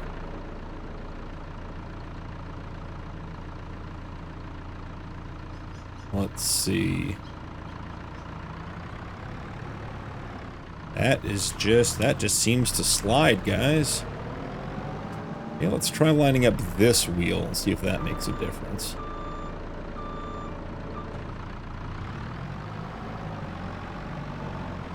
Yeah, it is not cooperating. Wasn't planning on taking 2 trips. However, if this doesn't... Man, if we could just get it to get up over the lip. Well, what are our other options? Let's see. I don't think we can do it this way, but we can give it a try. We can try driving up on it and driving off the front. Why is it so... It's so screwy on the back of the telehandler. That might be the telehandler that's the problem. That's a weird one. Let's put the telehandler aside for a minute. Let's jump on out. And I'm wondering, we know there's no collision on the front of the trailer. So I'm thinking maybe, actually, as a benefit, we could just drive right over the front of it with the truck. Use it like a tip ramp. and see. I don't know why the trailer is sliding sideways so much behind the telehandler. That's weird. I've not ever experienced that before. So here we go. Moment of truth. Feels a little bit like we're doing some Dukes of Hazzard stuff here. And right up over the front. I mean, it ain't pretty. No, it's not even a little bit on, is it? Nope. No, we might be getting ourselves in trouble here. I don't know, guys. The best laid plan of mice and men. Let's try one more time. I just don't understand why the trailer is sliding so much. I'm not saying that this is a good idea or it's meant to happen. Let's be clear about that. But it does seem like the truck tracks perfectly straight. And then look at that. As soon as it kicks out, the trailer is now out to the side. You guys see that? Like, let's bring it all the way in from the side at an angle and see if we can get it to maybe slide straight. Will it hit that ramp? Oh, yes. That's it. We got it. Okay, now before disconnecting, put a strap on. Once again, children, don't try this at home. We are trained professionals. Man, that worked out in the end. I am surprised it worked out that well. So, our cattle trailer is strapped to our flatbed, and we are going to head back to the farm. So, I will see you guys there. We are pulling up to the ranch. I want to see, just out of curiosity, I can't imagine I'll be able to hit the trigger with the trailer on the trailer. But just for curiosity's sake, let's give it one real quick try and just see if this silliness works. Every once in a while, something crazy works in Farm Sim. You never know. Let's see. No, nothing. That's about what I figured. Not a big deal. Alright, let's unstrap it. Let's get those ramps out. Alright, let's see. And... oh, gotta wait for the ramps to connect. They're just slow, trying to disconnect the trailer here. Don't want to shake, rattle, and roll our cattle too much. So let's get back. Can we get over the hitch far enough? Yes, we can. And can we just pull it forward and off? Get enough of an angle. There we are. Let's see. That'll work. We're good. We're good. Like we planned it the whole time. And look at this.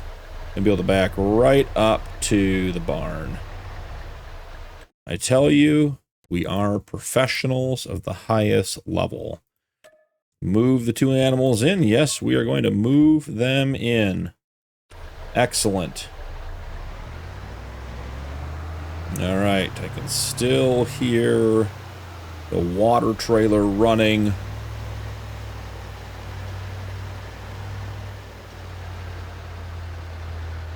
Here we go. Oh, that's the wrong way.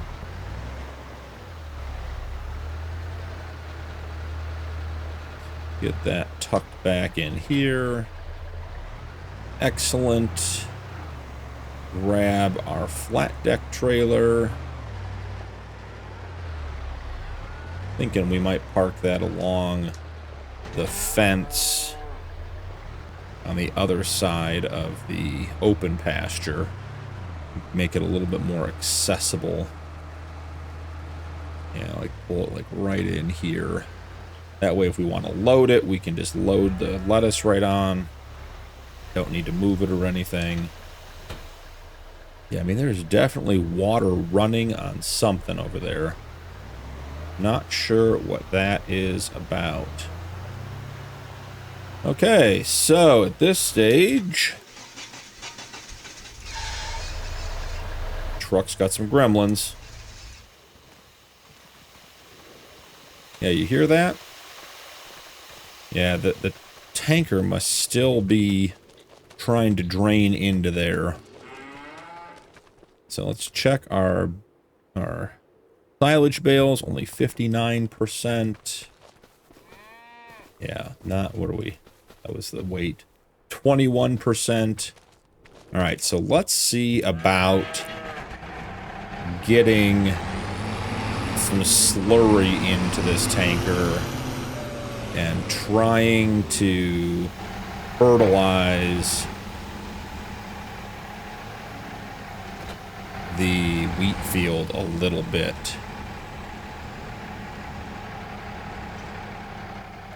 Yeah. 7,300 liters of slurry, why not? 71, sure.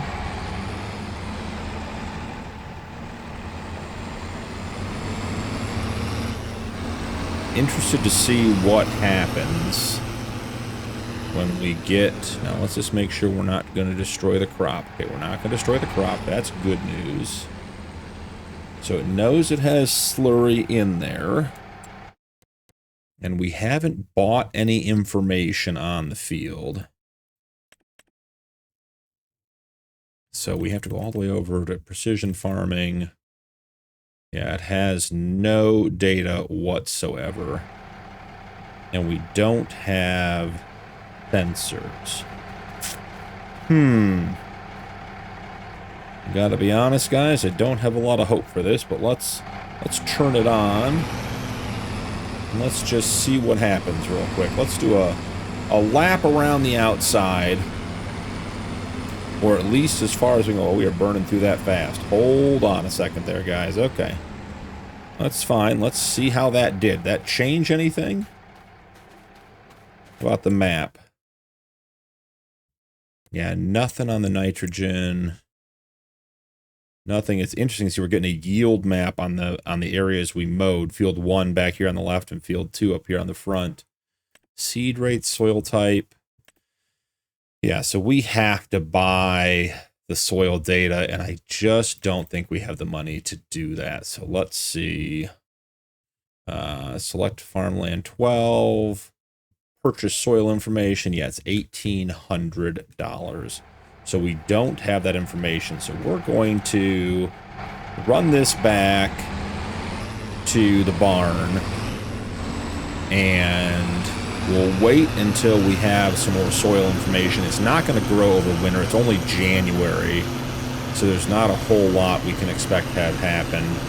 But I think at this point, why don't we sleep and see what comes in January. Real quick before we sleep, I just want to check on our animals. Okay, so they have tons and tons of food. We're actually hoping the barn eats the grass down so we can start replacing it with silage. The cow pasture still has 3,500 liters of silage left, and the grass that we put in, this thing's can hold up to 500 cows, so it has a huge, huge capacity and 22,000 liters of water. So we are good to go. So I will, man, that is cool to see all those different animals in there. I do feel bad they don't have straw, but at this point, we just can't get it in. Soon, we're going to have straw in there. We'll always keep it clean and fresh, but it just, at this stage, we're just trying to get off the ground. And with $379 to our name, we just don't have money to buy straw. But regardless, I will see you guys in February. Welcome to February, guys. We have snow. It's 33 degrees outside. Let's jump in and see. I mean, that cow looks pregnant to me. Let's see, you gonna give me any information? No, sometimes it doesn't work that way. So let's jump into the menu. Let's see, cow pasture, 15 months. Does not appear to be pregnant, but let's double check over here. So, cow pasture. Okay, light. She is pregnant. One baby. That is such good news, guys. Rogue is our big stud bull. Doing his job, doing it well. All right, so let's grab our rope. We got a ratchet strap we're picking up instead. Get our leash, head on over. And Light, you're coming with us. No need to stay outside. You get to move back into the barn. Rogue, buddy, you're over there. I got to keep you separated from the ladies a little bit. Okay, back over here. All right, we may have to. Let's put that down. Let's go ahead and move the tractor up and away a little bit. It's funny because the snow's only really bad where we put gravel down. It's not bad everywhere else. All right, so move back over here. Light, you're moving back into the barn. Great. Now, all the animals. Let's see. Sweetie, 14 months pregnant. Sprinkles, 16 months pregnant. Too young. Loud Bossy is 20% of the way through reproduction. It's 3 babies. That's still blowing my mind. Too young. We didn't name the ones we got yesterday. Okay, well, we got to name them real quick. That's not a problem. So let's see. Switch to the information tab, change name. Bubbles, sure, that works. And you were Jan 2. And guys, I know we're not in year 2, but the way the game calendar works that we have installed, if you take a look at the top right corner, oh no, it still says year 1. Okay, so we can rename that cow for year 1. That is totally fine. I'm good with that. All right, so let's see. Information, Bubbles, change name, Jan year 1. Do we want to do it that way? Let's see. Should we do calendar years or years on the farm? I think we should do calendar years. So let's leave it as Jan 2. Light. So Bubbles actually should come over to the pasture tomorrow. Light is pregnant. Misty is pregnant. Our water buffalo are getting older. 5 months, 7 months. Our water buffalo bull is doing well, so let's rename these guys. Tempo, Jan 2, and we got 1 Angus, right? Bubbles, Jan 2, Nirvana, N1. Nope, we got that one. I thought we only bought 2 yesterday, huh? Sprinkles, Tempo, Bubbles. Yep, they all have their names, so cool. We are in good shape, guys. This cattle ranch series is turning out to be pretty exciting. I'm glad with the animal movement. You know, long term, we're going to get even more enclosures, barns, pastures, probably separate our dairy cows and everything else. Pretty soon, we're going to figure out if the water buffalo and the regular cows can intermix as far as breeding. We just don't know yet. But we are doing really well with all the animals we have. So that was a good episode. We made it to February. I think we're going to call it there on that one. Thank you so much for joining me. Don't forget to drop a like and turn on notifications for more videos. And I'll see you in the next one.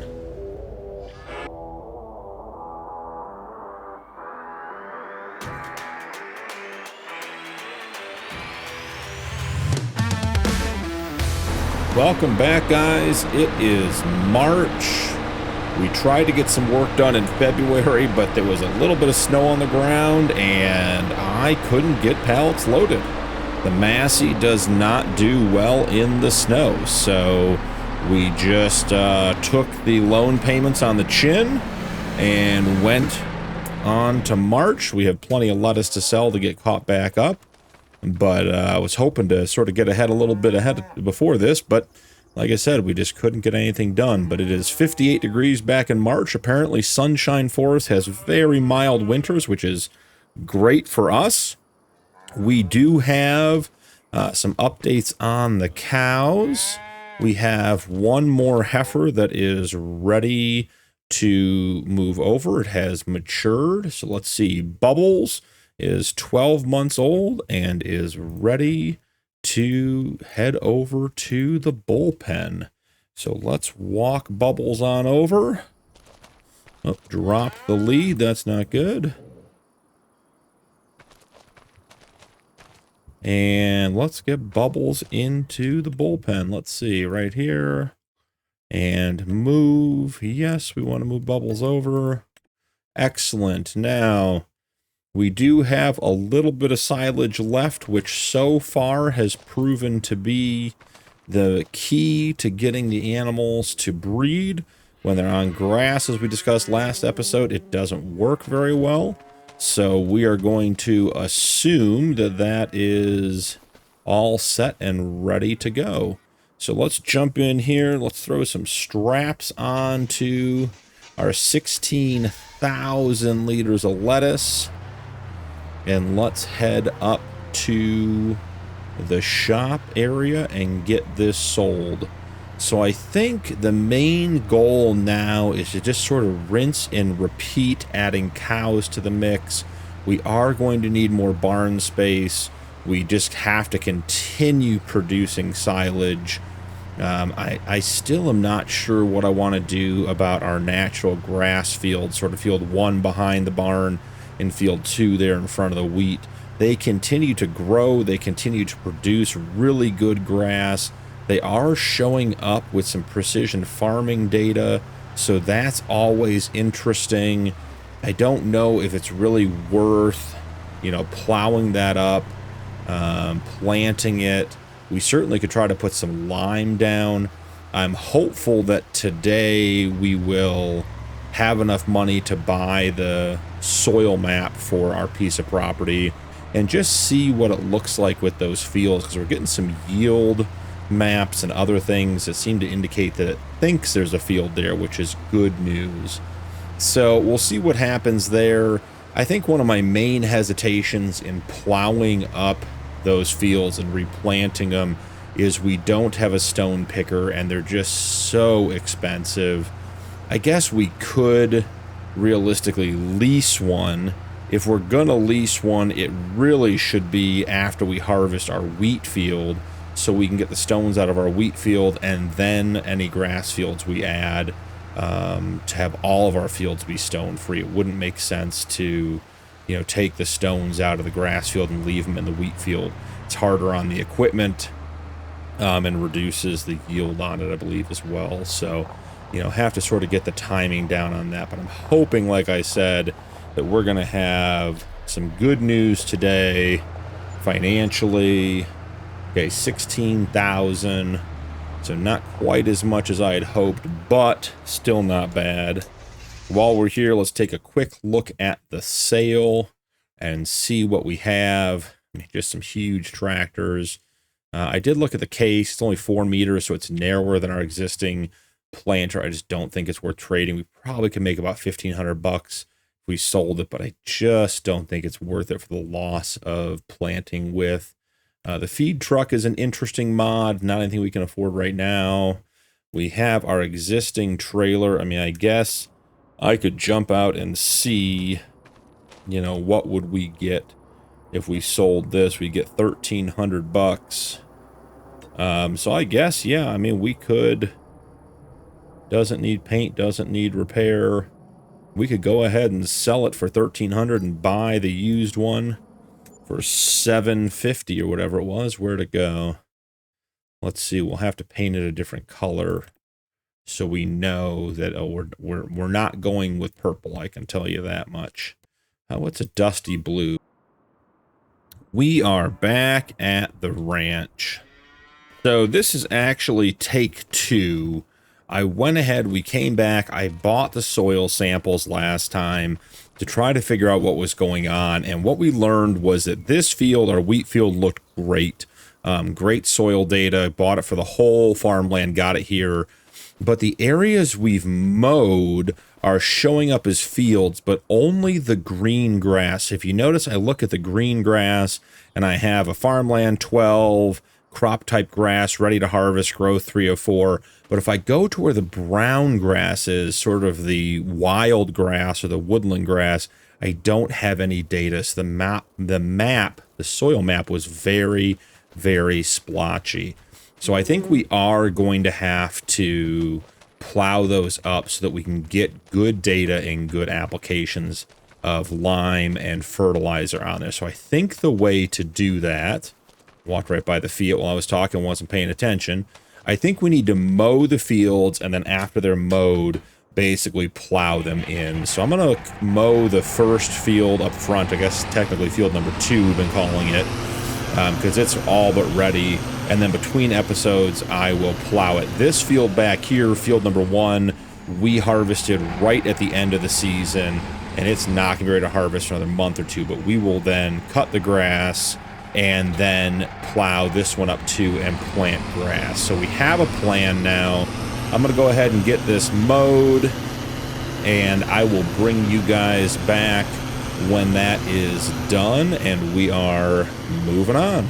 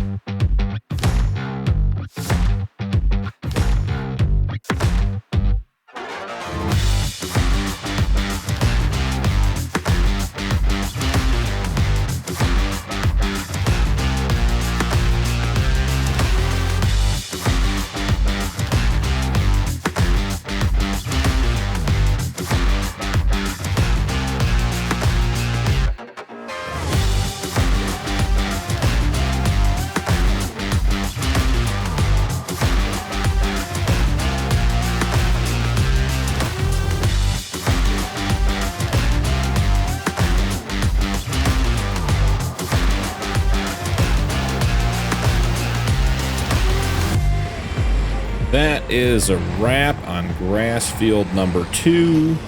We got that mowed. I will Ted, bale, and wrap that after the episode here today and get that done. I think at this stage we need to run up to the shop and get a look at the cattle.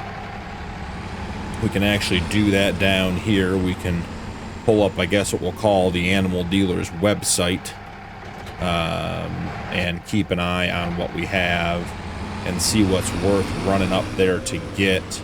We just have to keep increasing the size of our herd. I think we're getting pretty close to, I think we're like 15 animals. Got to get to 20 here pretty quick. Come on, little tractor. Connect up. There we go. So let's run through and jump out here and pull up the animal dealer and see what they have. So right here. Okay, so we have a very high quality brown Swiss, 21-month-old, $3,200. That's a great animal, but at 21 months, we just don't have that kind of money. This one's 11 months at less than half the price. We want that one for sure. Very good overall quality. Everything is very high on that one, so that's a great animal. This one's okay. Not terrible, not great. We'll have to keep an eye on that one. Yeah, average, no thanks. Don't have any cheap bulls. Yeah, this is a very good Holstein calf as well.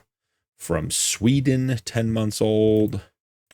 So there's 2 we probably want. Angus, 1,800. I just don't think we can afford that one. It's a great animal, don't get me wrong.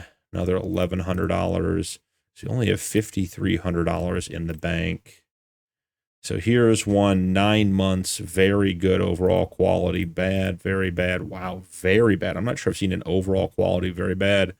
I'm sorry, my Italian limousine friend, but I don't think anyone's going to want you. $215 for this calf. This is a great animal. Let that one grow up from Russia. That'll be good. Water buffalo, nothing's grabbing. We don't need any more bulls. So I think there are a couple animals that are worth running up there to pick up. So let's go grab our international. And at some point, we probably should get the bale fork out of the back of this, but it's just hanging out, not hurting anything. So, run up here,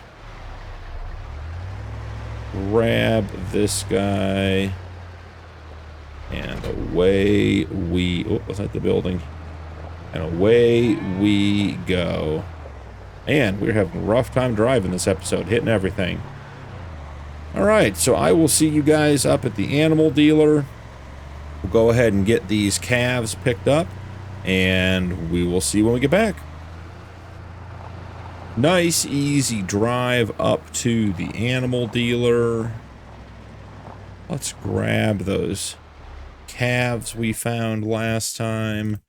So the brown Swiss 3200, I just don't think we can take. I think it's just too much money. 1329, 13 months. Overall is just good. I think we'll pass there. 1236, this one was good. There was a little... Was it a little Angus calf that looked very good? Yeah, that one's not bad. Because we could... Let's see, we have... I mean, that one's 2,000, and I just don't think we can do that. So let's see, we have 2,600. We're buying those two. We have 2,700 left. Let's pop out of the menu. Sometimes it gets a little bit goofy. All right, so we don't want either the Holsteins.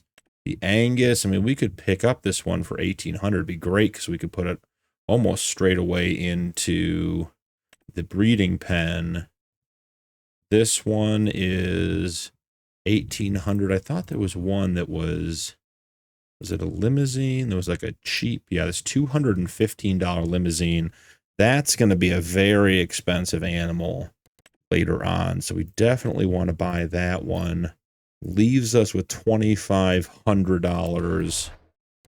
So let's scroll down here. The water buffalo, Slow Oni is this one's name. That's funny.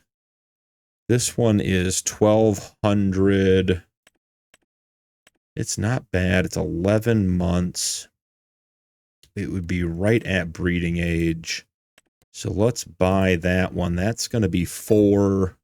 Leaves us with $1,300.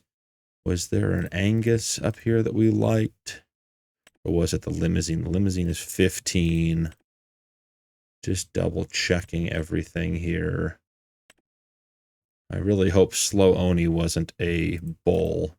I didn't get distracted and buy the wrong one. Yeah, see, we could buy this limousine, but it's 15. We don't have the cash.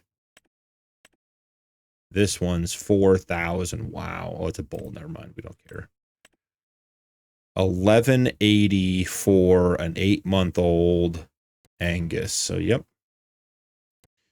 We are going to buy that one. And once again, we have spent all of our money. I like how one of them has a name already. It's funny. So we got quite the eclectic mix back there, but that's the way our cattle ranch is taking off. So I will see you guys back at the farm. We are back at the farm, and I did not park any of these. I hit that trailer on the way out and left it in the way, and then left the Fiat attached to... Let's just move it. Just put that in a bad spot. That's just on me. I think we'll have time to do a little bit of grass work this episode, which would be nice too. Sort of talk about where we're headed next. So let's see. Let's leave that guy there for the moment. Let's get our animals tucked in to the correct barns. If I remember correctly, wasn't one of these animals ready to go in the breeding pen? We'll have to see. Let's see. So 11 months, 10 months, 8 months, 0 months, 11 months. No, so they're all going in the barn. That is totally fine. All 5 animals have been deposited. We should just do a quick... Oh, didn't want to do that. We should do just a quick check We're trying to get the animals in the cow barn to eat their food down. They're at 16,827 liters of grass. We have silage for them. I'm just trying to get the grass out of there because it will go against the total available food, and we won't be able to get very much silage in. And then the cow pasture, they still have 1,500 liters of silage, which more than likely we will end up topping off, depending on what happens overnight. I also would like to get some of that grass eaten out of there, but that one is not as big a deal because that open pasture has a 500 animal capacity and is not even close to full, so it has tons and tons of food space available. Since we're having a hard time driving today, we're pulling in everything forward. Go ahead and get that disconnected, turned off. Let's jump out. Let's do some grass work, guys. Let's get the, you guys have not seen the tedder at work yet. I am thrilled with this tedder. So it is just so much better than the other one. Let's go ahead and get it extended. Let's lower it down. And let's head out and do, I'm sorry, tedder, I meant windrower. Let's go out and get some windrowing done. So I think the next stage of the ranch is going to revolve around our dairy cattle. We have several cattle that are about halfway through their gestation period, which means they're going to start producing milk in the next couple of months. We'll have to do something with that milk.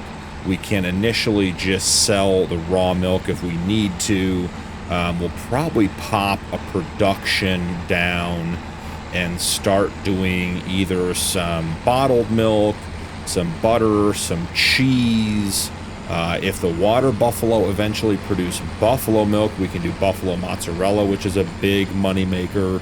But we are essentially in a good spot, but a bit of a holding pattern right now because we're waiting. We got to start making more money.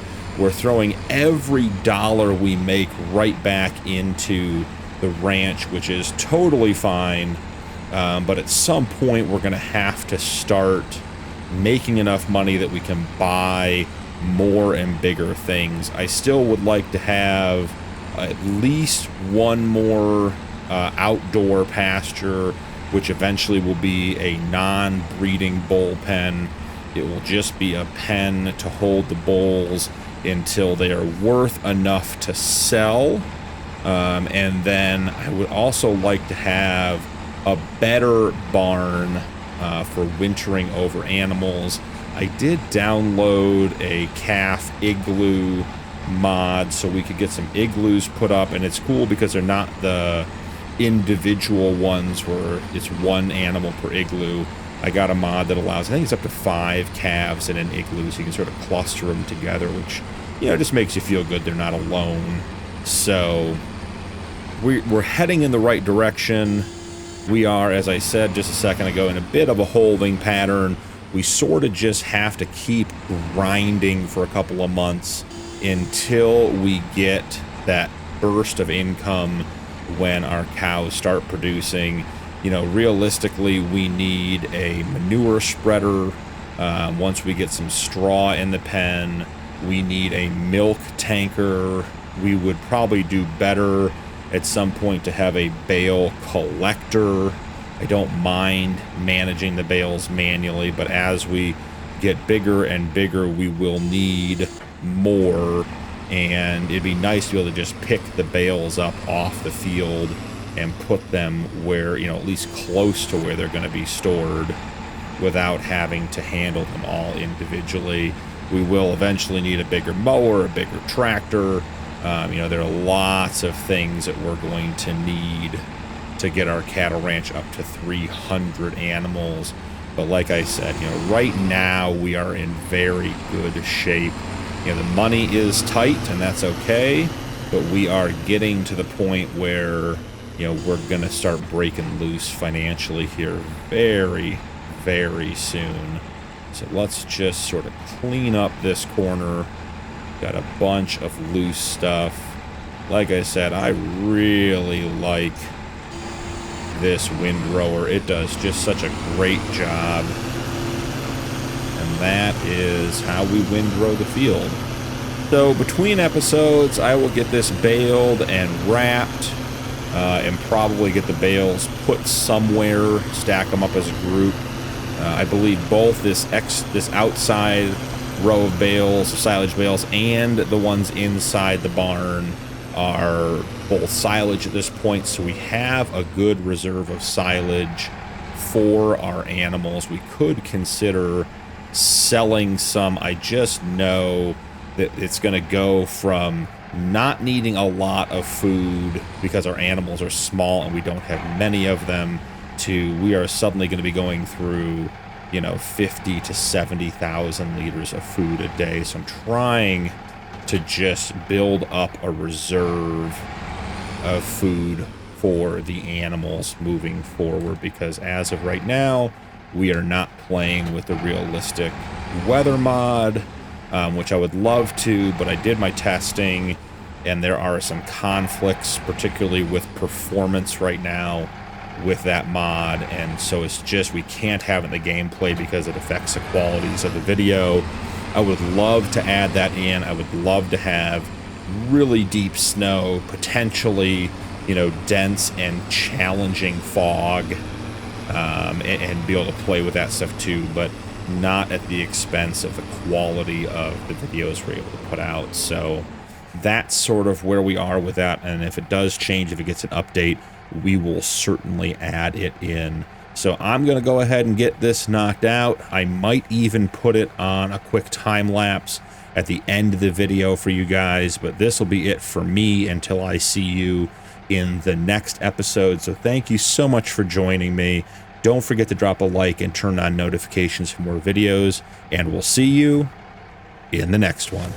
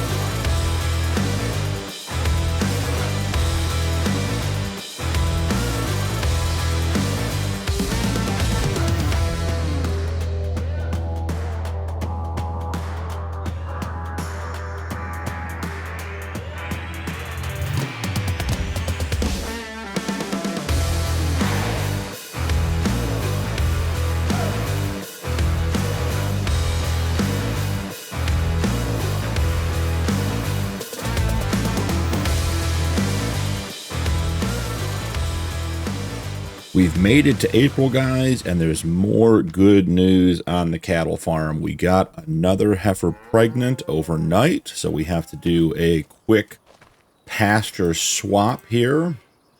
And we have another heifer of age back in our other barn. So Bubbles got pregnant last night.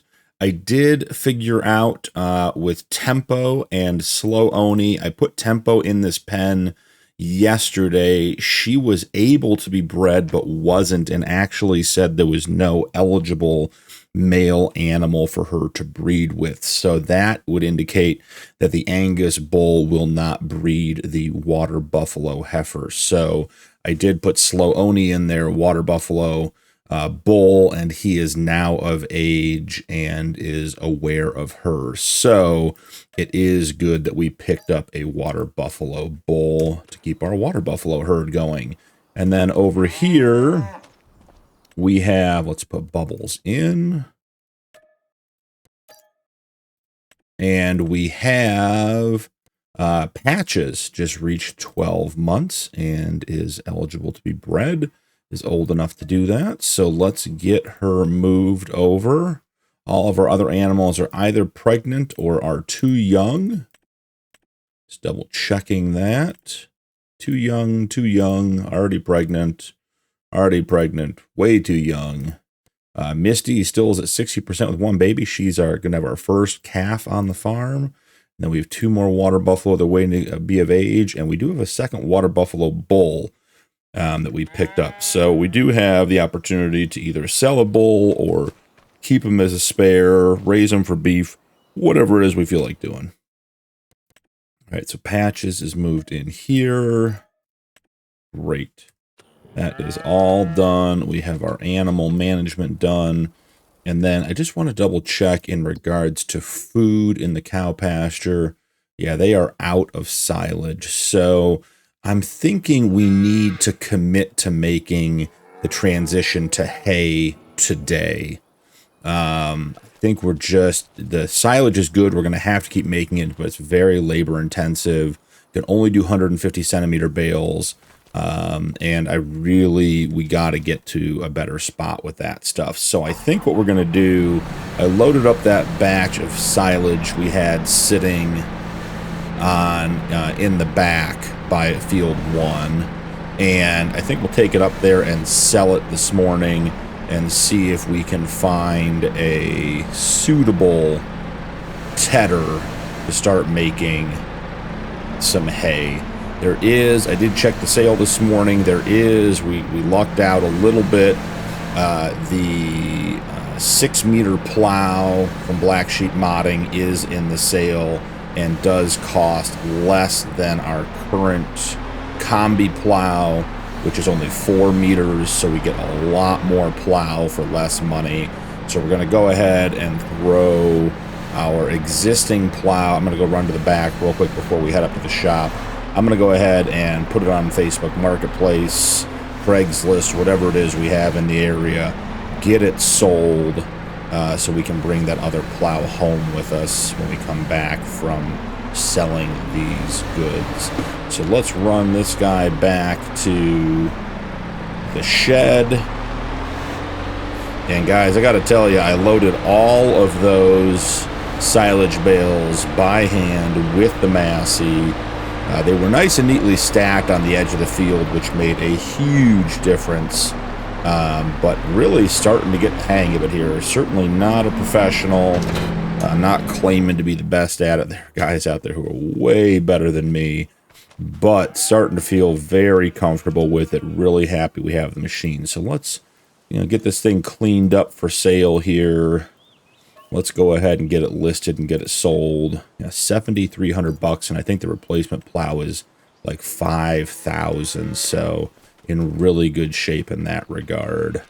Now, the other update between episodes, when I left you guys, we had harvested, well, I should say, cut the grass in what we're calling Field 2 up here in front of me. And I came back in. I did put a dirt skirt all the way around the outside. I wanted to define it since it's going to be a grass field. And then I plowed it and I planted it with grass. It has no fertilizer, no lime. We didn't roll it, we didn't rock pick it, but there is actual grass planted in that field now. So if you take a look at the PDA, you can see we have our wheat field up top and a grass field down below. And then the next stage will be next month. Field 1 behind the barn that sort of goes up the hill will be in growth stage 4, and we will be able to cut it. And then we'll probably turn it, ted it, get it turned into hay, and then I will plow that field up as well and plant grass. Once that's done, then there's reason to buy the soil sample data, because I think those will be pretty much the fields we're going to use here for a little bit. We can always expand them later, but for now, at least, I think that's going to be those are going to be the fields we're going to use. So today's episode is going to be a lot of the same stuff. We are going to the store to grab the plow and hopefully the tedder. That's our goal. Then we have to check the animal sale to see what animals we want to get, and probably fill up the greenhouses, just some maintenance stuff. We are getting much, much closer to our next expansion. We just have to get a little bit of money in the bank. So with that in mind, you know, if we can start producing hay bales, we'll be able to keep the open pasture fed. And I'm interested to see, we learned early on that grass was not enough to get our animals healthy enough and productive enough to reproduce. Silage has seemed to do the trick. Hay should also be an 80% productive food for the cows, just like silage. So the hope is that we can just be pumping hay bales into that open pasture, which will be quick and easy to make. We can make really big bales and just keep them fed there, and then that's going to be our breeding pen. And we'll have like a routine down to do that. And then we'll have calves on the farm in just a couple more months after that. Once we start having those calves, we're going to have to decide at what stage do we raise them, at what stage do we sell them. Any bull calves we have, we will probably raise until they are at least substantial enough to sell. Trailer's getting a little wonky on me coming up this hill. Until they're at least worth to sell, or maybe replace one of our existing bulls. So at that stage, we'll probably need another sort of open pasture pen, with the idea being just to keep those bulls growing on grass, is to let them age up and become mature animals. So there is a lot going on. We just got to get through the next little bit to sort of get to stage 2 of the cattle ranch. And I think at that level, or at that stage, we will have a lot more growth a lot faster. So first and foremost, I have this partial silage bale in the back of the truck. Let's go ahead and get that sold. Then we have all of these, which I stacked so nicely. Don't really want to dump them. Excellent. $13,938. I don't know that that's going to get us a tedder. Let's take a quick look. So starting in the sale, there are no tedders in here. Let's see, unless something popped up while we were driving up here, which I can't imagine. Here's that replacement plow that gives us a little bit extra working with. We'll make some money on that. We sold the other one for like 73. That one is 57. We just want the 6 meter. We don't want anything bigger than that. What color are we thinking? I don't know. I sort of like that color. We looked at it on the trailer, didn't like it there, but I think that's, well, let's see. So like a dark red orange, do a burgundy. Yeah, that actually looks really, really good in burgundy. So let's go ahead and grab that. That'll leave us with about 8 grand. Let's take, oh, didn't want it back out of the shop yet. Let's take a look at tedders. Yeah, I mean, we got 6,000 here, which has a 4.4 meter working with. And then we have an 8.2 and 8.9. Man, getting one of those bigger ones would be really, really huge. It would make a big, big difference.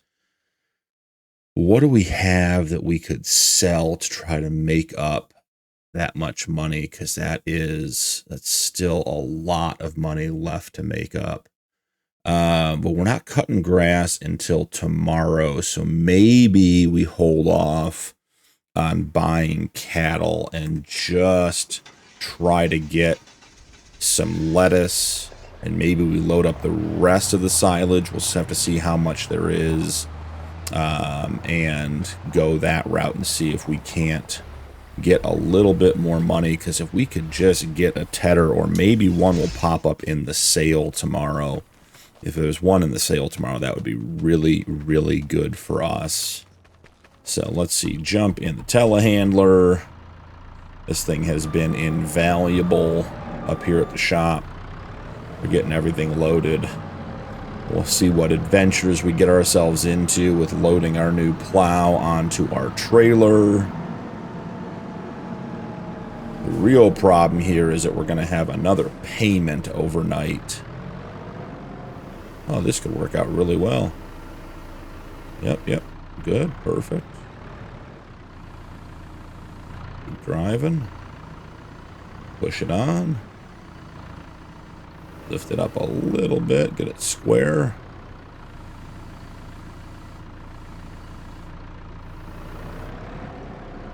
Nope. We don't want you coming with us. Excellent.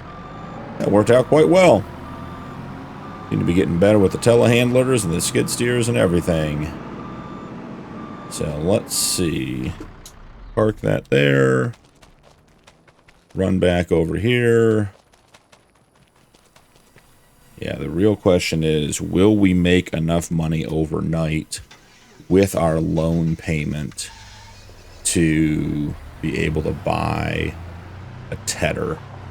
And we'll just have to wait and see. So I'm going to run this back to the farm. We'll check on everything there. And probably just progress right into May. See you guys in a second.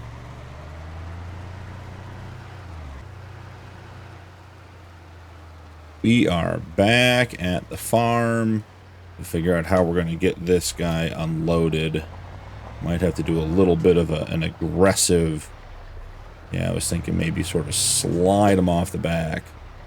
Except for he seems to want to slide off the front more than off the back. Maybe give him a gentle turn, see if we can get a little... Yep, there we go. Not too shabby. I was thinking on the way back, I think we're probably going to have to sell these bales over here once they ferment in order to be able to afford that tedder. Not thrilled about that. We probably need to... Well, not probably. We definitely need to put a... silage bale in the open pastures so that we can keep the breeding going with that new heifer we put in there. So let's see. We've already dropped that. Let's grab the bale spike.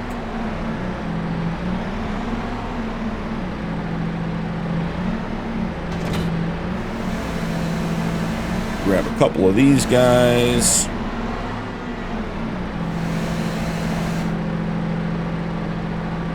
Nice and easy. Don't need to pull the grass bales over. Come on, little grass bale. Stay put. There we go.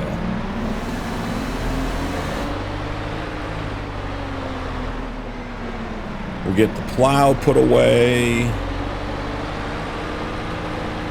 I'm wondering if we can sneak these in sort of sideways. Let's see. They have to be pretty deep in there for it to work. So there's the one, and it fell out, of course. Why wouldn't it? So let's go ahead and drop that one.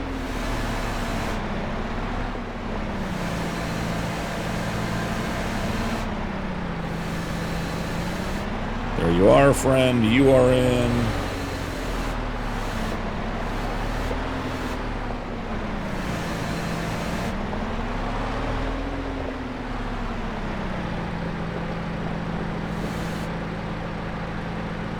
Come on. Need to... Very slow to use the bale. There we are. We did a little bit of work on our yard.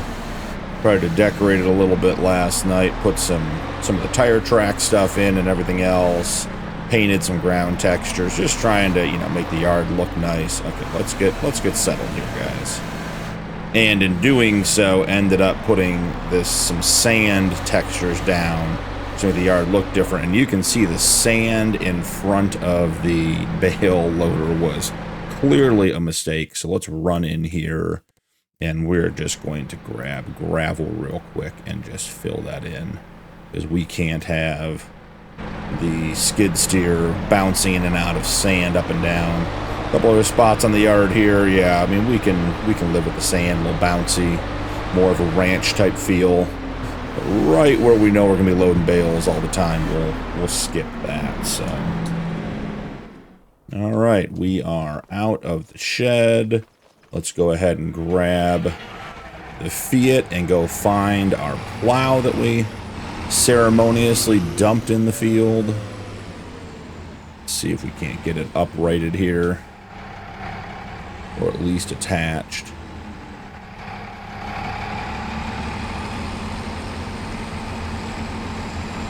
Doesn't seem to be working particularly well. Oh, there we go. I spoke too soon. Let's go ahead and raise that. Let's go ahead and fold that. It's nice to have a machine with a little bit more working with. That's a nice improvement to our farm. Let's go ahead and put this guy right over here. Yeah, this grass is at stage. Let's just jump out and check, but this grass should be at stage. Yeah, 3 of 4 on the growth stage. So if we wait till tomorrow, we'll get a really good yield off of it. So I think that's probably it for April. Oh, we do need to top off the water, don't we? That's the other thing I did last night when I did a little bit of the yard maintenance and put some of the decos down and everything else, was I did move the water spigot from the other side. I do think it was having a conflict with the slurry trigger on the barn, because over here I'm not having any problems getting it filled. It just fills right away every time, no problems. So I think, like I said, it was just a bit of a conflict with the slurry. So I think what I'll probably do is finish this task off. We will progress into May. I'll get all those silage bales over there loaded up onto the trailer in preparation for running up to the store. And then we'll come back in. Hopefully we'll have a couple of pallets of lettuce. And we can go and sell and make enough money to buy a tedder. And it'd be really just amazing timing if we got a tedder in the sale. I don't think that's going to happen, but you know, we can always hold out hope. So checking on our greenhouses real quick. That one's full. Yep, and that one's full too. So we will go ahead and back that up. While we're here, I will top this off. I think it's worth, yeah, I mean, the open pasture has tons of water, but we will eventually forget about it and forget to do it. So let's just pull in here. And let's go ahead. We are running over our leash there on the left-hand side, but I think it'll survive. It's very cool. This has an actual water animation behind it when it empties. That's a nice detail from the modder. This tanker set is just really well done. Love the additional features. Very, very cool mod. Okay, let's park up over here. Go ahead and get that topped off. Nice. All right, well, I will see you guys in May. We'll come back when I have everything loaded up, and hopefully we can go up there and get a tedder and get our first hay bales on the farm.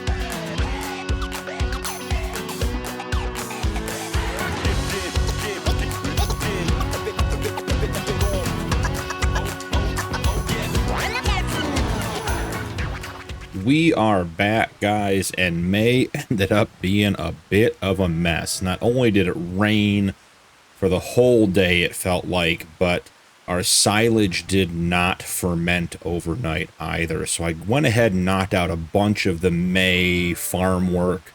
I got this field, which we're going to call Field 1, mowed and windrowed and baled and wrapped, which gave us all of these silage bales over here. We got a whole bunch of them, as you guys can see.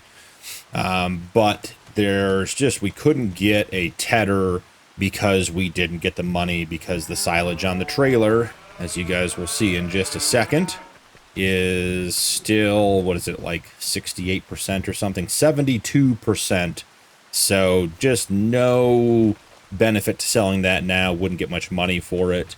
Our Field 2, our grass field, is growing in really nicely. It obviously still needs lime and rolling and fertilizer and all that kind of stuff, but it looks really good, and it is in growth stage 3 of 4. So if we get a tedder in June, which is our hope, then we can cut this and get hay out of it. And our wheat is still looking quite good as well. So what do we need to do to get out of May and out of this rain? We need to move some animals. So we have good news, more pregnant heifers. So Patches is pregnant with 2 babies. What's interesting is our water buffalo heifer is not pregnant, and it continues to say 2 unhealthy. So I'm not sure if it got put in the pen too late in the day. There is silage in there, so I see no reason why they wouldn't get healthy or aren't healthy already, but we'll give them another night in the bullpen. Throwing my leash again. Let's see, come here. Walk our cows across. And we have several cows, I think it's 2, in our barn that have aged up and are ready to be moved. So Patches is already pregnant. Sweetie is already pregnant. Sprinkles is pregnant. Let's see, Nirvana is now age eligible. Haka is now age eligible, so we are in good shape there. Loud Bossy's already pregnant. Queen is too young. And Tempo is ready. I think that's it. Bubbles is already pregnant. Light. Misty, I know Alfie's. Alfie's our youngest, 2 months old. And then our buffalo are not. So can we move 3 at a time? 2 animals moved. I was thinking it was 2. So let's get these ladies. Having a hard time holding on to the leash in the rain here, guys. Let's get these ladies moved over. And, okay, so we got Tempo and Haka. So there should be 1 more Holstein heifer over there that we need to bring back. I do like this sort of central setup with the gates near each other. Was it Nirvana? Yeah, Nirvana is ready. So let's move Nirvana over. There's that slippery leash again. Does not like when I turn. All right, last one. Move Nirvana in, and we are good to go.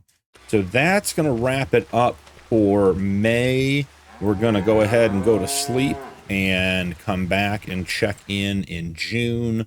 Take one quick look. The cow barn, the shed. Oh, they are way down on food, guys. That is really good. So what I'm going to do is I'll see you guys in the morning, but I am going to fast forward time and watch that food. And when it gets really low, I'm going to swap it over to a bale or 2 of silage. And then we'll get this barn on hay tomorrow when we pick up the tedder. So that's what we're looking for out of that barn. That's good. That finally happened.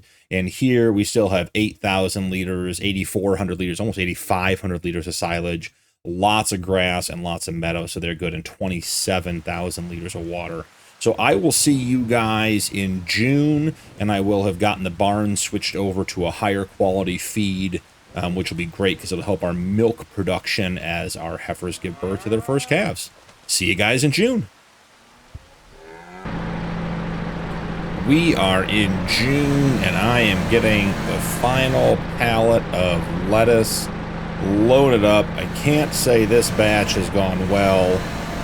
Seems like we're just off a little bit, but we'll get the last one on there. I did get the barn switched over to silage. That happened at 6 a.m. this morning, so just getting going here on the rest of it. So we have all that. Let's take off and drive up to the shop. I've been thinking about putting a little bit of a path in here. So maybe when we get back and we have some cash, we can make a road. I'm thinking wind it down here by this tree, sort of hug this side of the grass field so we have room to put another field over here on the right and go from there. But we'll have to see how all that works out. So anyways, I will see you guys up at the shop. We are up here at the shop. The lettuce is actually best at this sell everything point I dropped in back here earlier. And in interesting news, our grass still hasn't fermented into silage. So we are hopefully getting close.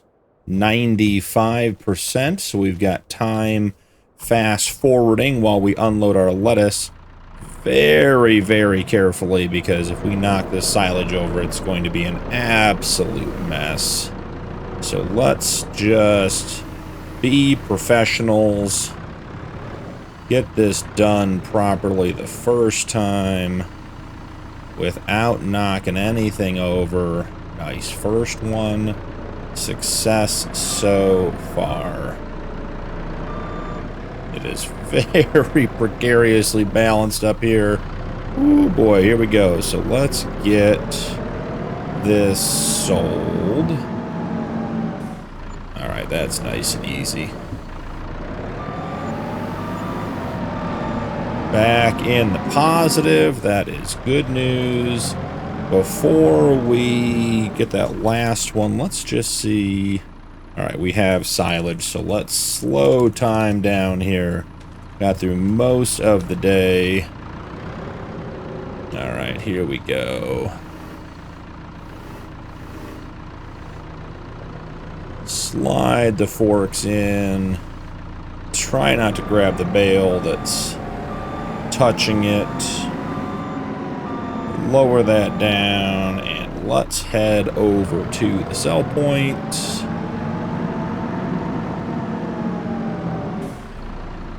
Don't fail me now.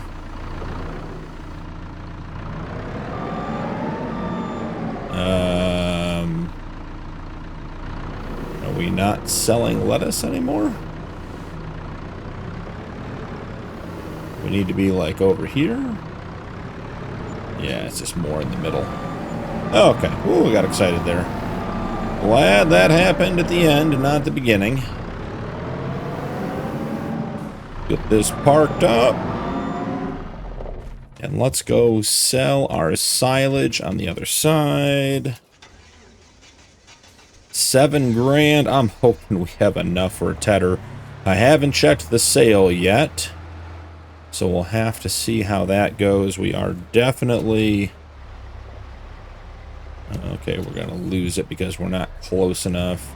That pile of lumber at the end there, I wish we could get a little straighter pull in, but we'll just be better and won't be a problem. We'll go in here and we'll... Yep, got it all. 15,309. We might just have enough. Let's check the sale first. See if Lady Luck is on our side. Cool little tractor. Cultivator. Not looking good. More seed. That would be great. But we can't spend any money until we want hay bale. They're just teasing us with the hay bale, I think. No, we didn't have that. But we did have square bale twine last time. I think that's it, guys. I think we didn't get it in the sale despite our best efforts.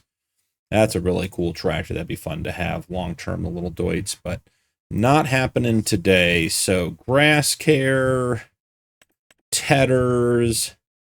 Man, I would love 8.9, 8.2.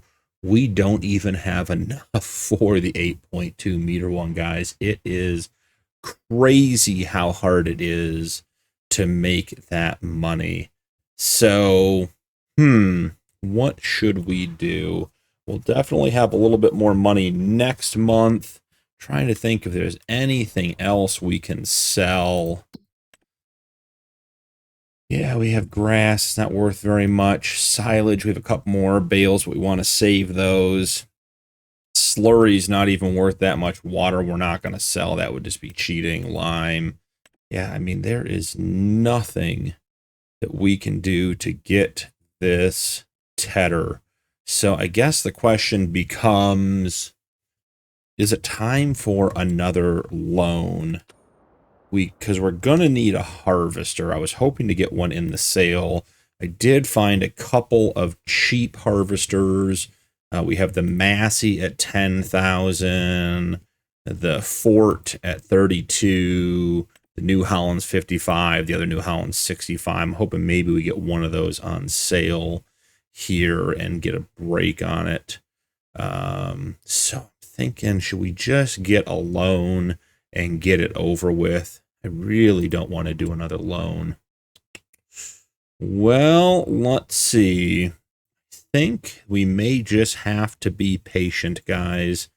I was really hoping to get it done this episode, but I don't see that happening. And we have to live within our means, and we have to spend the money we have. If we keep taking out loans, we're just never going to get ahead on this map. So with that in mind, I think we're going to call that an episode.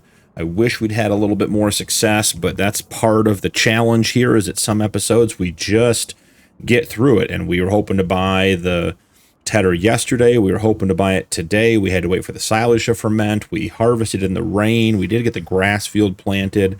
So we got a lot done, but just not the things we had hoped to. So thank you so much for joining me. Don't forget to drop a like and turn on notifications for more videos, and we'll see you in the next one.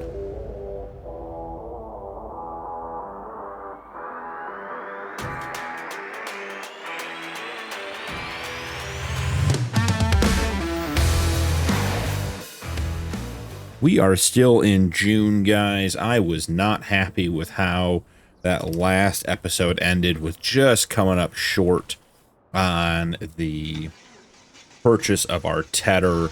So I went back to the farm and decided to do some lumber work, some forestry work. And interestingly enough, I looked back at the sale, and we had the Paladin brush and log fork in the sale for like $700, and I was like, that is a sign that it is meant to be.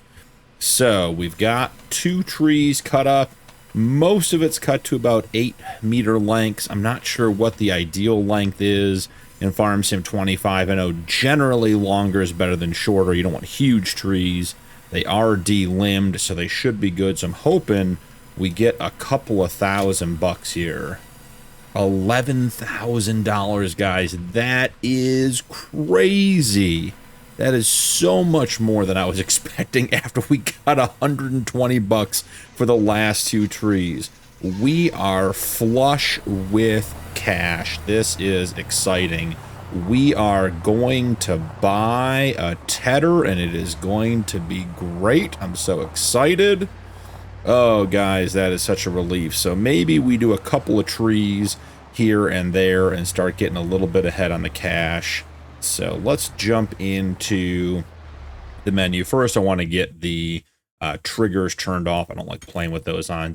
Wasn't familiar with the lumber mill. I wanted to make sure we had that where we needed everything. All right, into the shop. One last check that nothing's changed in the sale since we cut down a couple of trees. Nope, nothing has changed. I did see the Massey on sale for $49,875. It'd be a great harvester to have. Just so much more than we need for our one very small wheat field. So we are not buying a harvester. We're going to stay focused. We're not getting off track. Come down here, tedders. Now we have some options because, man, I'd love to get the Pottinger for 44 1000 that does 17 meters. The Colossus does 17 meters as well. Just too big for what we need, but we do have an 8.9 meter SAM as compared to the 8.2 Crone. So let's go ahead and grab this boundary spreader system. Is that the little SAM-as sign that keeps it from going over $800? I mean, we're in the grass business because we have cattle, so I think that is going to be what we need. Okay, cool. We have a tedder. It only took 2.5 episodes. We only failed several times, but we are now on track to be making hay. And it means that all of that silage I made off of the last field, field 1, before we plowed it up and replanted it, can be used directly to feed cattle. And now that we know that trees are profitable and it's not, you know, it's a lot of work, but it's not hard work to get 2 trees cut down. We could do a couple of trees every episode. I could do them between episodes. And we could get, you know, some money in the bank to keep things moving so we don't need to sell the silage. That is really exciting news. This telehandler has been worth its weight in gold at the shop. Just letting us load everything, not having to drive back and forth constantly. Let's see if we can get a little further on. Get it flat, get it up, get it tipped down. Snake it out. You know, sometimes when you start with a win, the rest of it all seems downhill and easy. So, excited for the rest of this episode. Now we have $8,000 cash. We should check in and see what the cow situation is at the dealer. So let's get this back to the farm. And don't forget to strap it before you leave. Let's get the tedder back to the farm. I think we'll run back up here with our animal trailer because we want to pick up more cows. We were holding off to try to save some money. And I will see you guys back here with the animal trailer. See you soon. Back at the dealership, checking out the animal supply. I was just noticing, guys, this truck has 50 miles on it. And we don't use it for anything on the farm. So that's 50 miles just going back and forth to the shop and the dealer. So that is, we are getting our work out of our truck. So let's check out some animals. Brown Swiss calf, very bad. Definitely not. Very bad. We do have a couple of bulls. This one's $1,300. Probably not worth it. That's a very good Holstein calf. 11 months. Yeah, we're taking that one. That one will be ready to be bred next month. A very good Holstein bull, but again, very expensive. I don't think we're in the business of raising bulls to resell for money. Angus, that one is just, it just says bad for the overall. Like, I'm sorry, guys, CZ, it's no good. Where are you from? Czech Republic? Yeah, no, thank you. Very bad. And then we have extremely high and very good. Health extremely high. Milk production very high. Metabolism very high. Quality and fertility. Yeah, this one, $195. It was born today. That is definitely coming with us. That's a long-term investment. That thing will support our farm. Got to pop out and pop back in because the menu stacked up there a little bit. And we have, man, that's a great looking bull. That thing is a really high quality animal, but we just don't need it. They're so expensive. Limousine. This one's named Silver. It's from Sweden, 10 months old. Very high, very high, very high, very high, and very good. I think that one's worth the cost. 10 months, it'll be ready to be bred in 2 months. That's a very bad animal, very bad, very bad, very bad, bad, and very good. That's a $2,200 limousine bull. Why is that a bull? Are my menus stacked again? Yeah, something. Let's get back in here, guys. The menu seems to stack. Yeah, see the bull, it moved up. I'm glad I caught that. Would have bought it potentially. Water buffalo, very bad, very bad, very bad. We have Bob the water buffalo bull. He's very bad. He's almost worth buying just because his name is Bob, and he's from Norway. Bob from Norway, buddy. You're having a rough day. Yeah, so not a lot of good animals. So that is part of the game with the realistic livestock mod.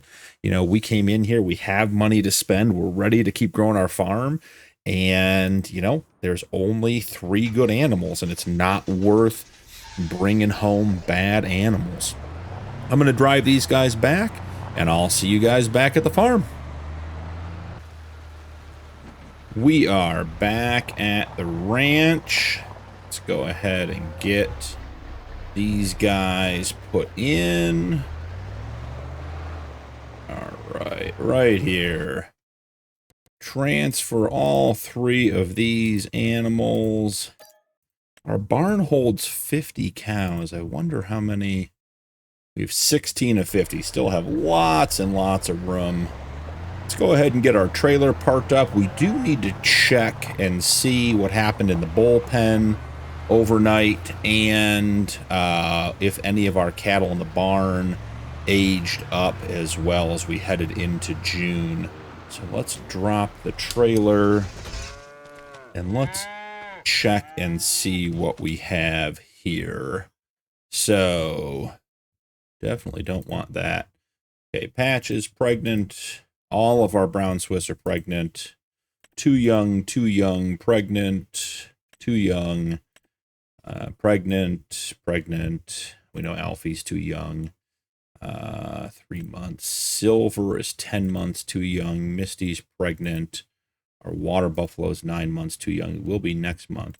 All right, so the animals we bought today, we need to get named, and we are in, double checking, we are in June. That's what we thought. So come in here. Scroll down, silver, change name, June 2. We bought 3 animals, so there should be, okay, we got an Angus calf here, change name, Shiver. Sure, you look like you're cold. Shiver, no big deal. Then we got what, one Holstein as well, change name, Choco. Excellent. All of that is done. So we have 16 plus 5 over here. Let's see what we've got. So Nirvana, pregnant with a baby. Haka, pregnant with a baby. And Tempo is pregnant with 3 babies. Wow, that went well for Rogue, apparently. And we have another Tempo, which is also pregnant with 3 babies. So all of our heifers need to be moved back over to the barn. So Tempo August year 1 and Tempo Jan 2. I think Tempo A1 we're going to change name on. Let's just random.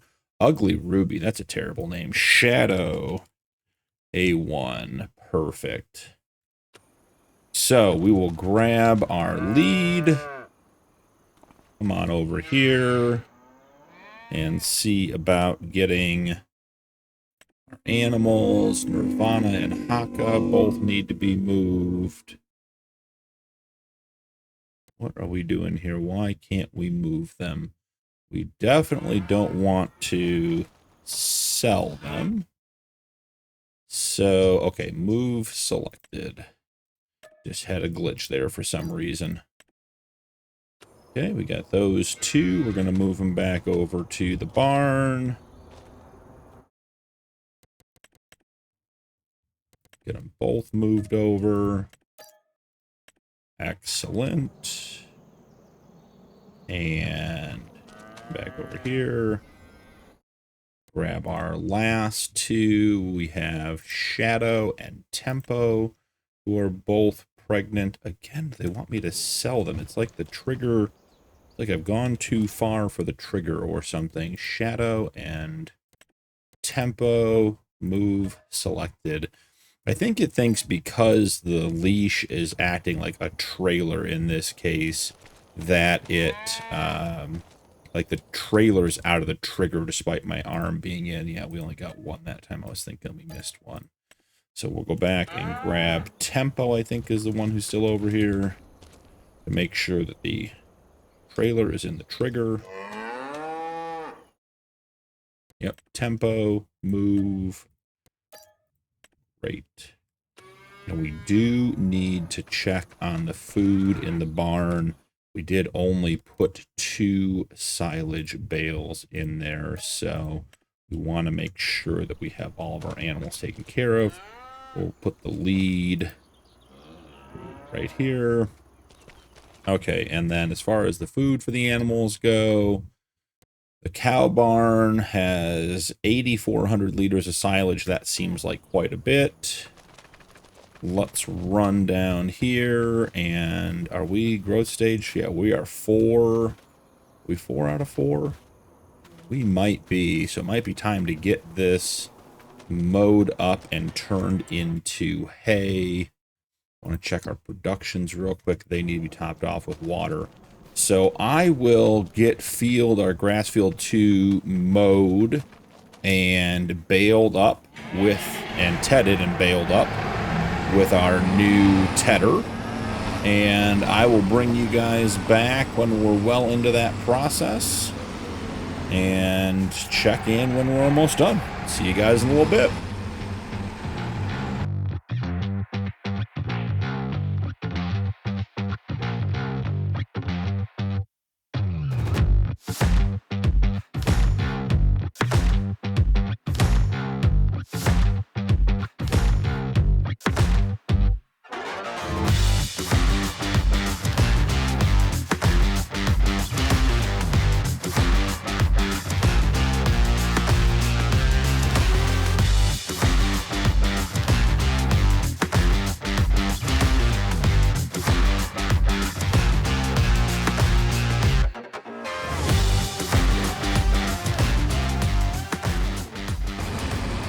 We are wrapping up the hay baling. We got a lot off this field. We'll check here at the end. I think this may be our last full bale that we're gonna get. Let's see. Yep, I don't know. Maybe we'll get one more. We'll have to see. It is a pretty thick swath of hay on our field. So let's see if this little bit here and that little bit over there, and maybe a couple of tail end pieces will give us enough for a bale. 29, yeah, 37, not looking promising. Might be done. We did make 180 centimeter bales, so they are very large, which is good news for us and for the animals. A lot less handling of the bales. Alright, so we got a couple of pieces here. We are not gonna get another bale.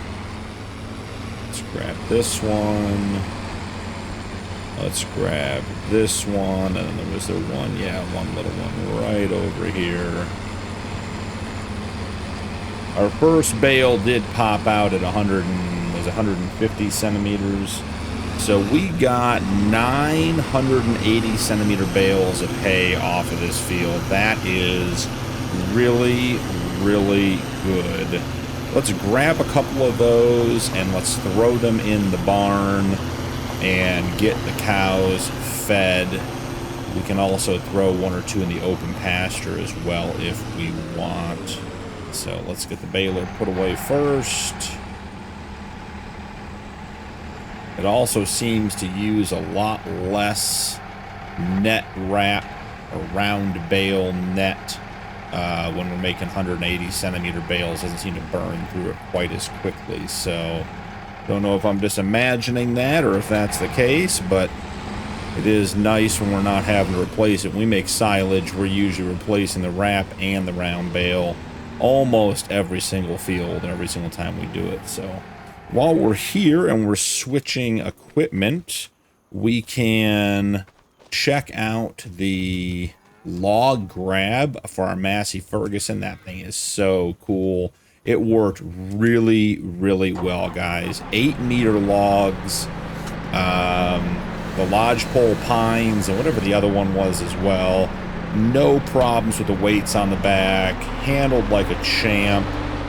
Just a really, really good setup. Maybe we jump into a little first person, picking up the bales and feeding the animals. I think once we get these bales, a couple of these bales off the field and into the barn, I think we'll fast forward to July and see what we get. Those grass bales may be here on our last episode now that we've gotten hay. We'll have to see. Alright, heading out to the field. I think we'll start with a small one. Just throw that one in right off the rip. We don't want to keep that one around. Doesn't match up with the other ones. And the first one, the little one's right up here on the left. Is the first one we got out. We might actually be able to pick up 2 if we're any good with the bale spike, which we might be getting a little better. We might be getting close. Let's see. We get squared up a little bit.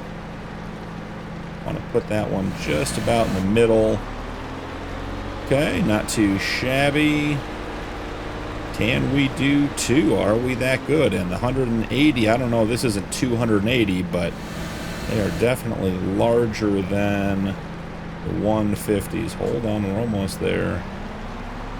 Alright. So, not a lot to be able to see here. Should we go underneath and see? Yeah, I think that's a little better. It's not having any problem with 150 and 180. It's handling the weight just fine. Drop these in.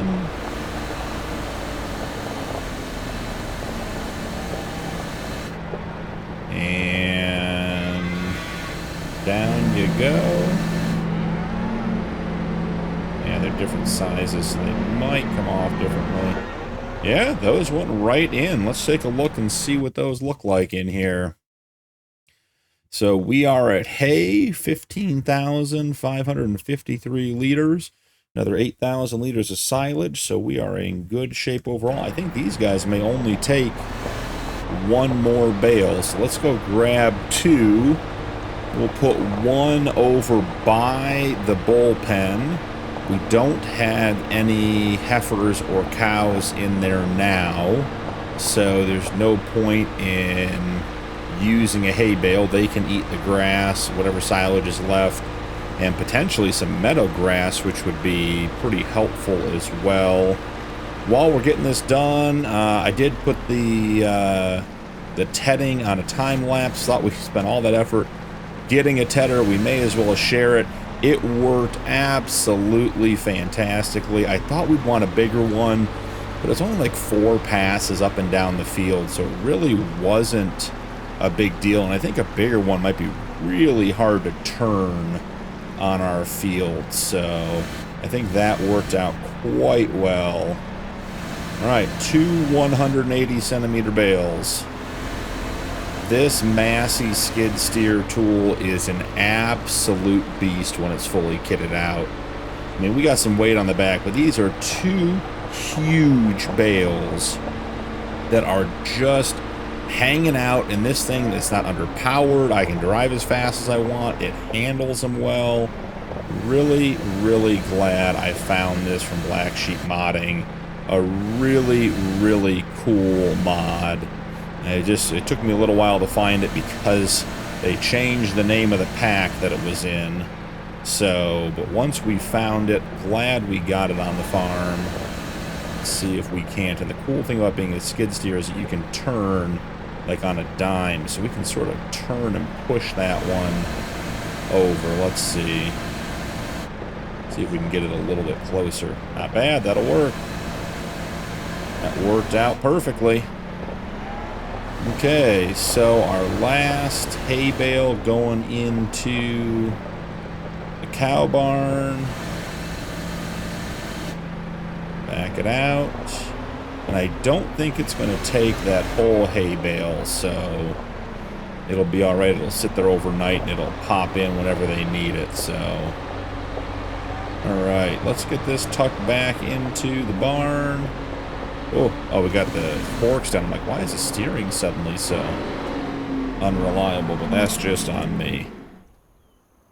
Okay, I think the last thing we want to do here in June is we want to, well, that's not true. There are two things. One, we need to get the water topped off.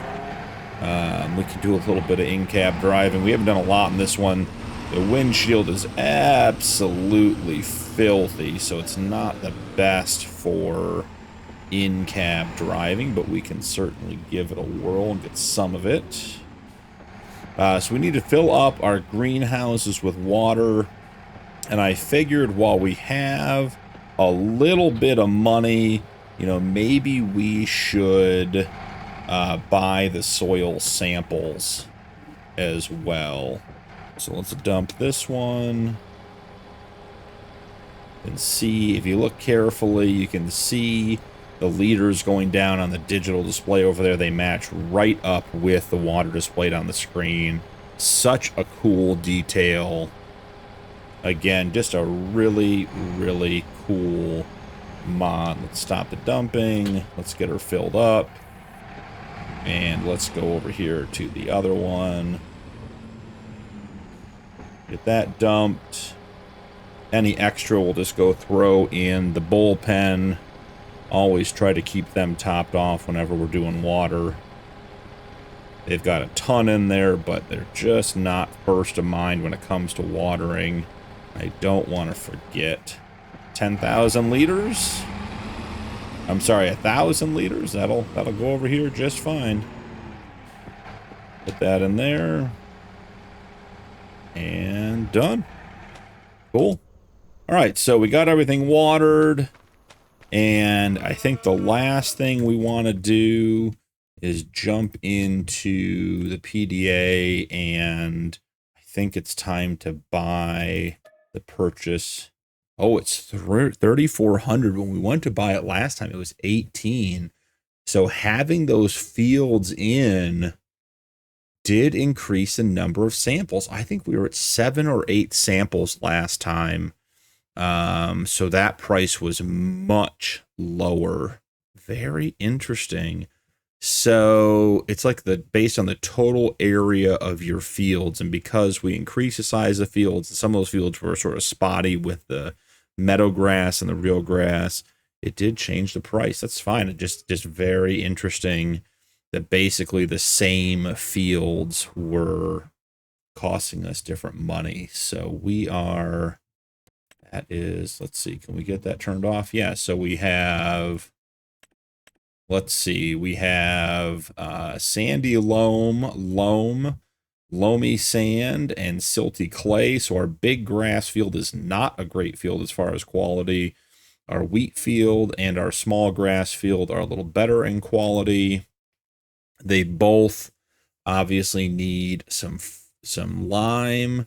They both, it's so weird. Let's look at that. Oh, that's where I put the slurry down last episode or a couple episodes ago. It actually took, so that's very cool there as well. So it did take some, it remembers. And then we have our yield map from our mowing. You can see the small grass field has no patches in it because we planted it and cut real grass on it. So excellent. That is very, very cool. One last check on our cows. Always check on them before we go to bed. Make sure they have what they need. Yep, 21,000 liters of hay. We're in good shape on the barn. And the cow pasture, well, the open pasture, we have 5,700 liters of silage left, a bunch of grass, and there's still meadow in there, and they have almost 30,000 liters of water, so we are very good. I will see you guys in July. Into July we go, and back into debt. Always the case. Let's start with a quick check on the cows. Let's get them situated, and then we'll probably call this an episode. Get to the actual field work next episode. So all of our brown Swiss are pregnant. Okay, Vanity, you've got to head on over. All right, we've got one animal. Choco, also have to head on over. All right, we got 2 animals. We will bring them over to the bullpen. Lead them over all nice like. Get them dropped off. Excellent. Let's go back over here and check again. We got through, what, the Holsteins almost. Yep, all those are pregnant. 2 young. No suitable animal. We can fix that, Queen. 3 babies. 1 baby. 60%. Alfie still way too young. 1 baby. The water buffalo too young. No suitable male. We can fix that. All right, get these up. We drop the leash again.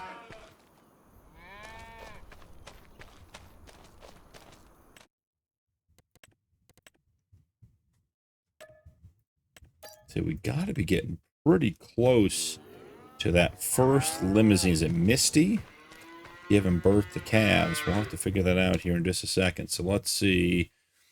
We got the rest of the limousines. Too young. Yeah, so Misty, I was right. Hey, look, you remember the name, 90%. We get our first calf on the farm that we bred ourselves next month. That is super exciting. Our water buffalo, too young, already pregnant. And our bull is at 11 months. We're going to move him over.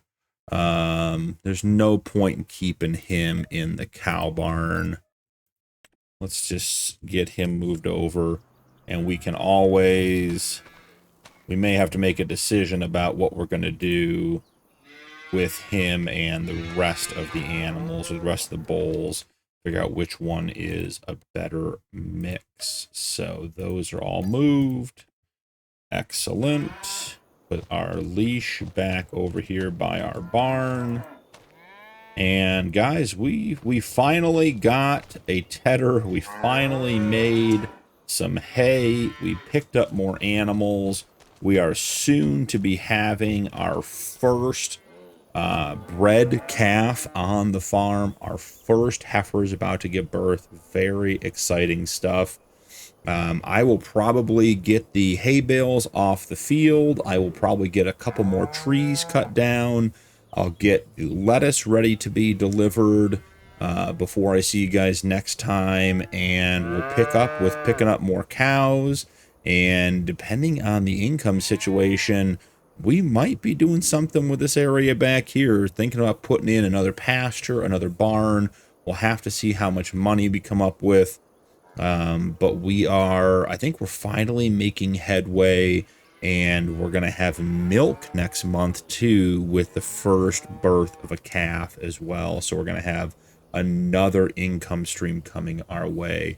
So really, really cool stuff happening here on the Realistic Cattle Ranch Challenge. Super happy with the way the series is turning out. Love to hear from you guys. Leave a comment, leave some feedback down below. You know, are you guys playing with this mod as well? You know, is this what you guys expected? Did you learn anything? Just love to hear from you guys. But thank you so much for joining me. Don't forget to drop a like and turn on notifications. And we'll see you in the next one.